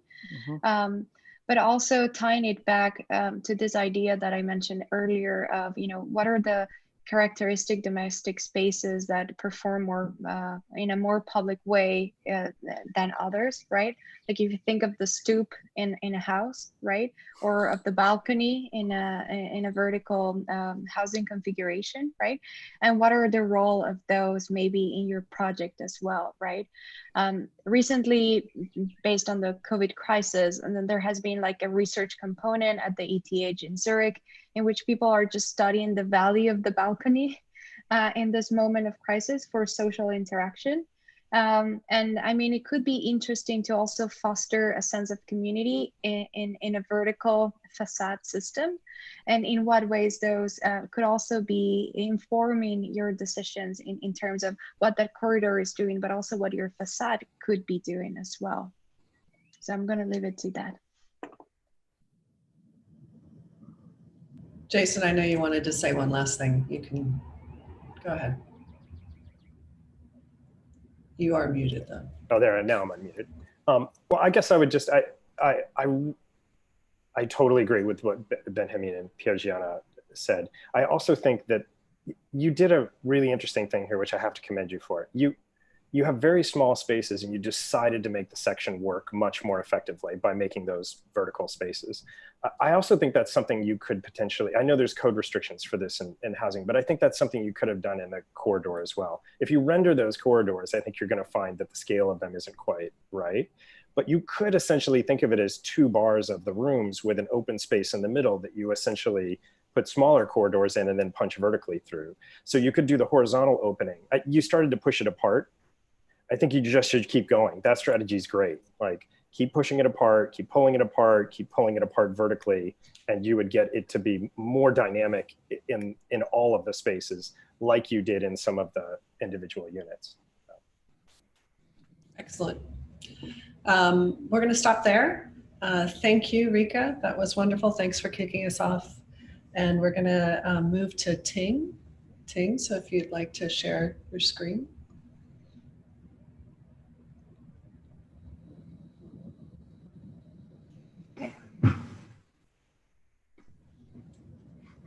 All right. So for my group, our urban strategy was called Theme, and it was focused on creating connection between East and West Austin, primarily through accessibility at a pedestrian scale, so making sure that things are within walking distance, and also helping East Austin residents gain access back to Waller Creek, which is on the west side.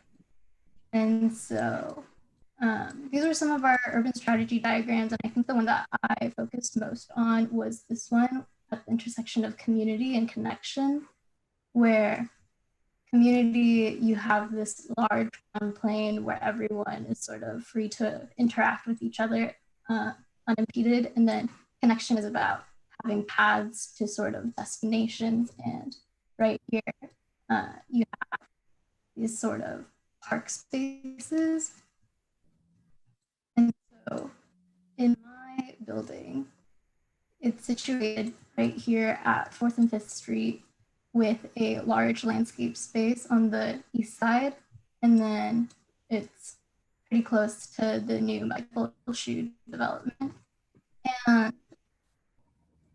to link back to that urban strategy where we focused on connection between East and West Austin, I really wanted to look at the different city grids. So Austin is primarily a north-south gridded city, but at this particular section of Austin on the east side, it's rotated at an angle, and that's based on topography and is credited to William Sandusky. And so I wanted to use these guidelines to sort of create my thing. So over here, you can see I started with the city block and laid it out so that I created that park space, and then pushed some things back to create sort of a more engaging urban storefront, then realigned with East Austin.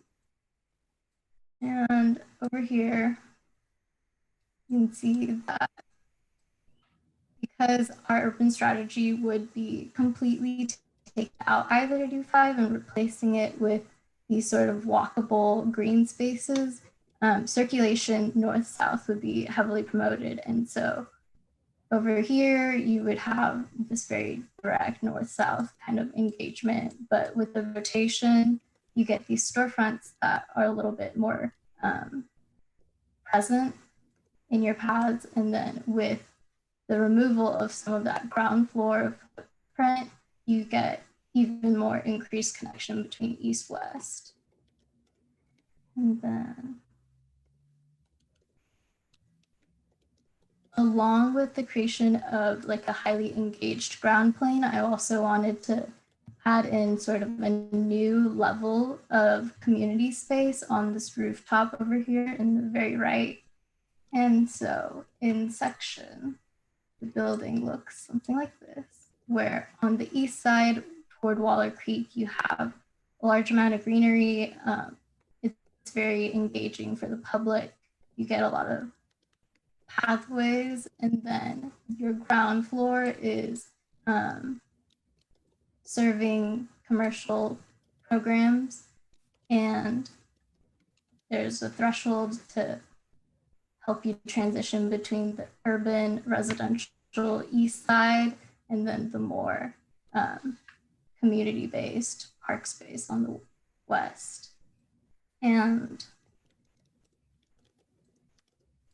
in terms of community building at a smaller scale, each unit is actually connected to each other with these shared living rooms, which you can see here. Actually, it's better, but yeah.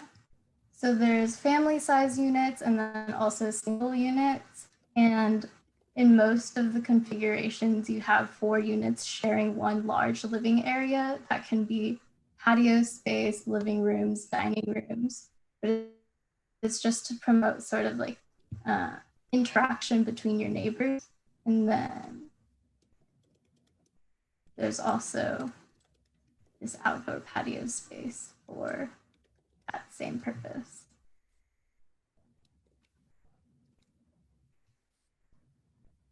And then along the lines of community engagement, the corridors I've placed on the outside as exterior single-loaded corridors with sort of a green facade to help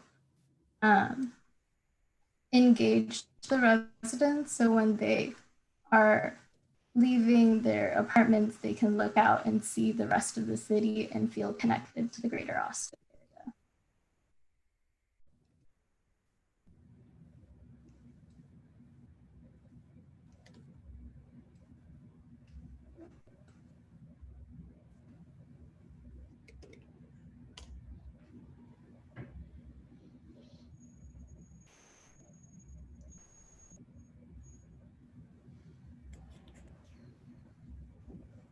Ting, can you zoom in on your opposite elevation, not the one with the corridors on it, but the one that faces the public park area that you set up? So this is the side that faces the public park area, right? Yes. Got it. Okay. Yeah, because I was trying to figure out this. You did a nice job, I think, of thinking about, okay, this is where it needs to sit on the site. I really appreciate the developmental diagrams as well that show the kind of transformation from the basic partie to the specifics of how you work the setup. I actually appreciate the kind of scale of the way this addresses that public space. I want to get a better idea of how the ground really hits that public space there, because it seems like there's a real opportunity for how that transition can work from a very larger scale public space into what your retail and those spaces are. And I don't know if I totally understand that just yet. That may not have been completely developed in it. The really big scale stairway probably does help at the scale of the whole building to the residential, but the retail area, I can't quite figure that one out just yet. But I like the fact that you thought of this as a sort of big scale site plan that the building then faced, and then had that kind of that scale there, and then the open walkways on the other side. And then even to the point where you said, okay, hallways are terrible usually, so you're going to use this kind of exterior single or hallway into I think it's a quad common space, and then out of that quad common space you go into each of the units. Did you show us the inside of that quad space at all, or was it just in plan?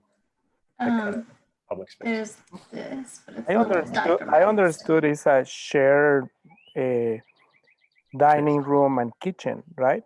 Is that correct? Yes. Yeah. So it's not an open space for people just to do stuff. I mean, the units actually share that space, right?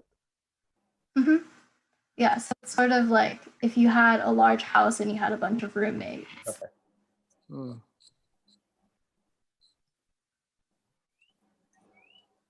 I'm not sure that rendering gets us all the way there to get to what that kind of space would need to be like to make that work, because that really is a living room then for all of those units.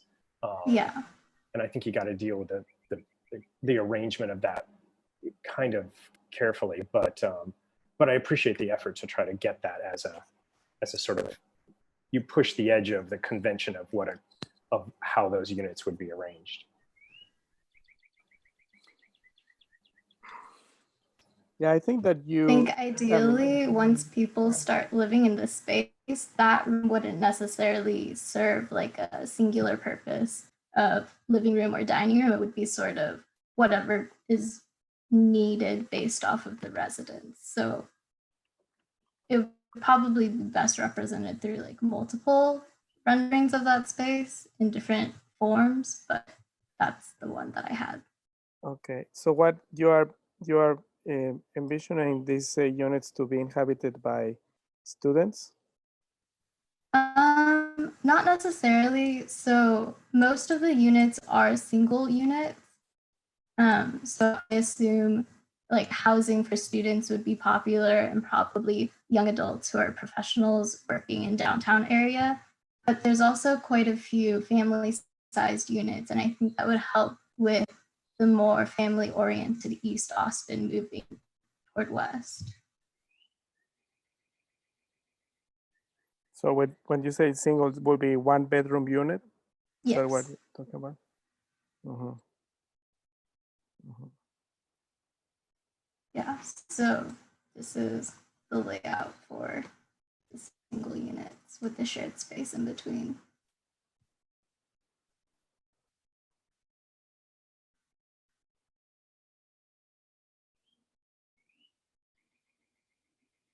So it's not is there a kitchen in there or not? That's, you basically are saying that it could be used. The kitchen is in the individual. This small portion is the kitchen. So each unit has their own individual kitchen still.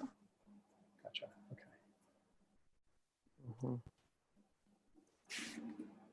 Mm-hmm. Okay. There's another So I have a little piece of writing that might help better explain the experience of living in a shared space. Yeah.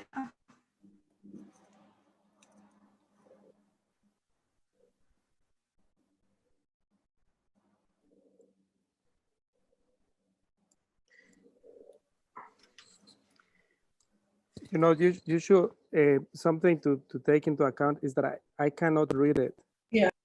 It's, the Zoom is making the screen even smaller, and it's really hard to follow when you guys move back and forth between, you know, images, and it's I know it's part of the formatting, but it's, I'm wearing my glasses and I barely can read it.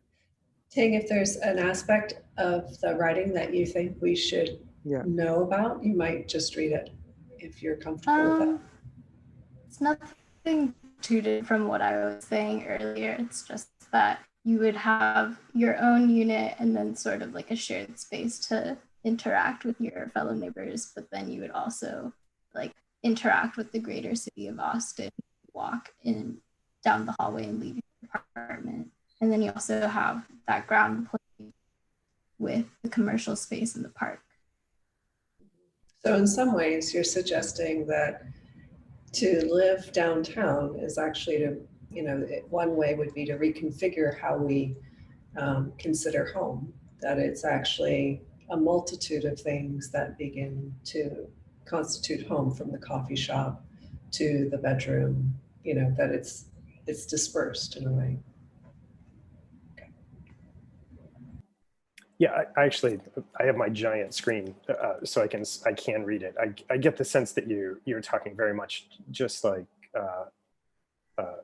Professor Wiedemann is saying, that you're in the community, and those common spaces then mean that your neighbors are your extended family, and the shopkeepers are your extended family, and you intend for people to interact with everyone in a kind of much broader community sense, which I appreciate.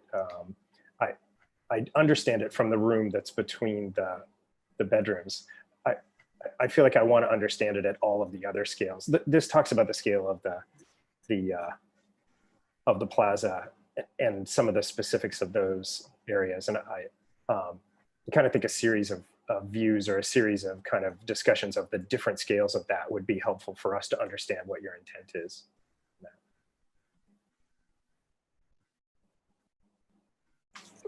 Okay, can you zoom out a little bit and see the overall strategy, the urban strategy that? You mean this map? Yeah, that map. But that's the portion that, so that's the entire overall strategy, right? Now, yeah. I see that something, I mean, what I find interesting about, or I think it's a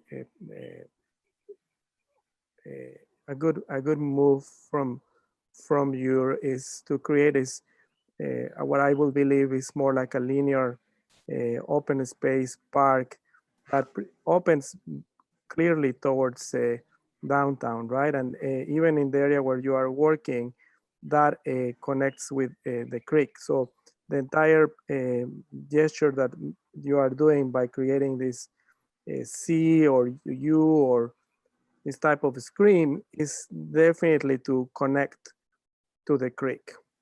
Is that correct? Yes. Correct. Now, the part that I'm struggling a little bit, right, is this issue of connecting one end with the other, right? East with west, or downtown with the east part. How in some extent, through this kind of porosity that we are seeing here, we can imagine that is happening. But your gesture of creating a building that is more in the lines of, this, right? I know there is an opening over here, but it's more in the lines of this. It's somehow in contradiction to the idea of connecting one side of town with the other, right? I'm gonna just interject. Yes. Ting, you're showing us an old urban strategy drawing that I know was revised since the review. So I'm just gonna, and maybe you can annotate that drawing. So as I'm talking, you might fill in some of these blanks visually. The urban strategy actually is configured with perimeter blocks as an outset, an idea of continuity of the city east and west, which Ting's site has the roads running east and west. You're not seeing the roads being introduced. So a couple of the projects, which you won't see the other two, are also in this mass condition.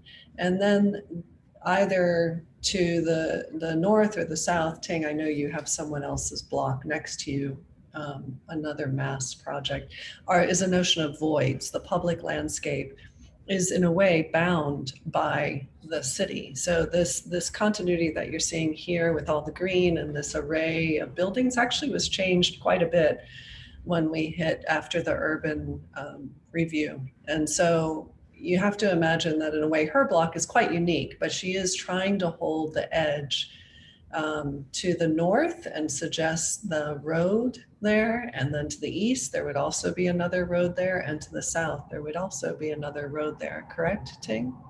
You have roads. Yeah, and I think in regards to Professor Ibarra's concern about the connection between east and west on the ground level, that map actually is showing like from a complete overhead view. So you're seeing the top floors as well. And so it reads a little bit more like this diagram on the left, but on the ground floor, the condition is actually like this one on the right. Very open. Has larger spaces for pedestrians to access both sides. Okay. Yeah. Yeah. And I think I was just focused, but that really pretty much answers the question. And I think that will be something that somehow I will encourage you to highlight from your project. As we were saying in a previous project with Rika's project with the plaza, the square, right? This common space. I think that this big open space on the ground floor that allows for this permeability and connection. I think it's something that I will definitely highlight as part of the project, because I think you are making a scheme that reads more in the lines of something that is containing, right? Here, right? Rather than allowing this connection. So in some extent, I think that needs to be somehow clarified. But that's just to make it consistent with the overall premise, right? Of what you guys are dealing with. Dean, I have a question for you that has to deal maybe more with your plans, like your unit plans, and where we see each unit or each apartment. And it has to do with maybe in what ways do you think these strategies, the ones that we're seeing in terms of the creating that expanded sidewalk or the outdoor storefronts and the realignment with East Austin, what are the repercussions of that in the units or in the design of each apartment unit? Because I cannot help but notice in your presentation and also in the drawings that have been uploaded on Box, that there are certain walls or balconies that don't quite align. They're not parallel with some of your walls. So I'm just curious about that because I personally find a lot of potential in the misalignments. So maybe if you go to your maybe plan, I don't know, one of your plans in which we see the 3 units and with the apartments drawn on them, and maybe zoom in. Yeah, that one. Yeah, so my idea was that since East Austin is primarily residential right now, and then West Austin has downtown, which is more commercial, that I would align my commercial programs in the portions of the building that are no, exactly. And that is, yeah, no, sorry for interrupting, but like that is very clear, right? But it could have been also interesting to understand like the repercussions of that move in this sort of, spaces or like conditions, architectural conditions that are derived from that overarching urban, let's say, move, right? And I think like it is extremely interesting that these moments happen, because there are moments in which walls that normally or typically would have been, a particular width are now, wider, right? So it could be interesting if you were to continue with this project and maybe, make even more misalignments or even, play a little bit more with the thickness of the walls themselves and what that would provide you or afford you as a designer in terms of what are the interior conditions that would provide you with, right? In terms of storage, maybe, but also in terms of providing moments of respite or further privacy within those shared spaces. So maybe like if we can zoom in to that shared space in green in the middle, can you zoom in a little bit more? Yeah. So maybe let me just draw on this real quick. Right, like imagine if you had like another misalignment here and then you had like a wall that it's just this weird wall over here, right? It would create like a more, let's say, thicker threshold over here, in which you might, hide the person going through this space, right, from the person that might be sitting over here, right, just by the thickening of a particular wall, right? So you have this sort of moments over here or over here that maybe they can have like further ramifications of how one might inhabit this interior space. So I'm not sure actually, if it's a problem of representation, right? Like somehow, your drawings are a little bit fuzzy, but actually I think like that is like an interesting, condition right now to maybe, look at what you've drawn and in what ways you can appropriate those. Maybe it has to do with the resolution of the image. Maybe it just has to do with, the repercussions of that urban move into the interior space, but in what ways you can actually, make those units even more unique just by expanding or allowing for the widening of certain misalignments to occur more, let's say, deliberately, if that makes any sense. Yeah. Yeah. Okay.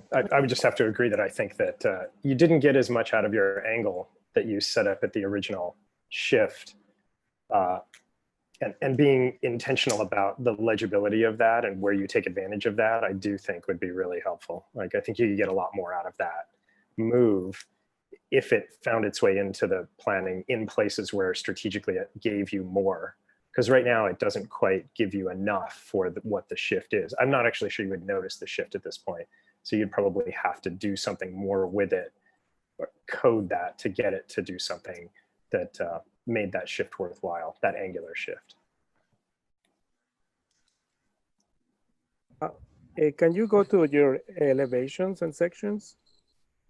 Okay, Benjamin, but you have to keep it short, okay? Very short, very short. No, I just want to commend her because I think those are beautiful drawings. I think the elevations and the sections are very, very well executed. I really enjoy seeing them. I'm really kind of frustrated because I cannot see them the way I would like to, because but if you can zoom on your elevation, please.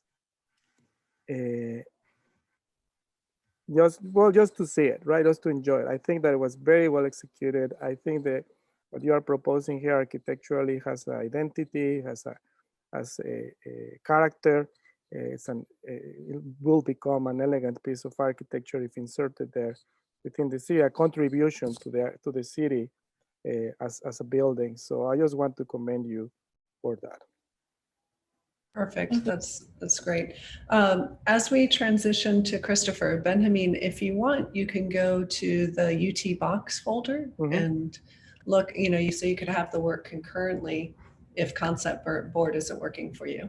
Yeah. Because it is a little frustrating, you're right, with Zoom. All right, Christopher, are you there?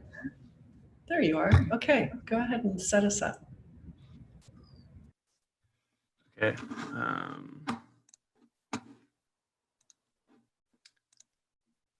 Okay, so the urban design strategy that I followed is called middle ground. It is basically a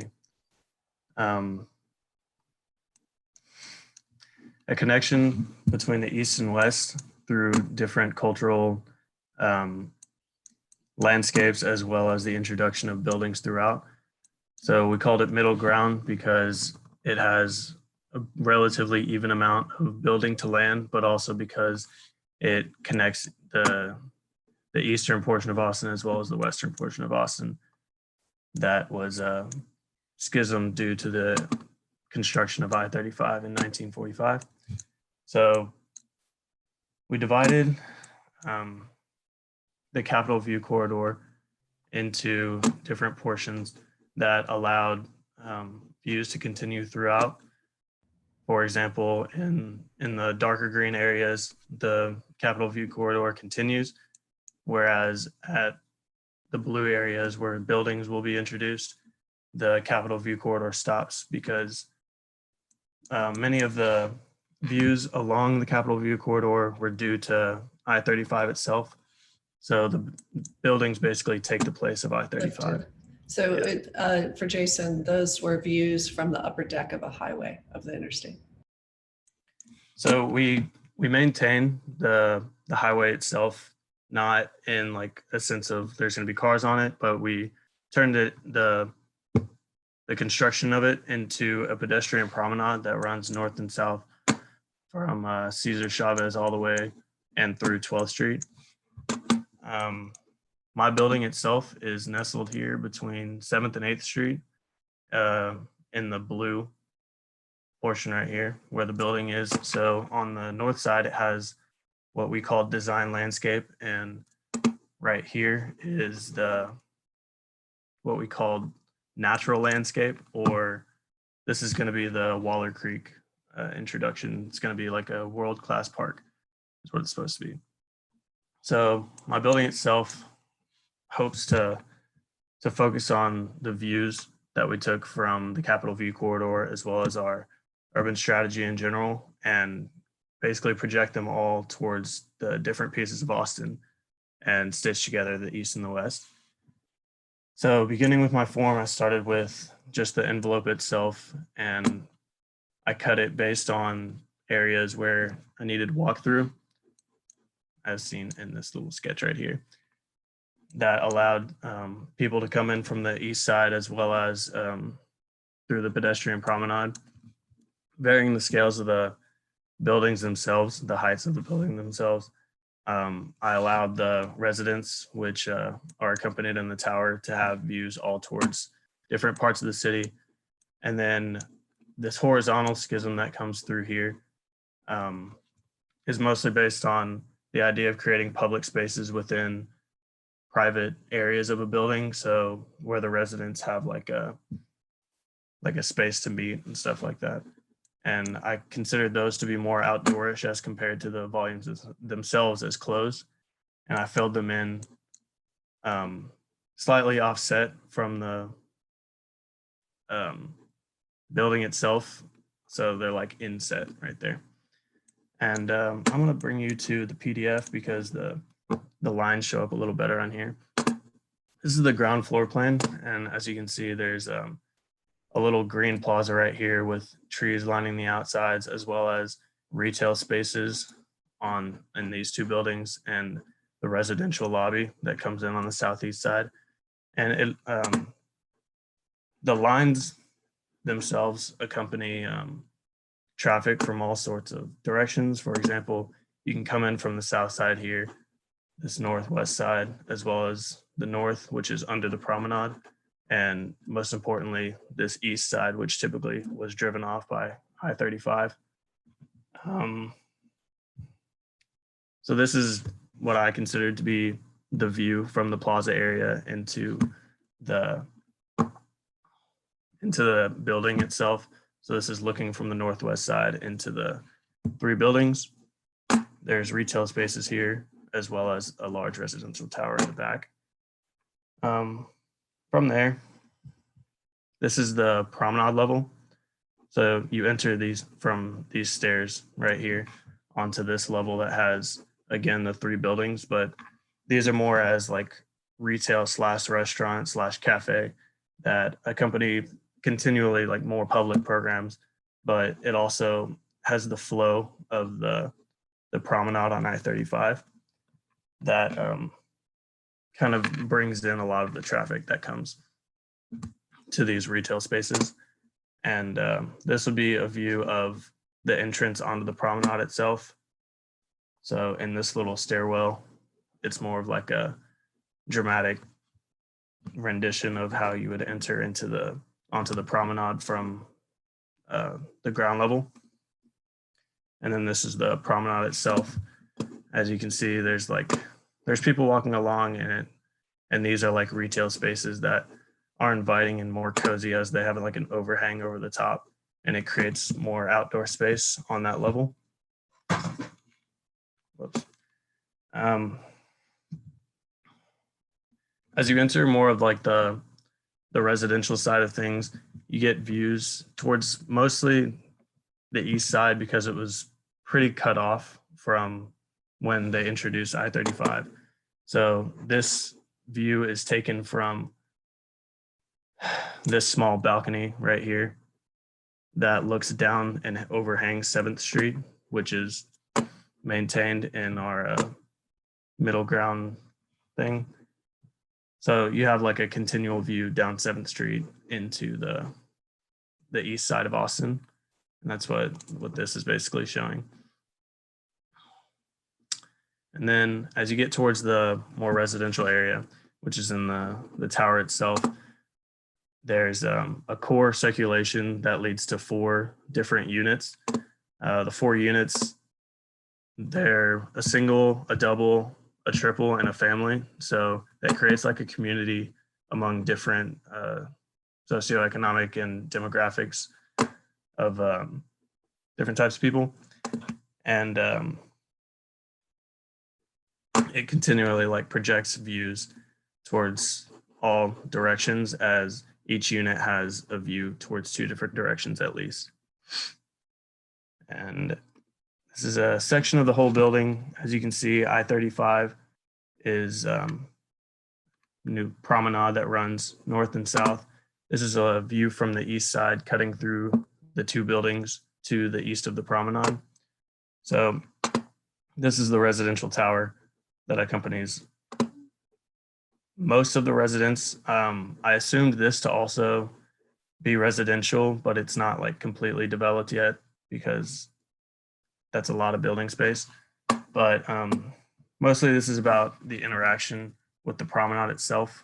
So probably, that didn't make it any bigger, but more about the interaction with the promenade itself and how it accompanies the retail spaces that are down here towards the ground level.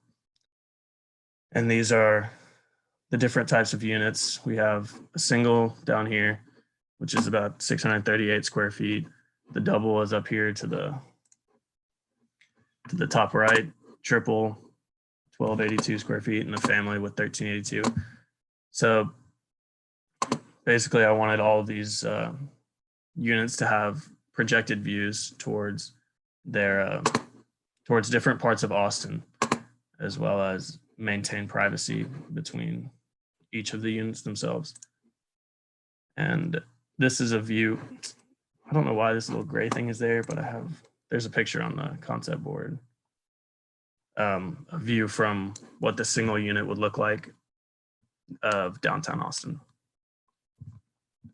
And that concludes my spiel.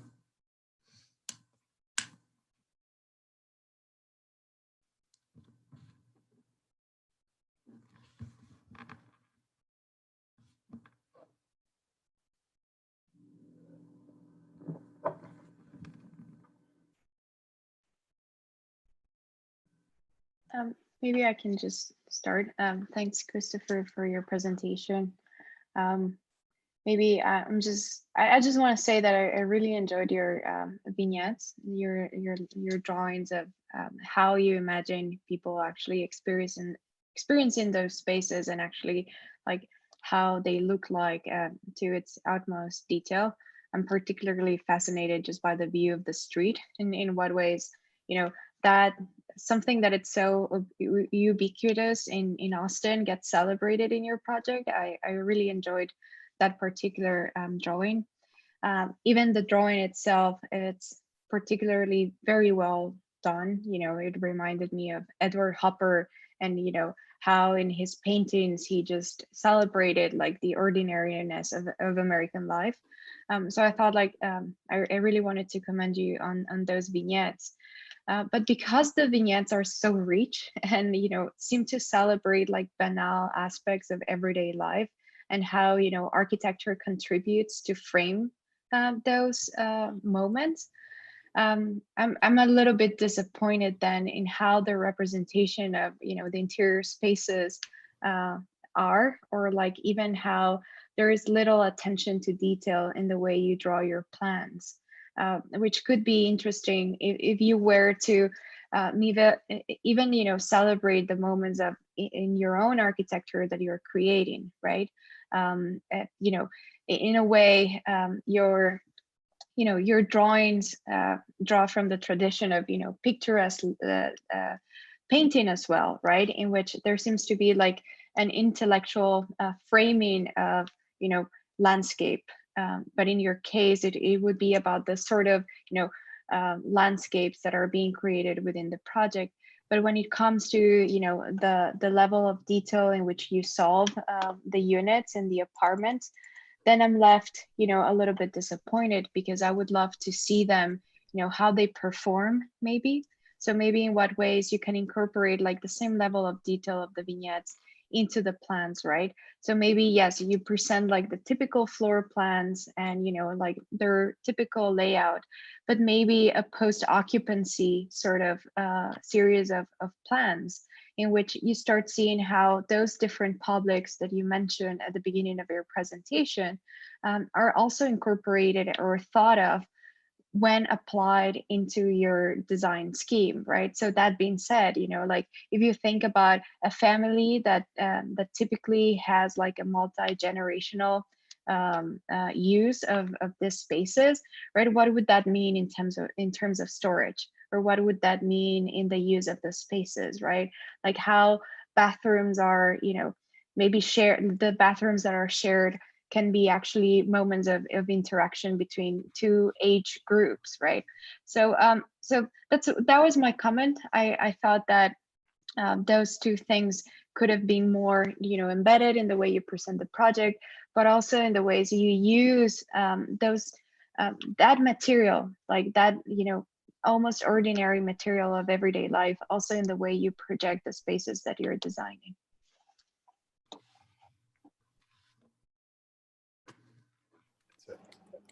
I'd have to say that's a great framing of the project, because those vignettes really do seem to tell the story. Like that's where the narrative of the project is in those. I really like the one coming up the stairs. You start to get a sense of the way you think of space being compressed and then opening up. Or you didn't use the word highline, which is essentially what your park is, right? That's the development of that linear park would act a lot like the High Line in New York, I think. And then you have the buildings right up against it. Was that your intention with what that was probably going to be like? Yeah, I expected it. Yeah, it's pretty much like the High Line of Austin. Okay, that's fine. It's a great example to use because it's really successful there. So I don't, you can borrow from that because then it allows me to project an image onto it of what the development of that would probably be. I have to say, I think you did a good job, I think, of taking the building and then saying, okay, this is the shape it's going to be, and then cutting it apart in a way. But the decision that you made to make it a tower of residential means that suddenly you have to deal with a fairly tight space. And this parallelogram was going to fight you. I always heard the phrase, everyone does a round building once. And I think that to a certain degree, there's this sort of, everyone does a parallelogram building maybe once, that the corners and the edges fight you so hard that we always have a thing in the office where we say like, no hallways, no doors. You only add a hallway or a door if you absolutely have to and as a last resort. And these are forcing you into configurations that are not friendly to the overall use of space. In fact, I think if you do these shapes to maximize the corners, you have to take all the services, bunch them into an object, float that object in the middle of the space, and then just have the rooms happen around it. I don't think you can set them up in a conventional way with walls and doors and rooms like you have. You have to do a sort of Farnsworth house arrangement of the way these pieces fit to actually fight a shape like that. And so I know this is the shape that the diagram developed for you, but I think if you eased on that, or if it didn't have quite so much of a sort of triangular bent for everything, it would make the arrangement of tighter, smaller spaces in it much, much easier for you.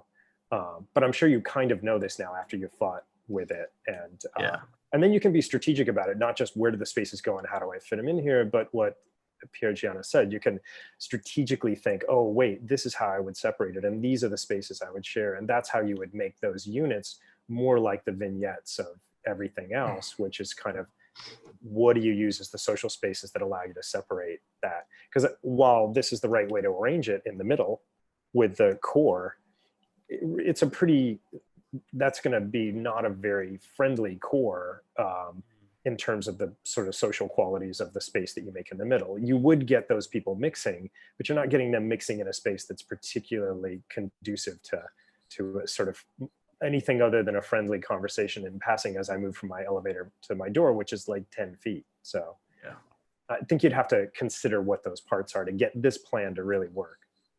Mm-hmm. Yeah, I agree. You know, I mean, I will just echo what has been said about your vignettes, about the strength of all of them. And I you know, share the concerns with Jason about this parallelogram, this strange shape. First, I have issues in understanding exactly where it comes from. But then the second thing is, well, once you get there, how you organize the space, right? And if even I think it's starting with the structure. It seems that, you know, is fighting you because of its natural, the nature of the shape itself, but also because how you actually started to resolve the spaces within that, right? So if we look at the structure, for instance, if you can go up, or if you want me, I can just share my screen. Can I just share my screen, because I have your drawings here. All right, go for it. Yeah, thank you. So just to make it a little bit more fluid, instead of like go up, go down, do this, do that, you know. So if we look at the structure here, right, we see that you adopted a system where it's orthogonal to these walls, and then it's creating these weird conditions, right? Over and over again. And that not only happens structurally, but then when we start looking at the plan, and right. So as Jason was talking about this, I was like, okay, let's look at plans that actually have done kind of irregular shapes. And I just remember that Frank Lloyd Wright had something similar, right? And then I started looking at, you know, this house, right, that we see here on the right, where if you see, there is a series of angles, right, that are relatively similar, but then the configuration of the axis of the spaces are echoing that those moves, right, that are have been done in plan, right? This is more on the lines of what I think Jason was talking about, with having more of the services kind of in the middle in a more orthogonal way, and then the rest of the spaces pretty much respond to these different types of angles. So when approaching this type of architecture, you know, I think that it'll be interesting to start seeing, you know, well, what has people done in the past regarding this type of shapes? How is it that other people have resolved this? And, you know, evaluate what the compromises are. Look at the structure here, right? It becomes triangular, right? Because it goes along with those angles. So I think it's a matter of looking at, you know, those precedents, understanding what is it that you are doing, and then try to figure out how is it that what is it that you are going to compromise or give up when you adopt those shapes, because they definitely get a little. There's a lot of tension happening, and I hope you get to see it, right? And I think there are other parts of your project that are also that are actually very interesting. But when things like this happen, you know, sometimes what ends up happening is that the conversation goes in that direction, and you probably don't want that to happen, right? Last comment?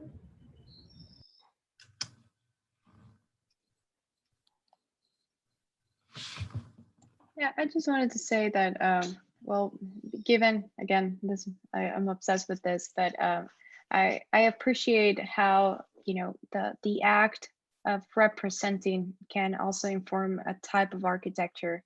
that maybe is not so tied with geometry in the sort of, you know, the modernist tradition, but something that has to do more with found conditions.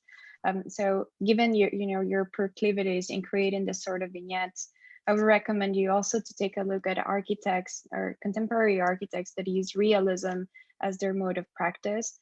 So, and even contemporary photographers of architecture that have like this realistic approach to the way they frame architecture, right? So from photographers such as Bas Prinsen to,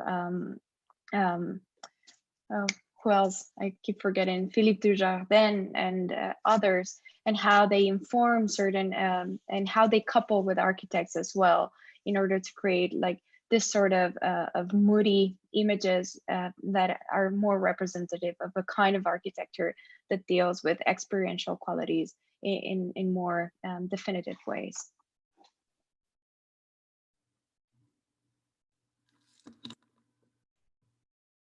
I think that's a really nice comment to end on. And I think, Christopher, it sort of speaks to two ways that you've conceived of this project. And I think one is sort of looking at fixing problems in plans or in drawings that aren't necessarily putting you into the spaces, and then others are mechanisms for putting you into the space. And I think it's nice that the conversation is talking about bringing the two of those together.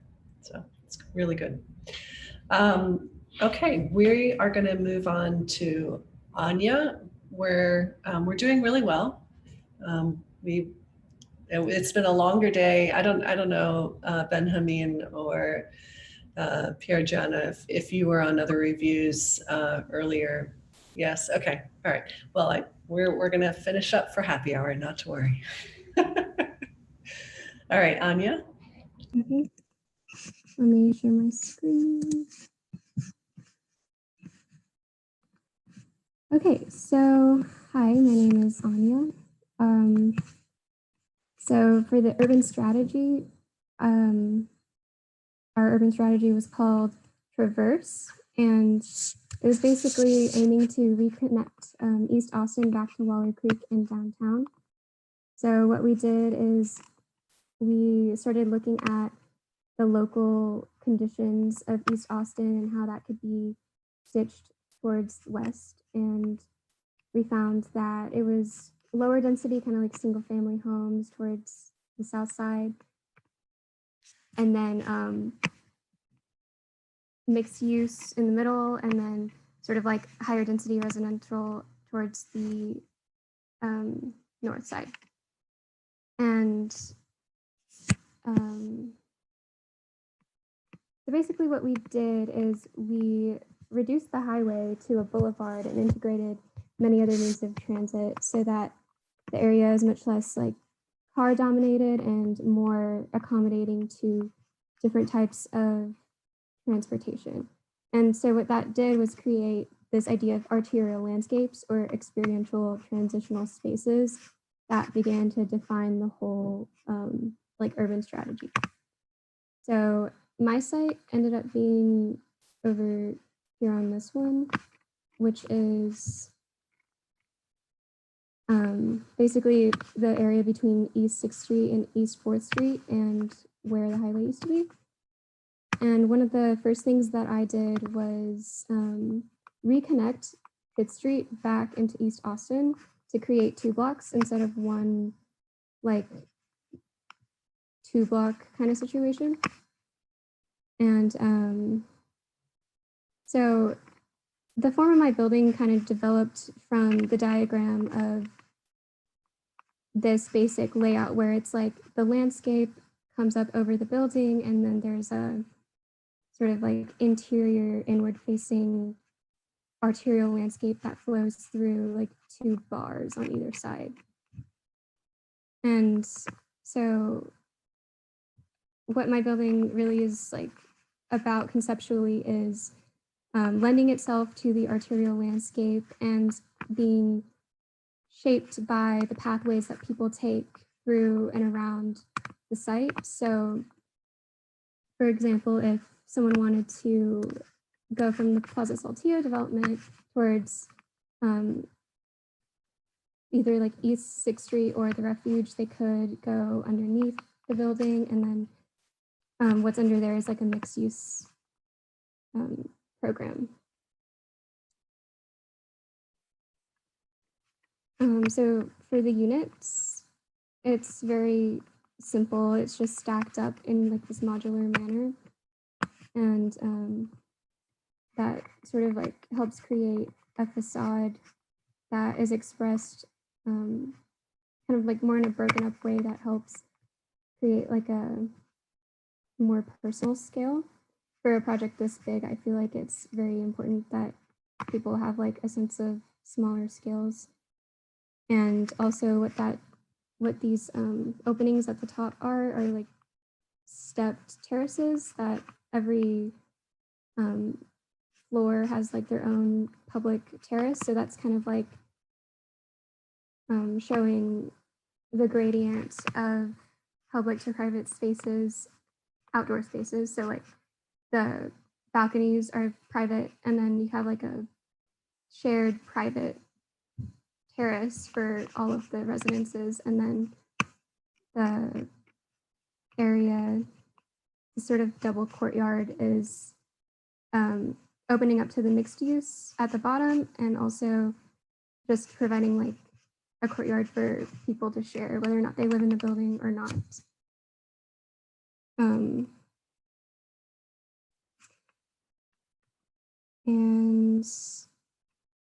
another thing that I wanted to incorporate was at the bottom. So you can see how like the roads go through the building, and then this central pathway here is for pedestrian access only. And these two volumes would be like art exhibition space. So that kind of like also plays into the idea of arterial landscapes, where someone could walk through and kind of like experience an art exhibit, but as they're just walking towards another part of the city without even really having anything to do with the housing or like the mixed use. So in the end, it's kind of like about layering and intersecting these urban threads, and like allowing them to coexist in a way that is more integrated and not as hectic as it seems when you have like living retail, mixed use, transit, like the natural landscape coming up onto the building, and having that seem like it makes sense altogether without too much friction. And I think that's all.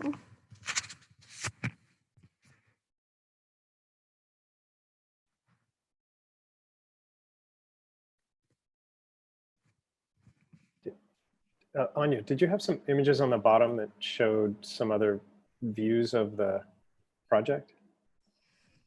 Yes, so these were more like concept diagrams. They do show up in the building.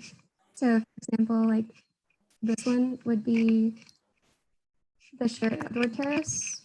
And then that underground landscape idea is kind of showing how like landscape could be introduced into the underground courtyard.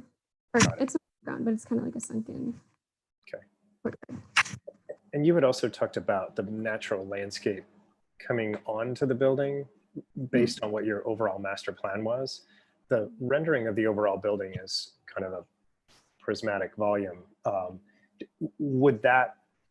Is your intention that the landscape moves onto the building in some,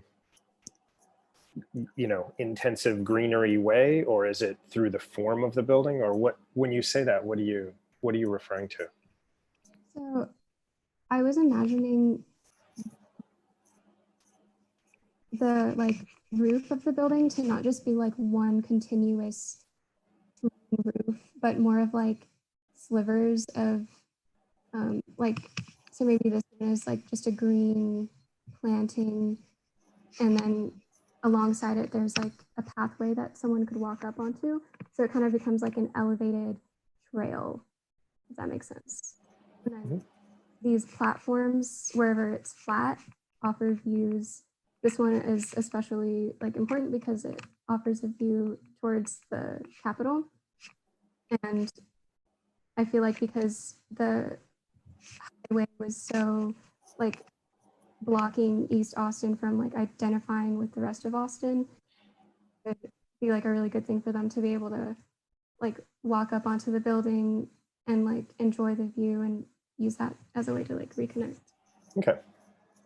I mean, when I look at the planning of the project, when you lay out your master plan piece of it, or the actually right at the top there,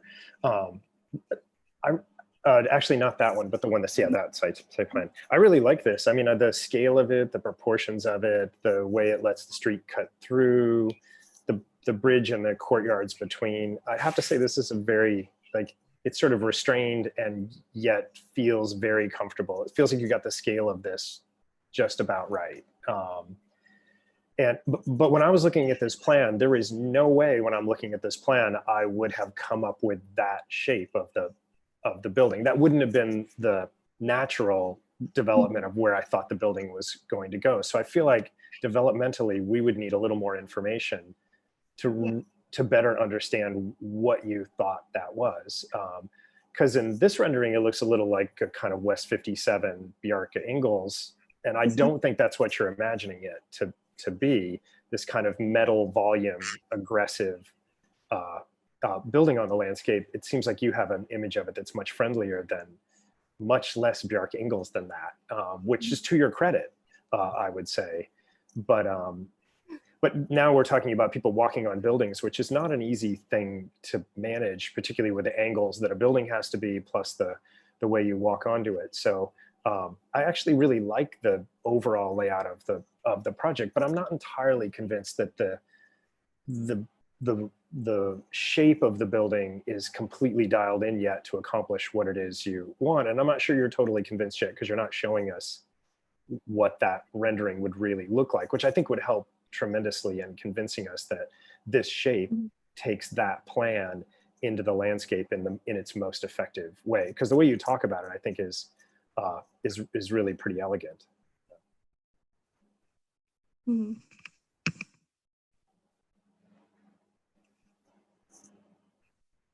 I think, I don't know, I didn't seem to have like any issues with the form, and the reason I don't have any more views of that specific form is just because I ran out of time. But yeah, I think maybe I could reconsider the way that it shows up like as a three-dimensional. I guess I'm just saying I want to be convinced. Mm-hmm. Yeah, I think like to that point also, well, maybe, you know, I'm reading into what your thoughts were to produce that particular form. But what I think that the slant, you know, like the slant that we see on the facade could be doing is a way of framing visual connections between one side or the other,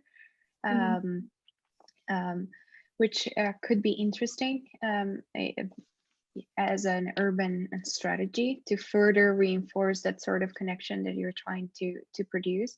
So like if you were like looking down, you know, 5th Street, right? Or like on 4th and 6th Street as you have it, right? Like this slant allows you to maybe, you know, show something from the west side into the east side, right? So maybe, you know, like in the way you have produced your section, we're always looking, or the only section you produce is longitudinal section. Yeah, exactly, that one. It's looking towards the west, right? And we see those towers. So maybe there is something about that that you would like to show or include, or maybe, you know, emphasize from the perspective of 4th and 6th Street. And that being said, I think that maybe the ground didn't, or maybe it's not doing as much as the roof is implying that the ground is doing, right? And the reason why I say that is because, like for me, if you were to invert the relationship, so that you had like, let's say, like something that grows all the way from, you know, 4th and 6th Street into the building, right? Or that ground floor actually interacts a little bit more with the pedestrian flow from the east to the west, in what ways would those pedestrian flows be even further reinforced, right? Not just by elevating the building from the ground, but actually allowing those pedestrian floor to become something united in that, let's say, middle block that you're intervening the most, right? Even though your building extends into 3 blocks, there is that one particular one in the middle that actually receives a lot of tension, right? So I was just wondering in what ways that urban strategy over there, in the scale of the architecture, right? Like that one particular block, in what ways it could have been enhanced a little bit more, right? Or even lead to a level of resolution in which we actually understand what it is like for a person, a pedestrian, to go through that in-between zone, right? The only moments or glimpses of it, we see it in your ground floor plan, in which, yes, there is a courtyard and it's implied with, you know, the gray and some trees. But I think like could be more, right? And especially because you do have like that sunken courtyard, right? So anyways, so everything that I'm trying to say is like maybe a level of resolution, further resolution into those spaces could be very interesting. And maybe it could be even more interesting to produce like a series of perspectives in which you show what it is like to go through that space, right? So that, you know, like from the scale of the city, from the scale of the car to maybe the scale of the human body, and what it is like for that body to actually, you know, find itself in that space or in that condition.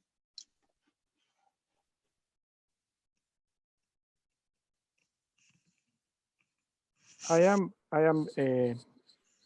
looking at your plans, and I'm looking at the resolution of the spaces. And when you have a couple of drawings where you have the individual plans of each one of the units, and I'm looking at, you know, the structural strategy for your building. And I see, you know, a very well developed, very competent work where you know, see the spaces are very well organized. Looks like you have been using a modular system, right? There is a grid within your plans that you are following for dimensioning many of the spaces. So it seems, I mean, I feel that there is a strong sense of order, a strong sense of rigor that is pretty much expressed through the way in which you have created the configuration of, or the layout of the different spaces. And they are very well resolved. I mean, I'm looking at the units, I'm looking at those, the different areas, and those are very, very well done. You know, they have the proper sizes, they have the proper, you know, spaces, all of them, you know, have closets, they have, and they are very, very nicely done. I can tell that you put a lot of effort on developing these units and make them livable. And I really commend you for that. There are actually some areas, you know, in these double height units where you have that really nice stair that goes up by the dining table.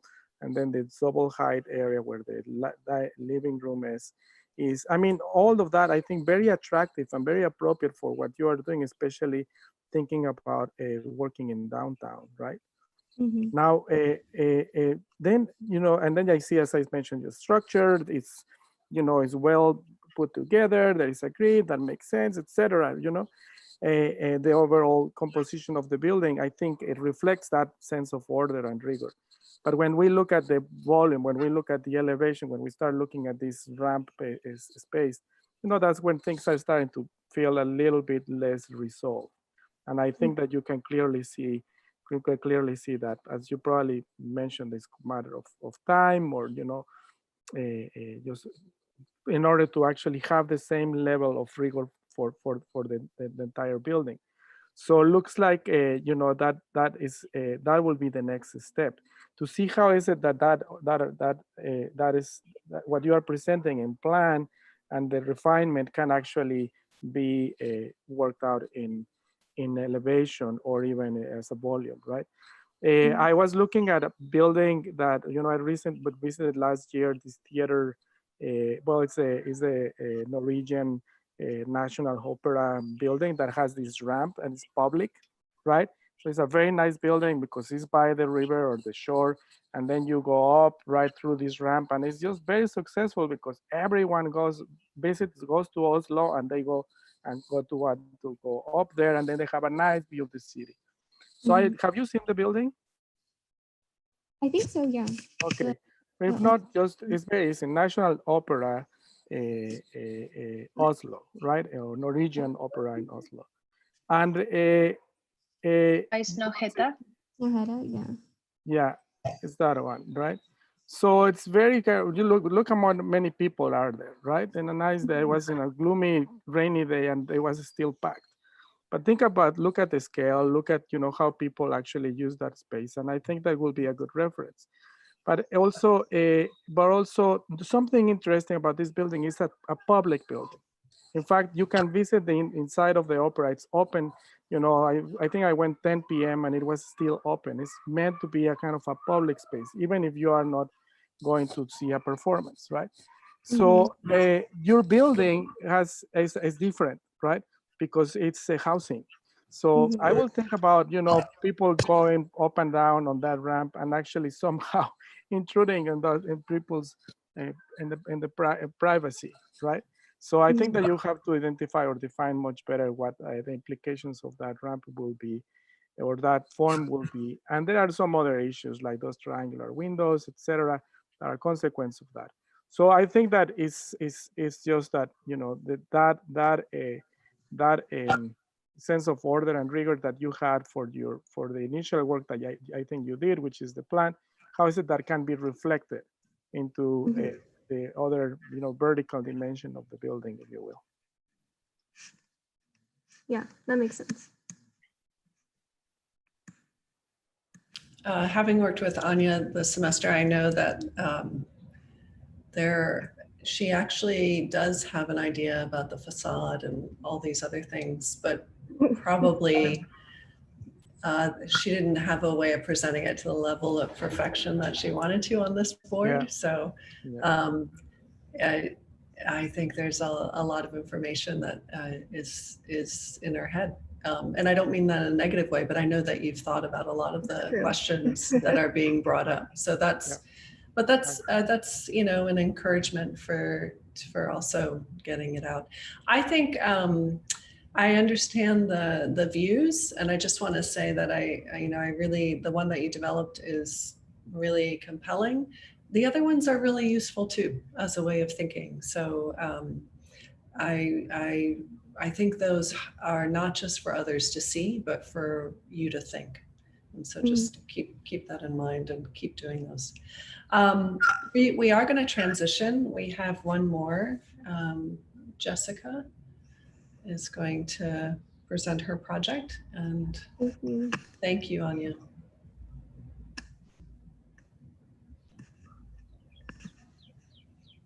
You can share your screen. Oh, can I share it with that?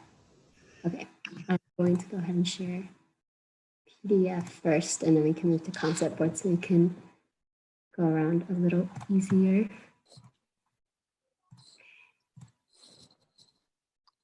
Okay, so my team's urban strategy was called Plinko, which is just like the game that you play at carnivals and different stuff, where you drop a coin or something down all these sets of pegs. And so it's kind of the thought of dispersing movement and pulling people this way and that way. So almost like Plinko without gravity, I guess. And so we decided to remove I-35 in this section and to divert the traffic to 183 and 130, and then localize the traffic that was in downtown so that it would be hopefully less and only people who actually needed to be in that area. And so in place, we put a series and system of parks and social hubs that would kind of serve as attractor points to bring people throughout downtown. And so some ideas we were thinking about were emerging jogging, intimacy, embracing, seeping, and pushing and pulling, and just how that could be presented through landscape and then also the building. So definitely a focus on interconnectivity and trying to bring the west and the east side together. And so here's our stretch from about Cesar Chavez to 12th Street. And we started looking at the types of program we wanted to add into the city. And so in these social hubs, we have layered areas of like culture, live music, farmers markets, sports and recreation fields, and different things like that. And so that's kind of what we're looking at through this whole stretch. And so our team focused on this area right here. We all cited our buildings in this area, but this is a major park that includes live music and sports and different things like that. And so my site is actually right here.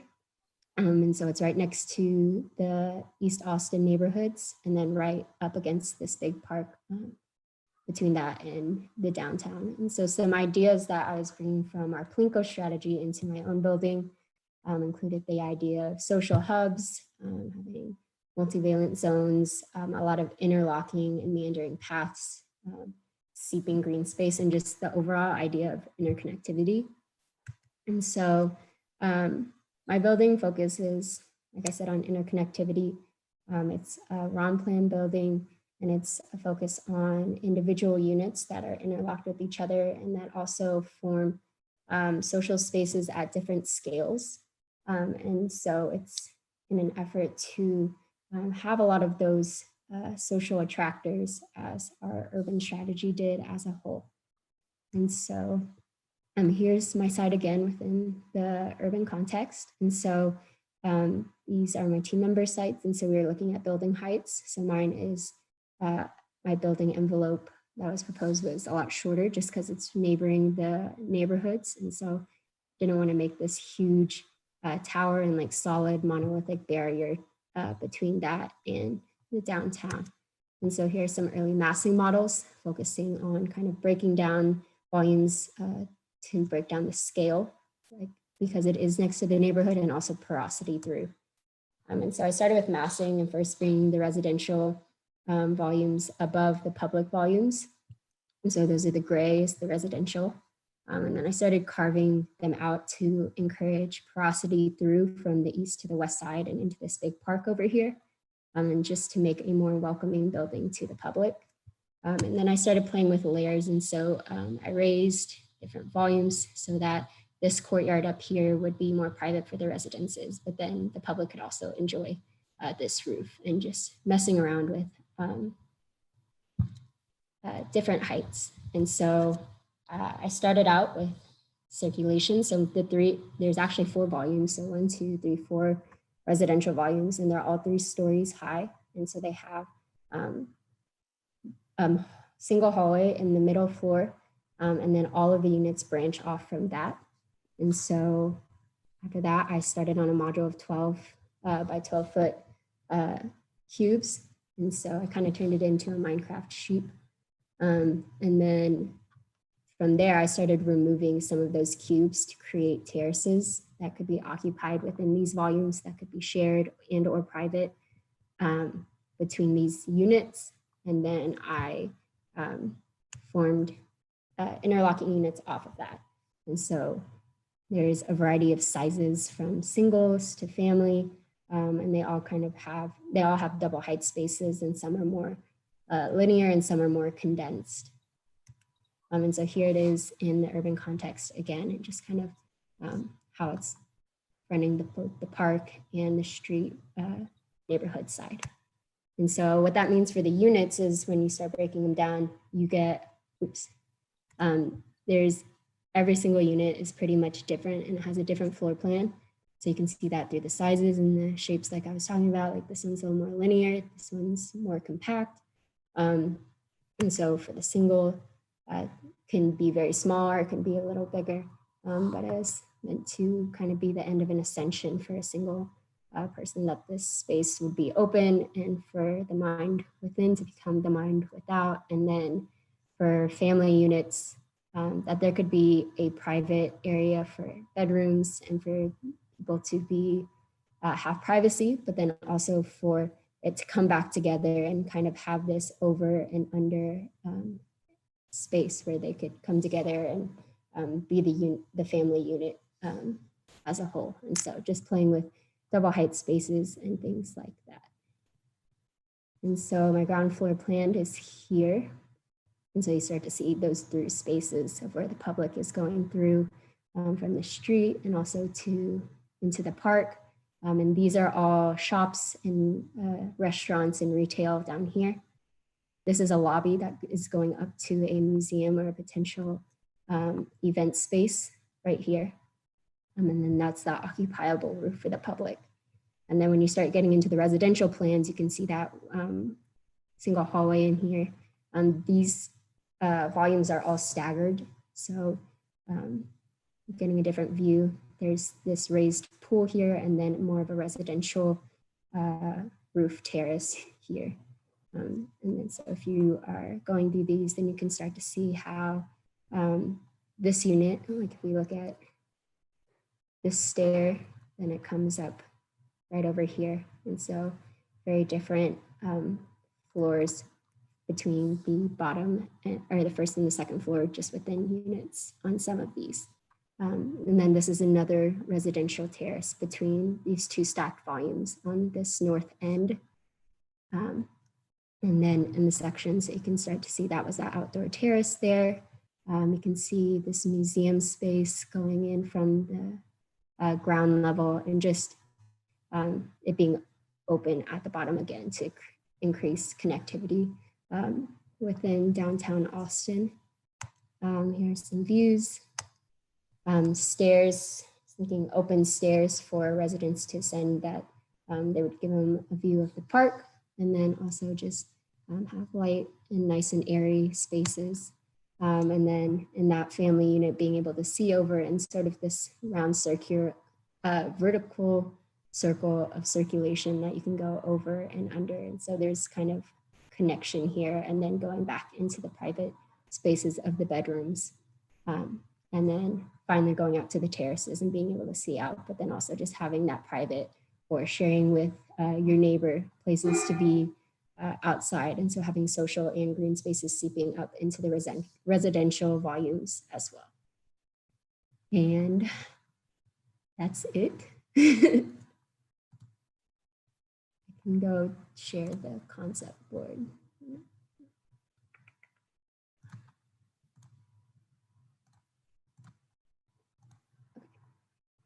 So we are down here in the corner. But yeah.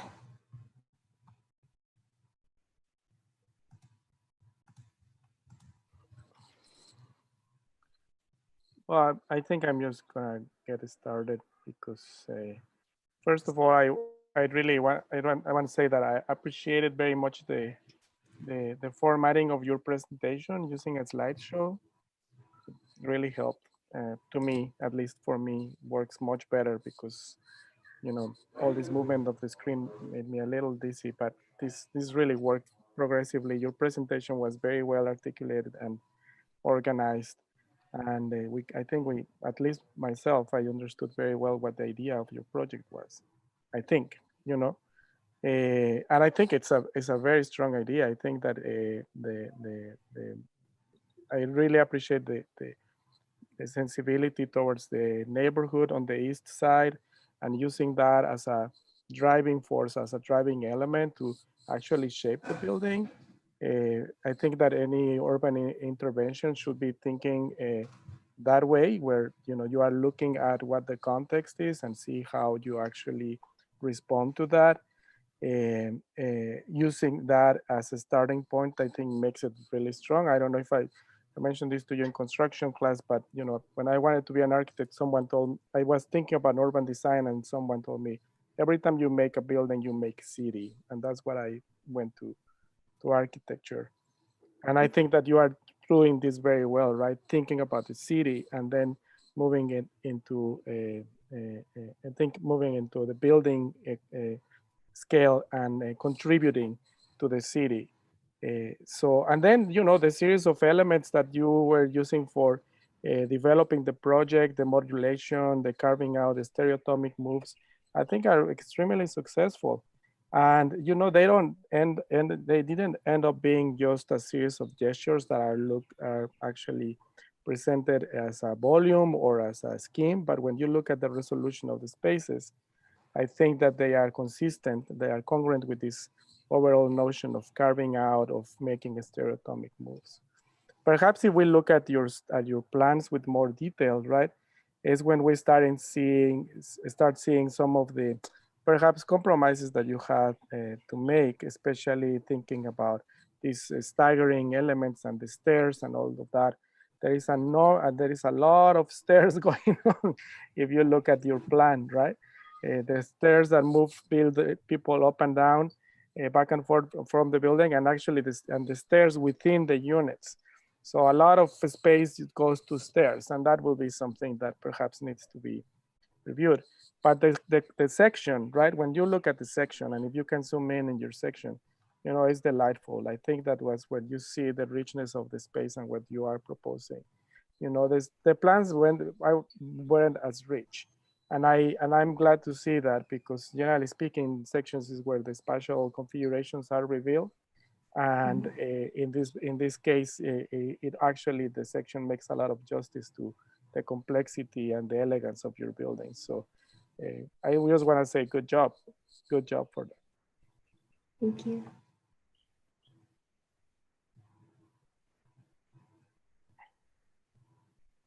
Okay. So yeah, Jessica, thanks for your presentation. And I liked your comment, Benjamin, on how, you know, Jessica's building actually becomes like a little fragment of the city, or what, you know, like that piece of the city could be or become. I like that idea a lot. So maybe on that, it would be interesting to understand what the type of spaces you're created have their, you know, immediate relatives to parts and fragments of the city that are both present in West Austin and East Austin, right? Like, you know, alleyways, or, you know, little storefronts, and how those spaces then also become realms of domesticity, and how they're appropriated by the people that that inhabit the city, but then how they can inhabit those spaces within your building. So maybe I mentioned this before in the very first project. I think it was Rika's project, which, you know, what is the role of the balcony, you know, or the role of the stoop when you go in a vertical configuration, right? And in what ways you define those spaces, but using your own vocabulary, right? Like in your architectural vocabulary could be very interesting.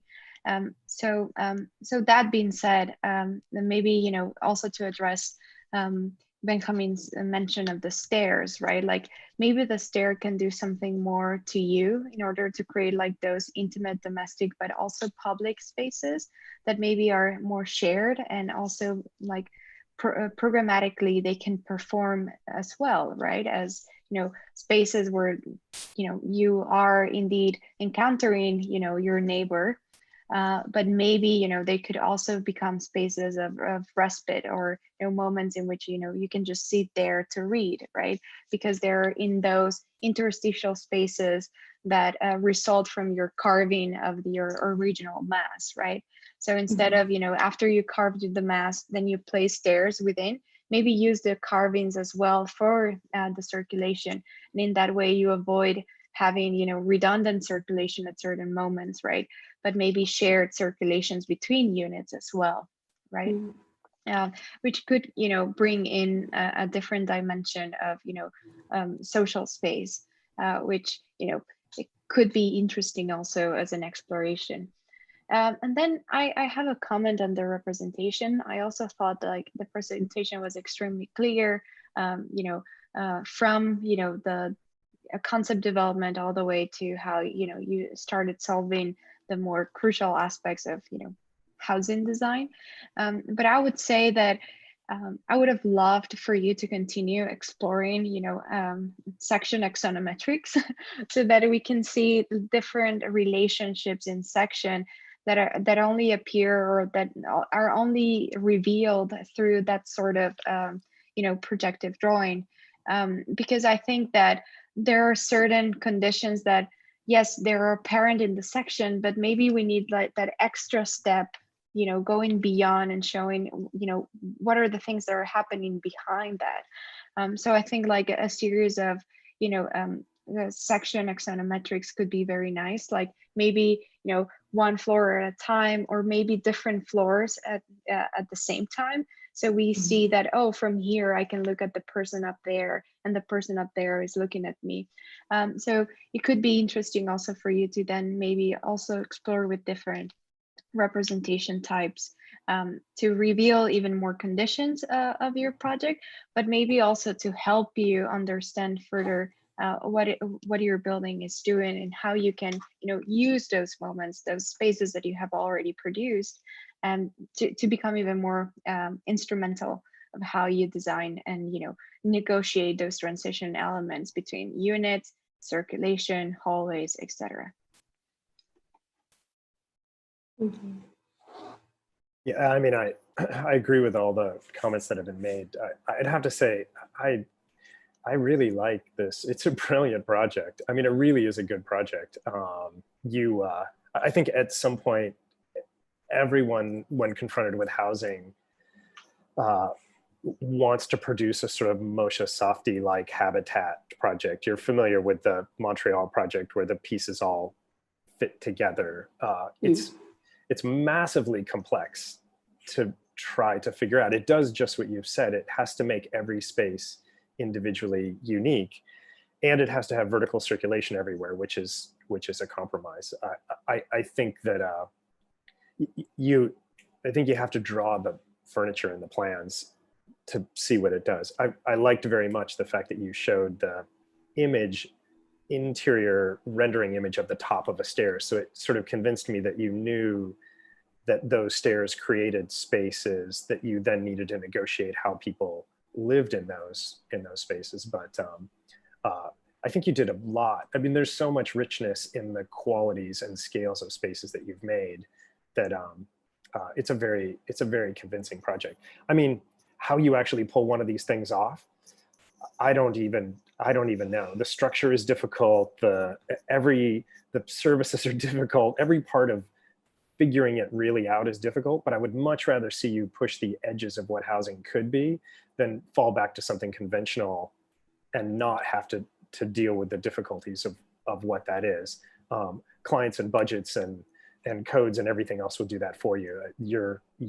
You're pushing hard at what the potential of the project is, and that's really nice to see, especially in housing, which can turn into something that's very, very conventional very quickly. So I very much like the project.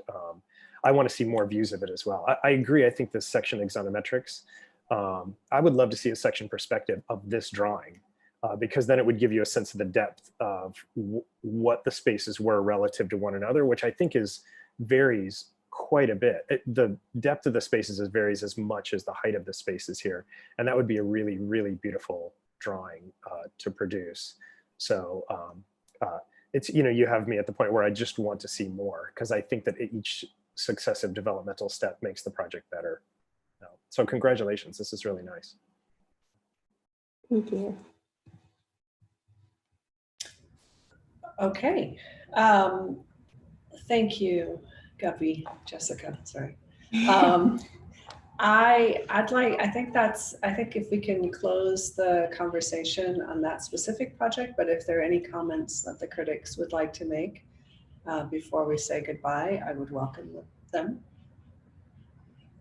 Yeah, maybe for everyone, like it is surprising and amazing to see the amount of work that you guys produced, and also like the level of resolution that you all got. Like I have to, echo Jason with that. Like I think like with every project, I just would have wanted to see more, because to be honest with you, like also after years of practicing, like housing is always such an issue, and it's so complex, but also at the same time so satisfying. and it's very nice and refreshing to see what are the ideas that you guys are bringing into the conversation. So thank you very much for sharing your work, and congratulations. Yeah, I echo that sentiment. I think it was really interesting sitting here for the last couple of hours. I learned a lot, and I find, the premise of the studio, like just the experimental nature of the studio, like removing a freeway, which is a very strong presence in downtown, and actually convert it into something else. In this case, housing. It is not an easy project, right? I mean, it breaks a lot of conventions that we have, or assumptions that we have about what housing is and where housing should go, and transforming a freeway into a housing area, the park. It's challenging, and what you guys did today was remarkable. Taking risks, experimenting with different possibilities, thinking about the city, and the context, what happens east, west of 35, and how you can actually connect them, make a transition from one to the other. All those things are really rich in content, and I think you guys have done a very good job with your own design. So congratulations. Yeah, but much of the same. I have to really, this is a very difficult time for you to do work. It was certainly not intentional, but at the moment that you're trapped in your homes, you had to then deal with housing, which maybe has something to do with how serious you took it. And you took it very seriously. I've seen work from a lot of different schools that deal with housing, and your approaches were very sophisticated, and I really appreciate that. There's a lot of imagery in housing going on out there without the kind of trying to figure out the technical difficulties of circulation and structure and all the other things at the level you are. You did a really good job. You should be very proud of that. And they were all strong projects, which as a critic, I love to see. We didn't have to make excuses for anything you've done. You really did a good job. I really like the diagrams at the beginning of all the projects. And I'd have to say that there's a sort of bridging in most projects that from the origin, you have to understand really how it came together. Like what was the generative logic that made it work? And we don't oftentimes see that kind of process diagram. I don't see it enough. So I very much appreciate that. Then you plan it, then you show us what it's like. And if we have all three of those pieces, we really begin to understand the projects. And you guys are strong. Florida's a strong school. You guys are very, very strong. And so I'm pleased to see it. I'm really pleased to see it out there, and how competitive and strong you guys are with our students here. I hate to compete against you. So. But good job, well done. It's something like this and this. Right, something like that. You can bridge that gap. So. I don't know, gators tend to eat everything. It's difficult. Maybe it's a stampede. I appreciate the opportunity to be able to see it, so thank you. Yeah, I want to, if we can, raise a hand to all the critics. Thank you very much. And I would like to raise a really big hand to all of you and all of the effort that you've put in. It's been really, really good. You've really impressed me, regardless of the situation, but especially knowing that you guys are working from home. So thank you. We're going to close the review, and I will see you guys on Monday for a wrap up. And if I can say goodbye to the critics right now, just for a second, and then I'll have a moment to talk with you. So thank you, critics. Thank you very much. Do you know how to log off? Leave meeting. Thanks, Nichole. See you soon. Thank you.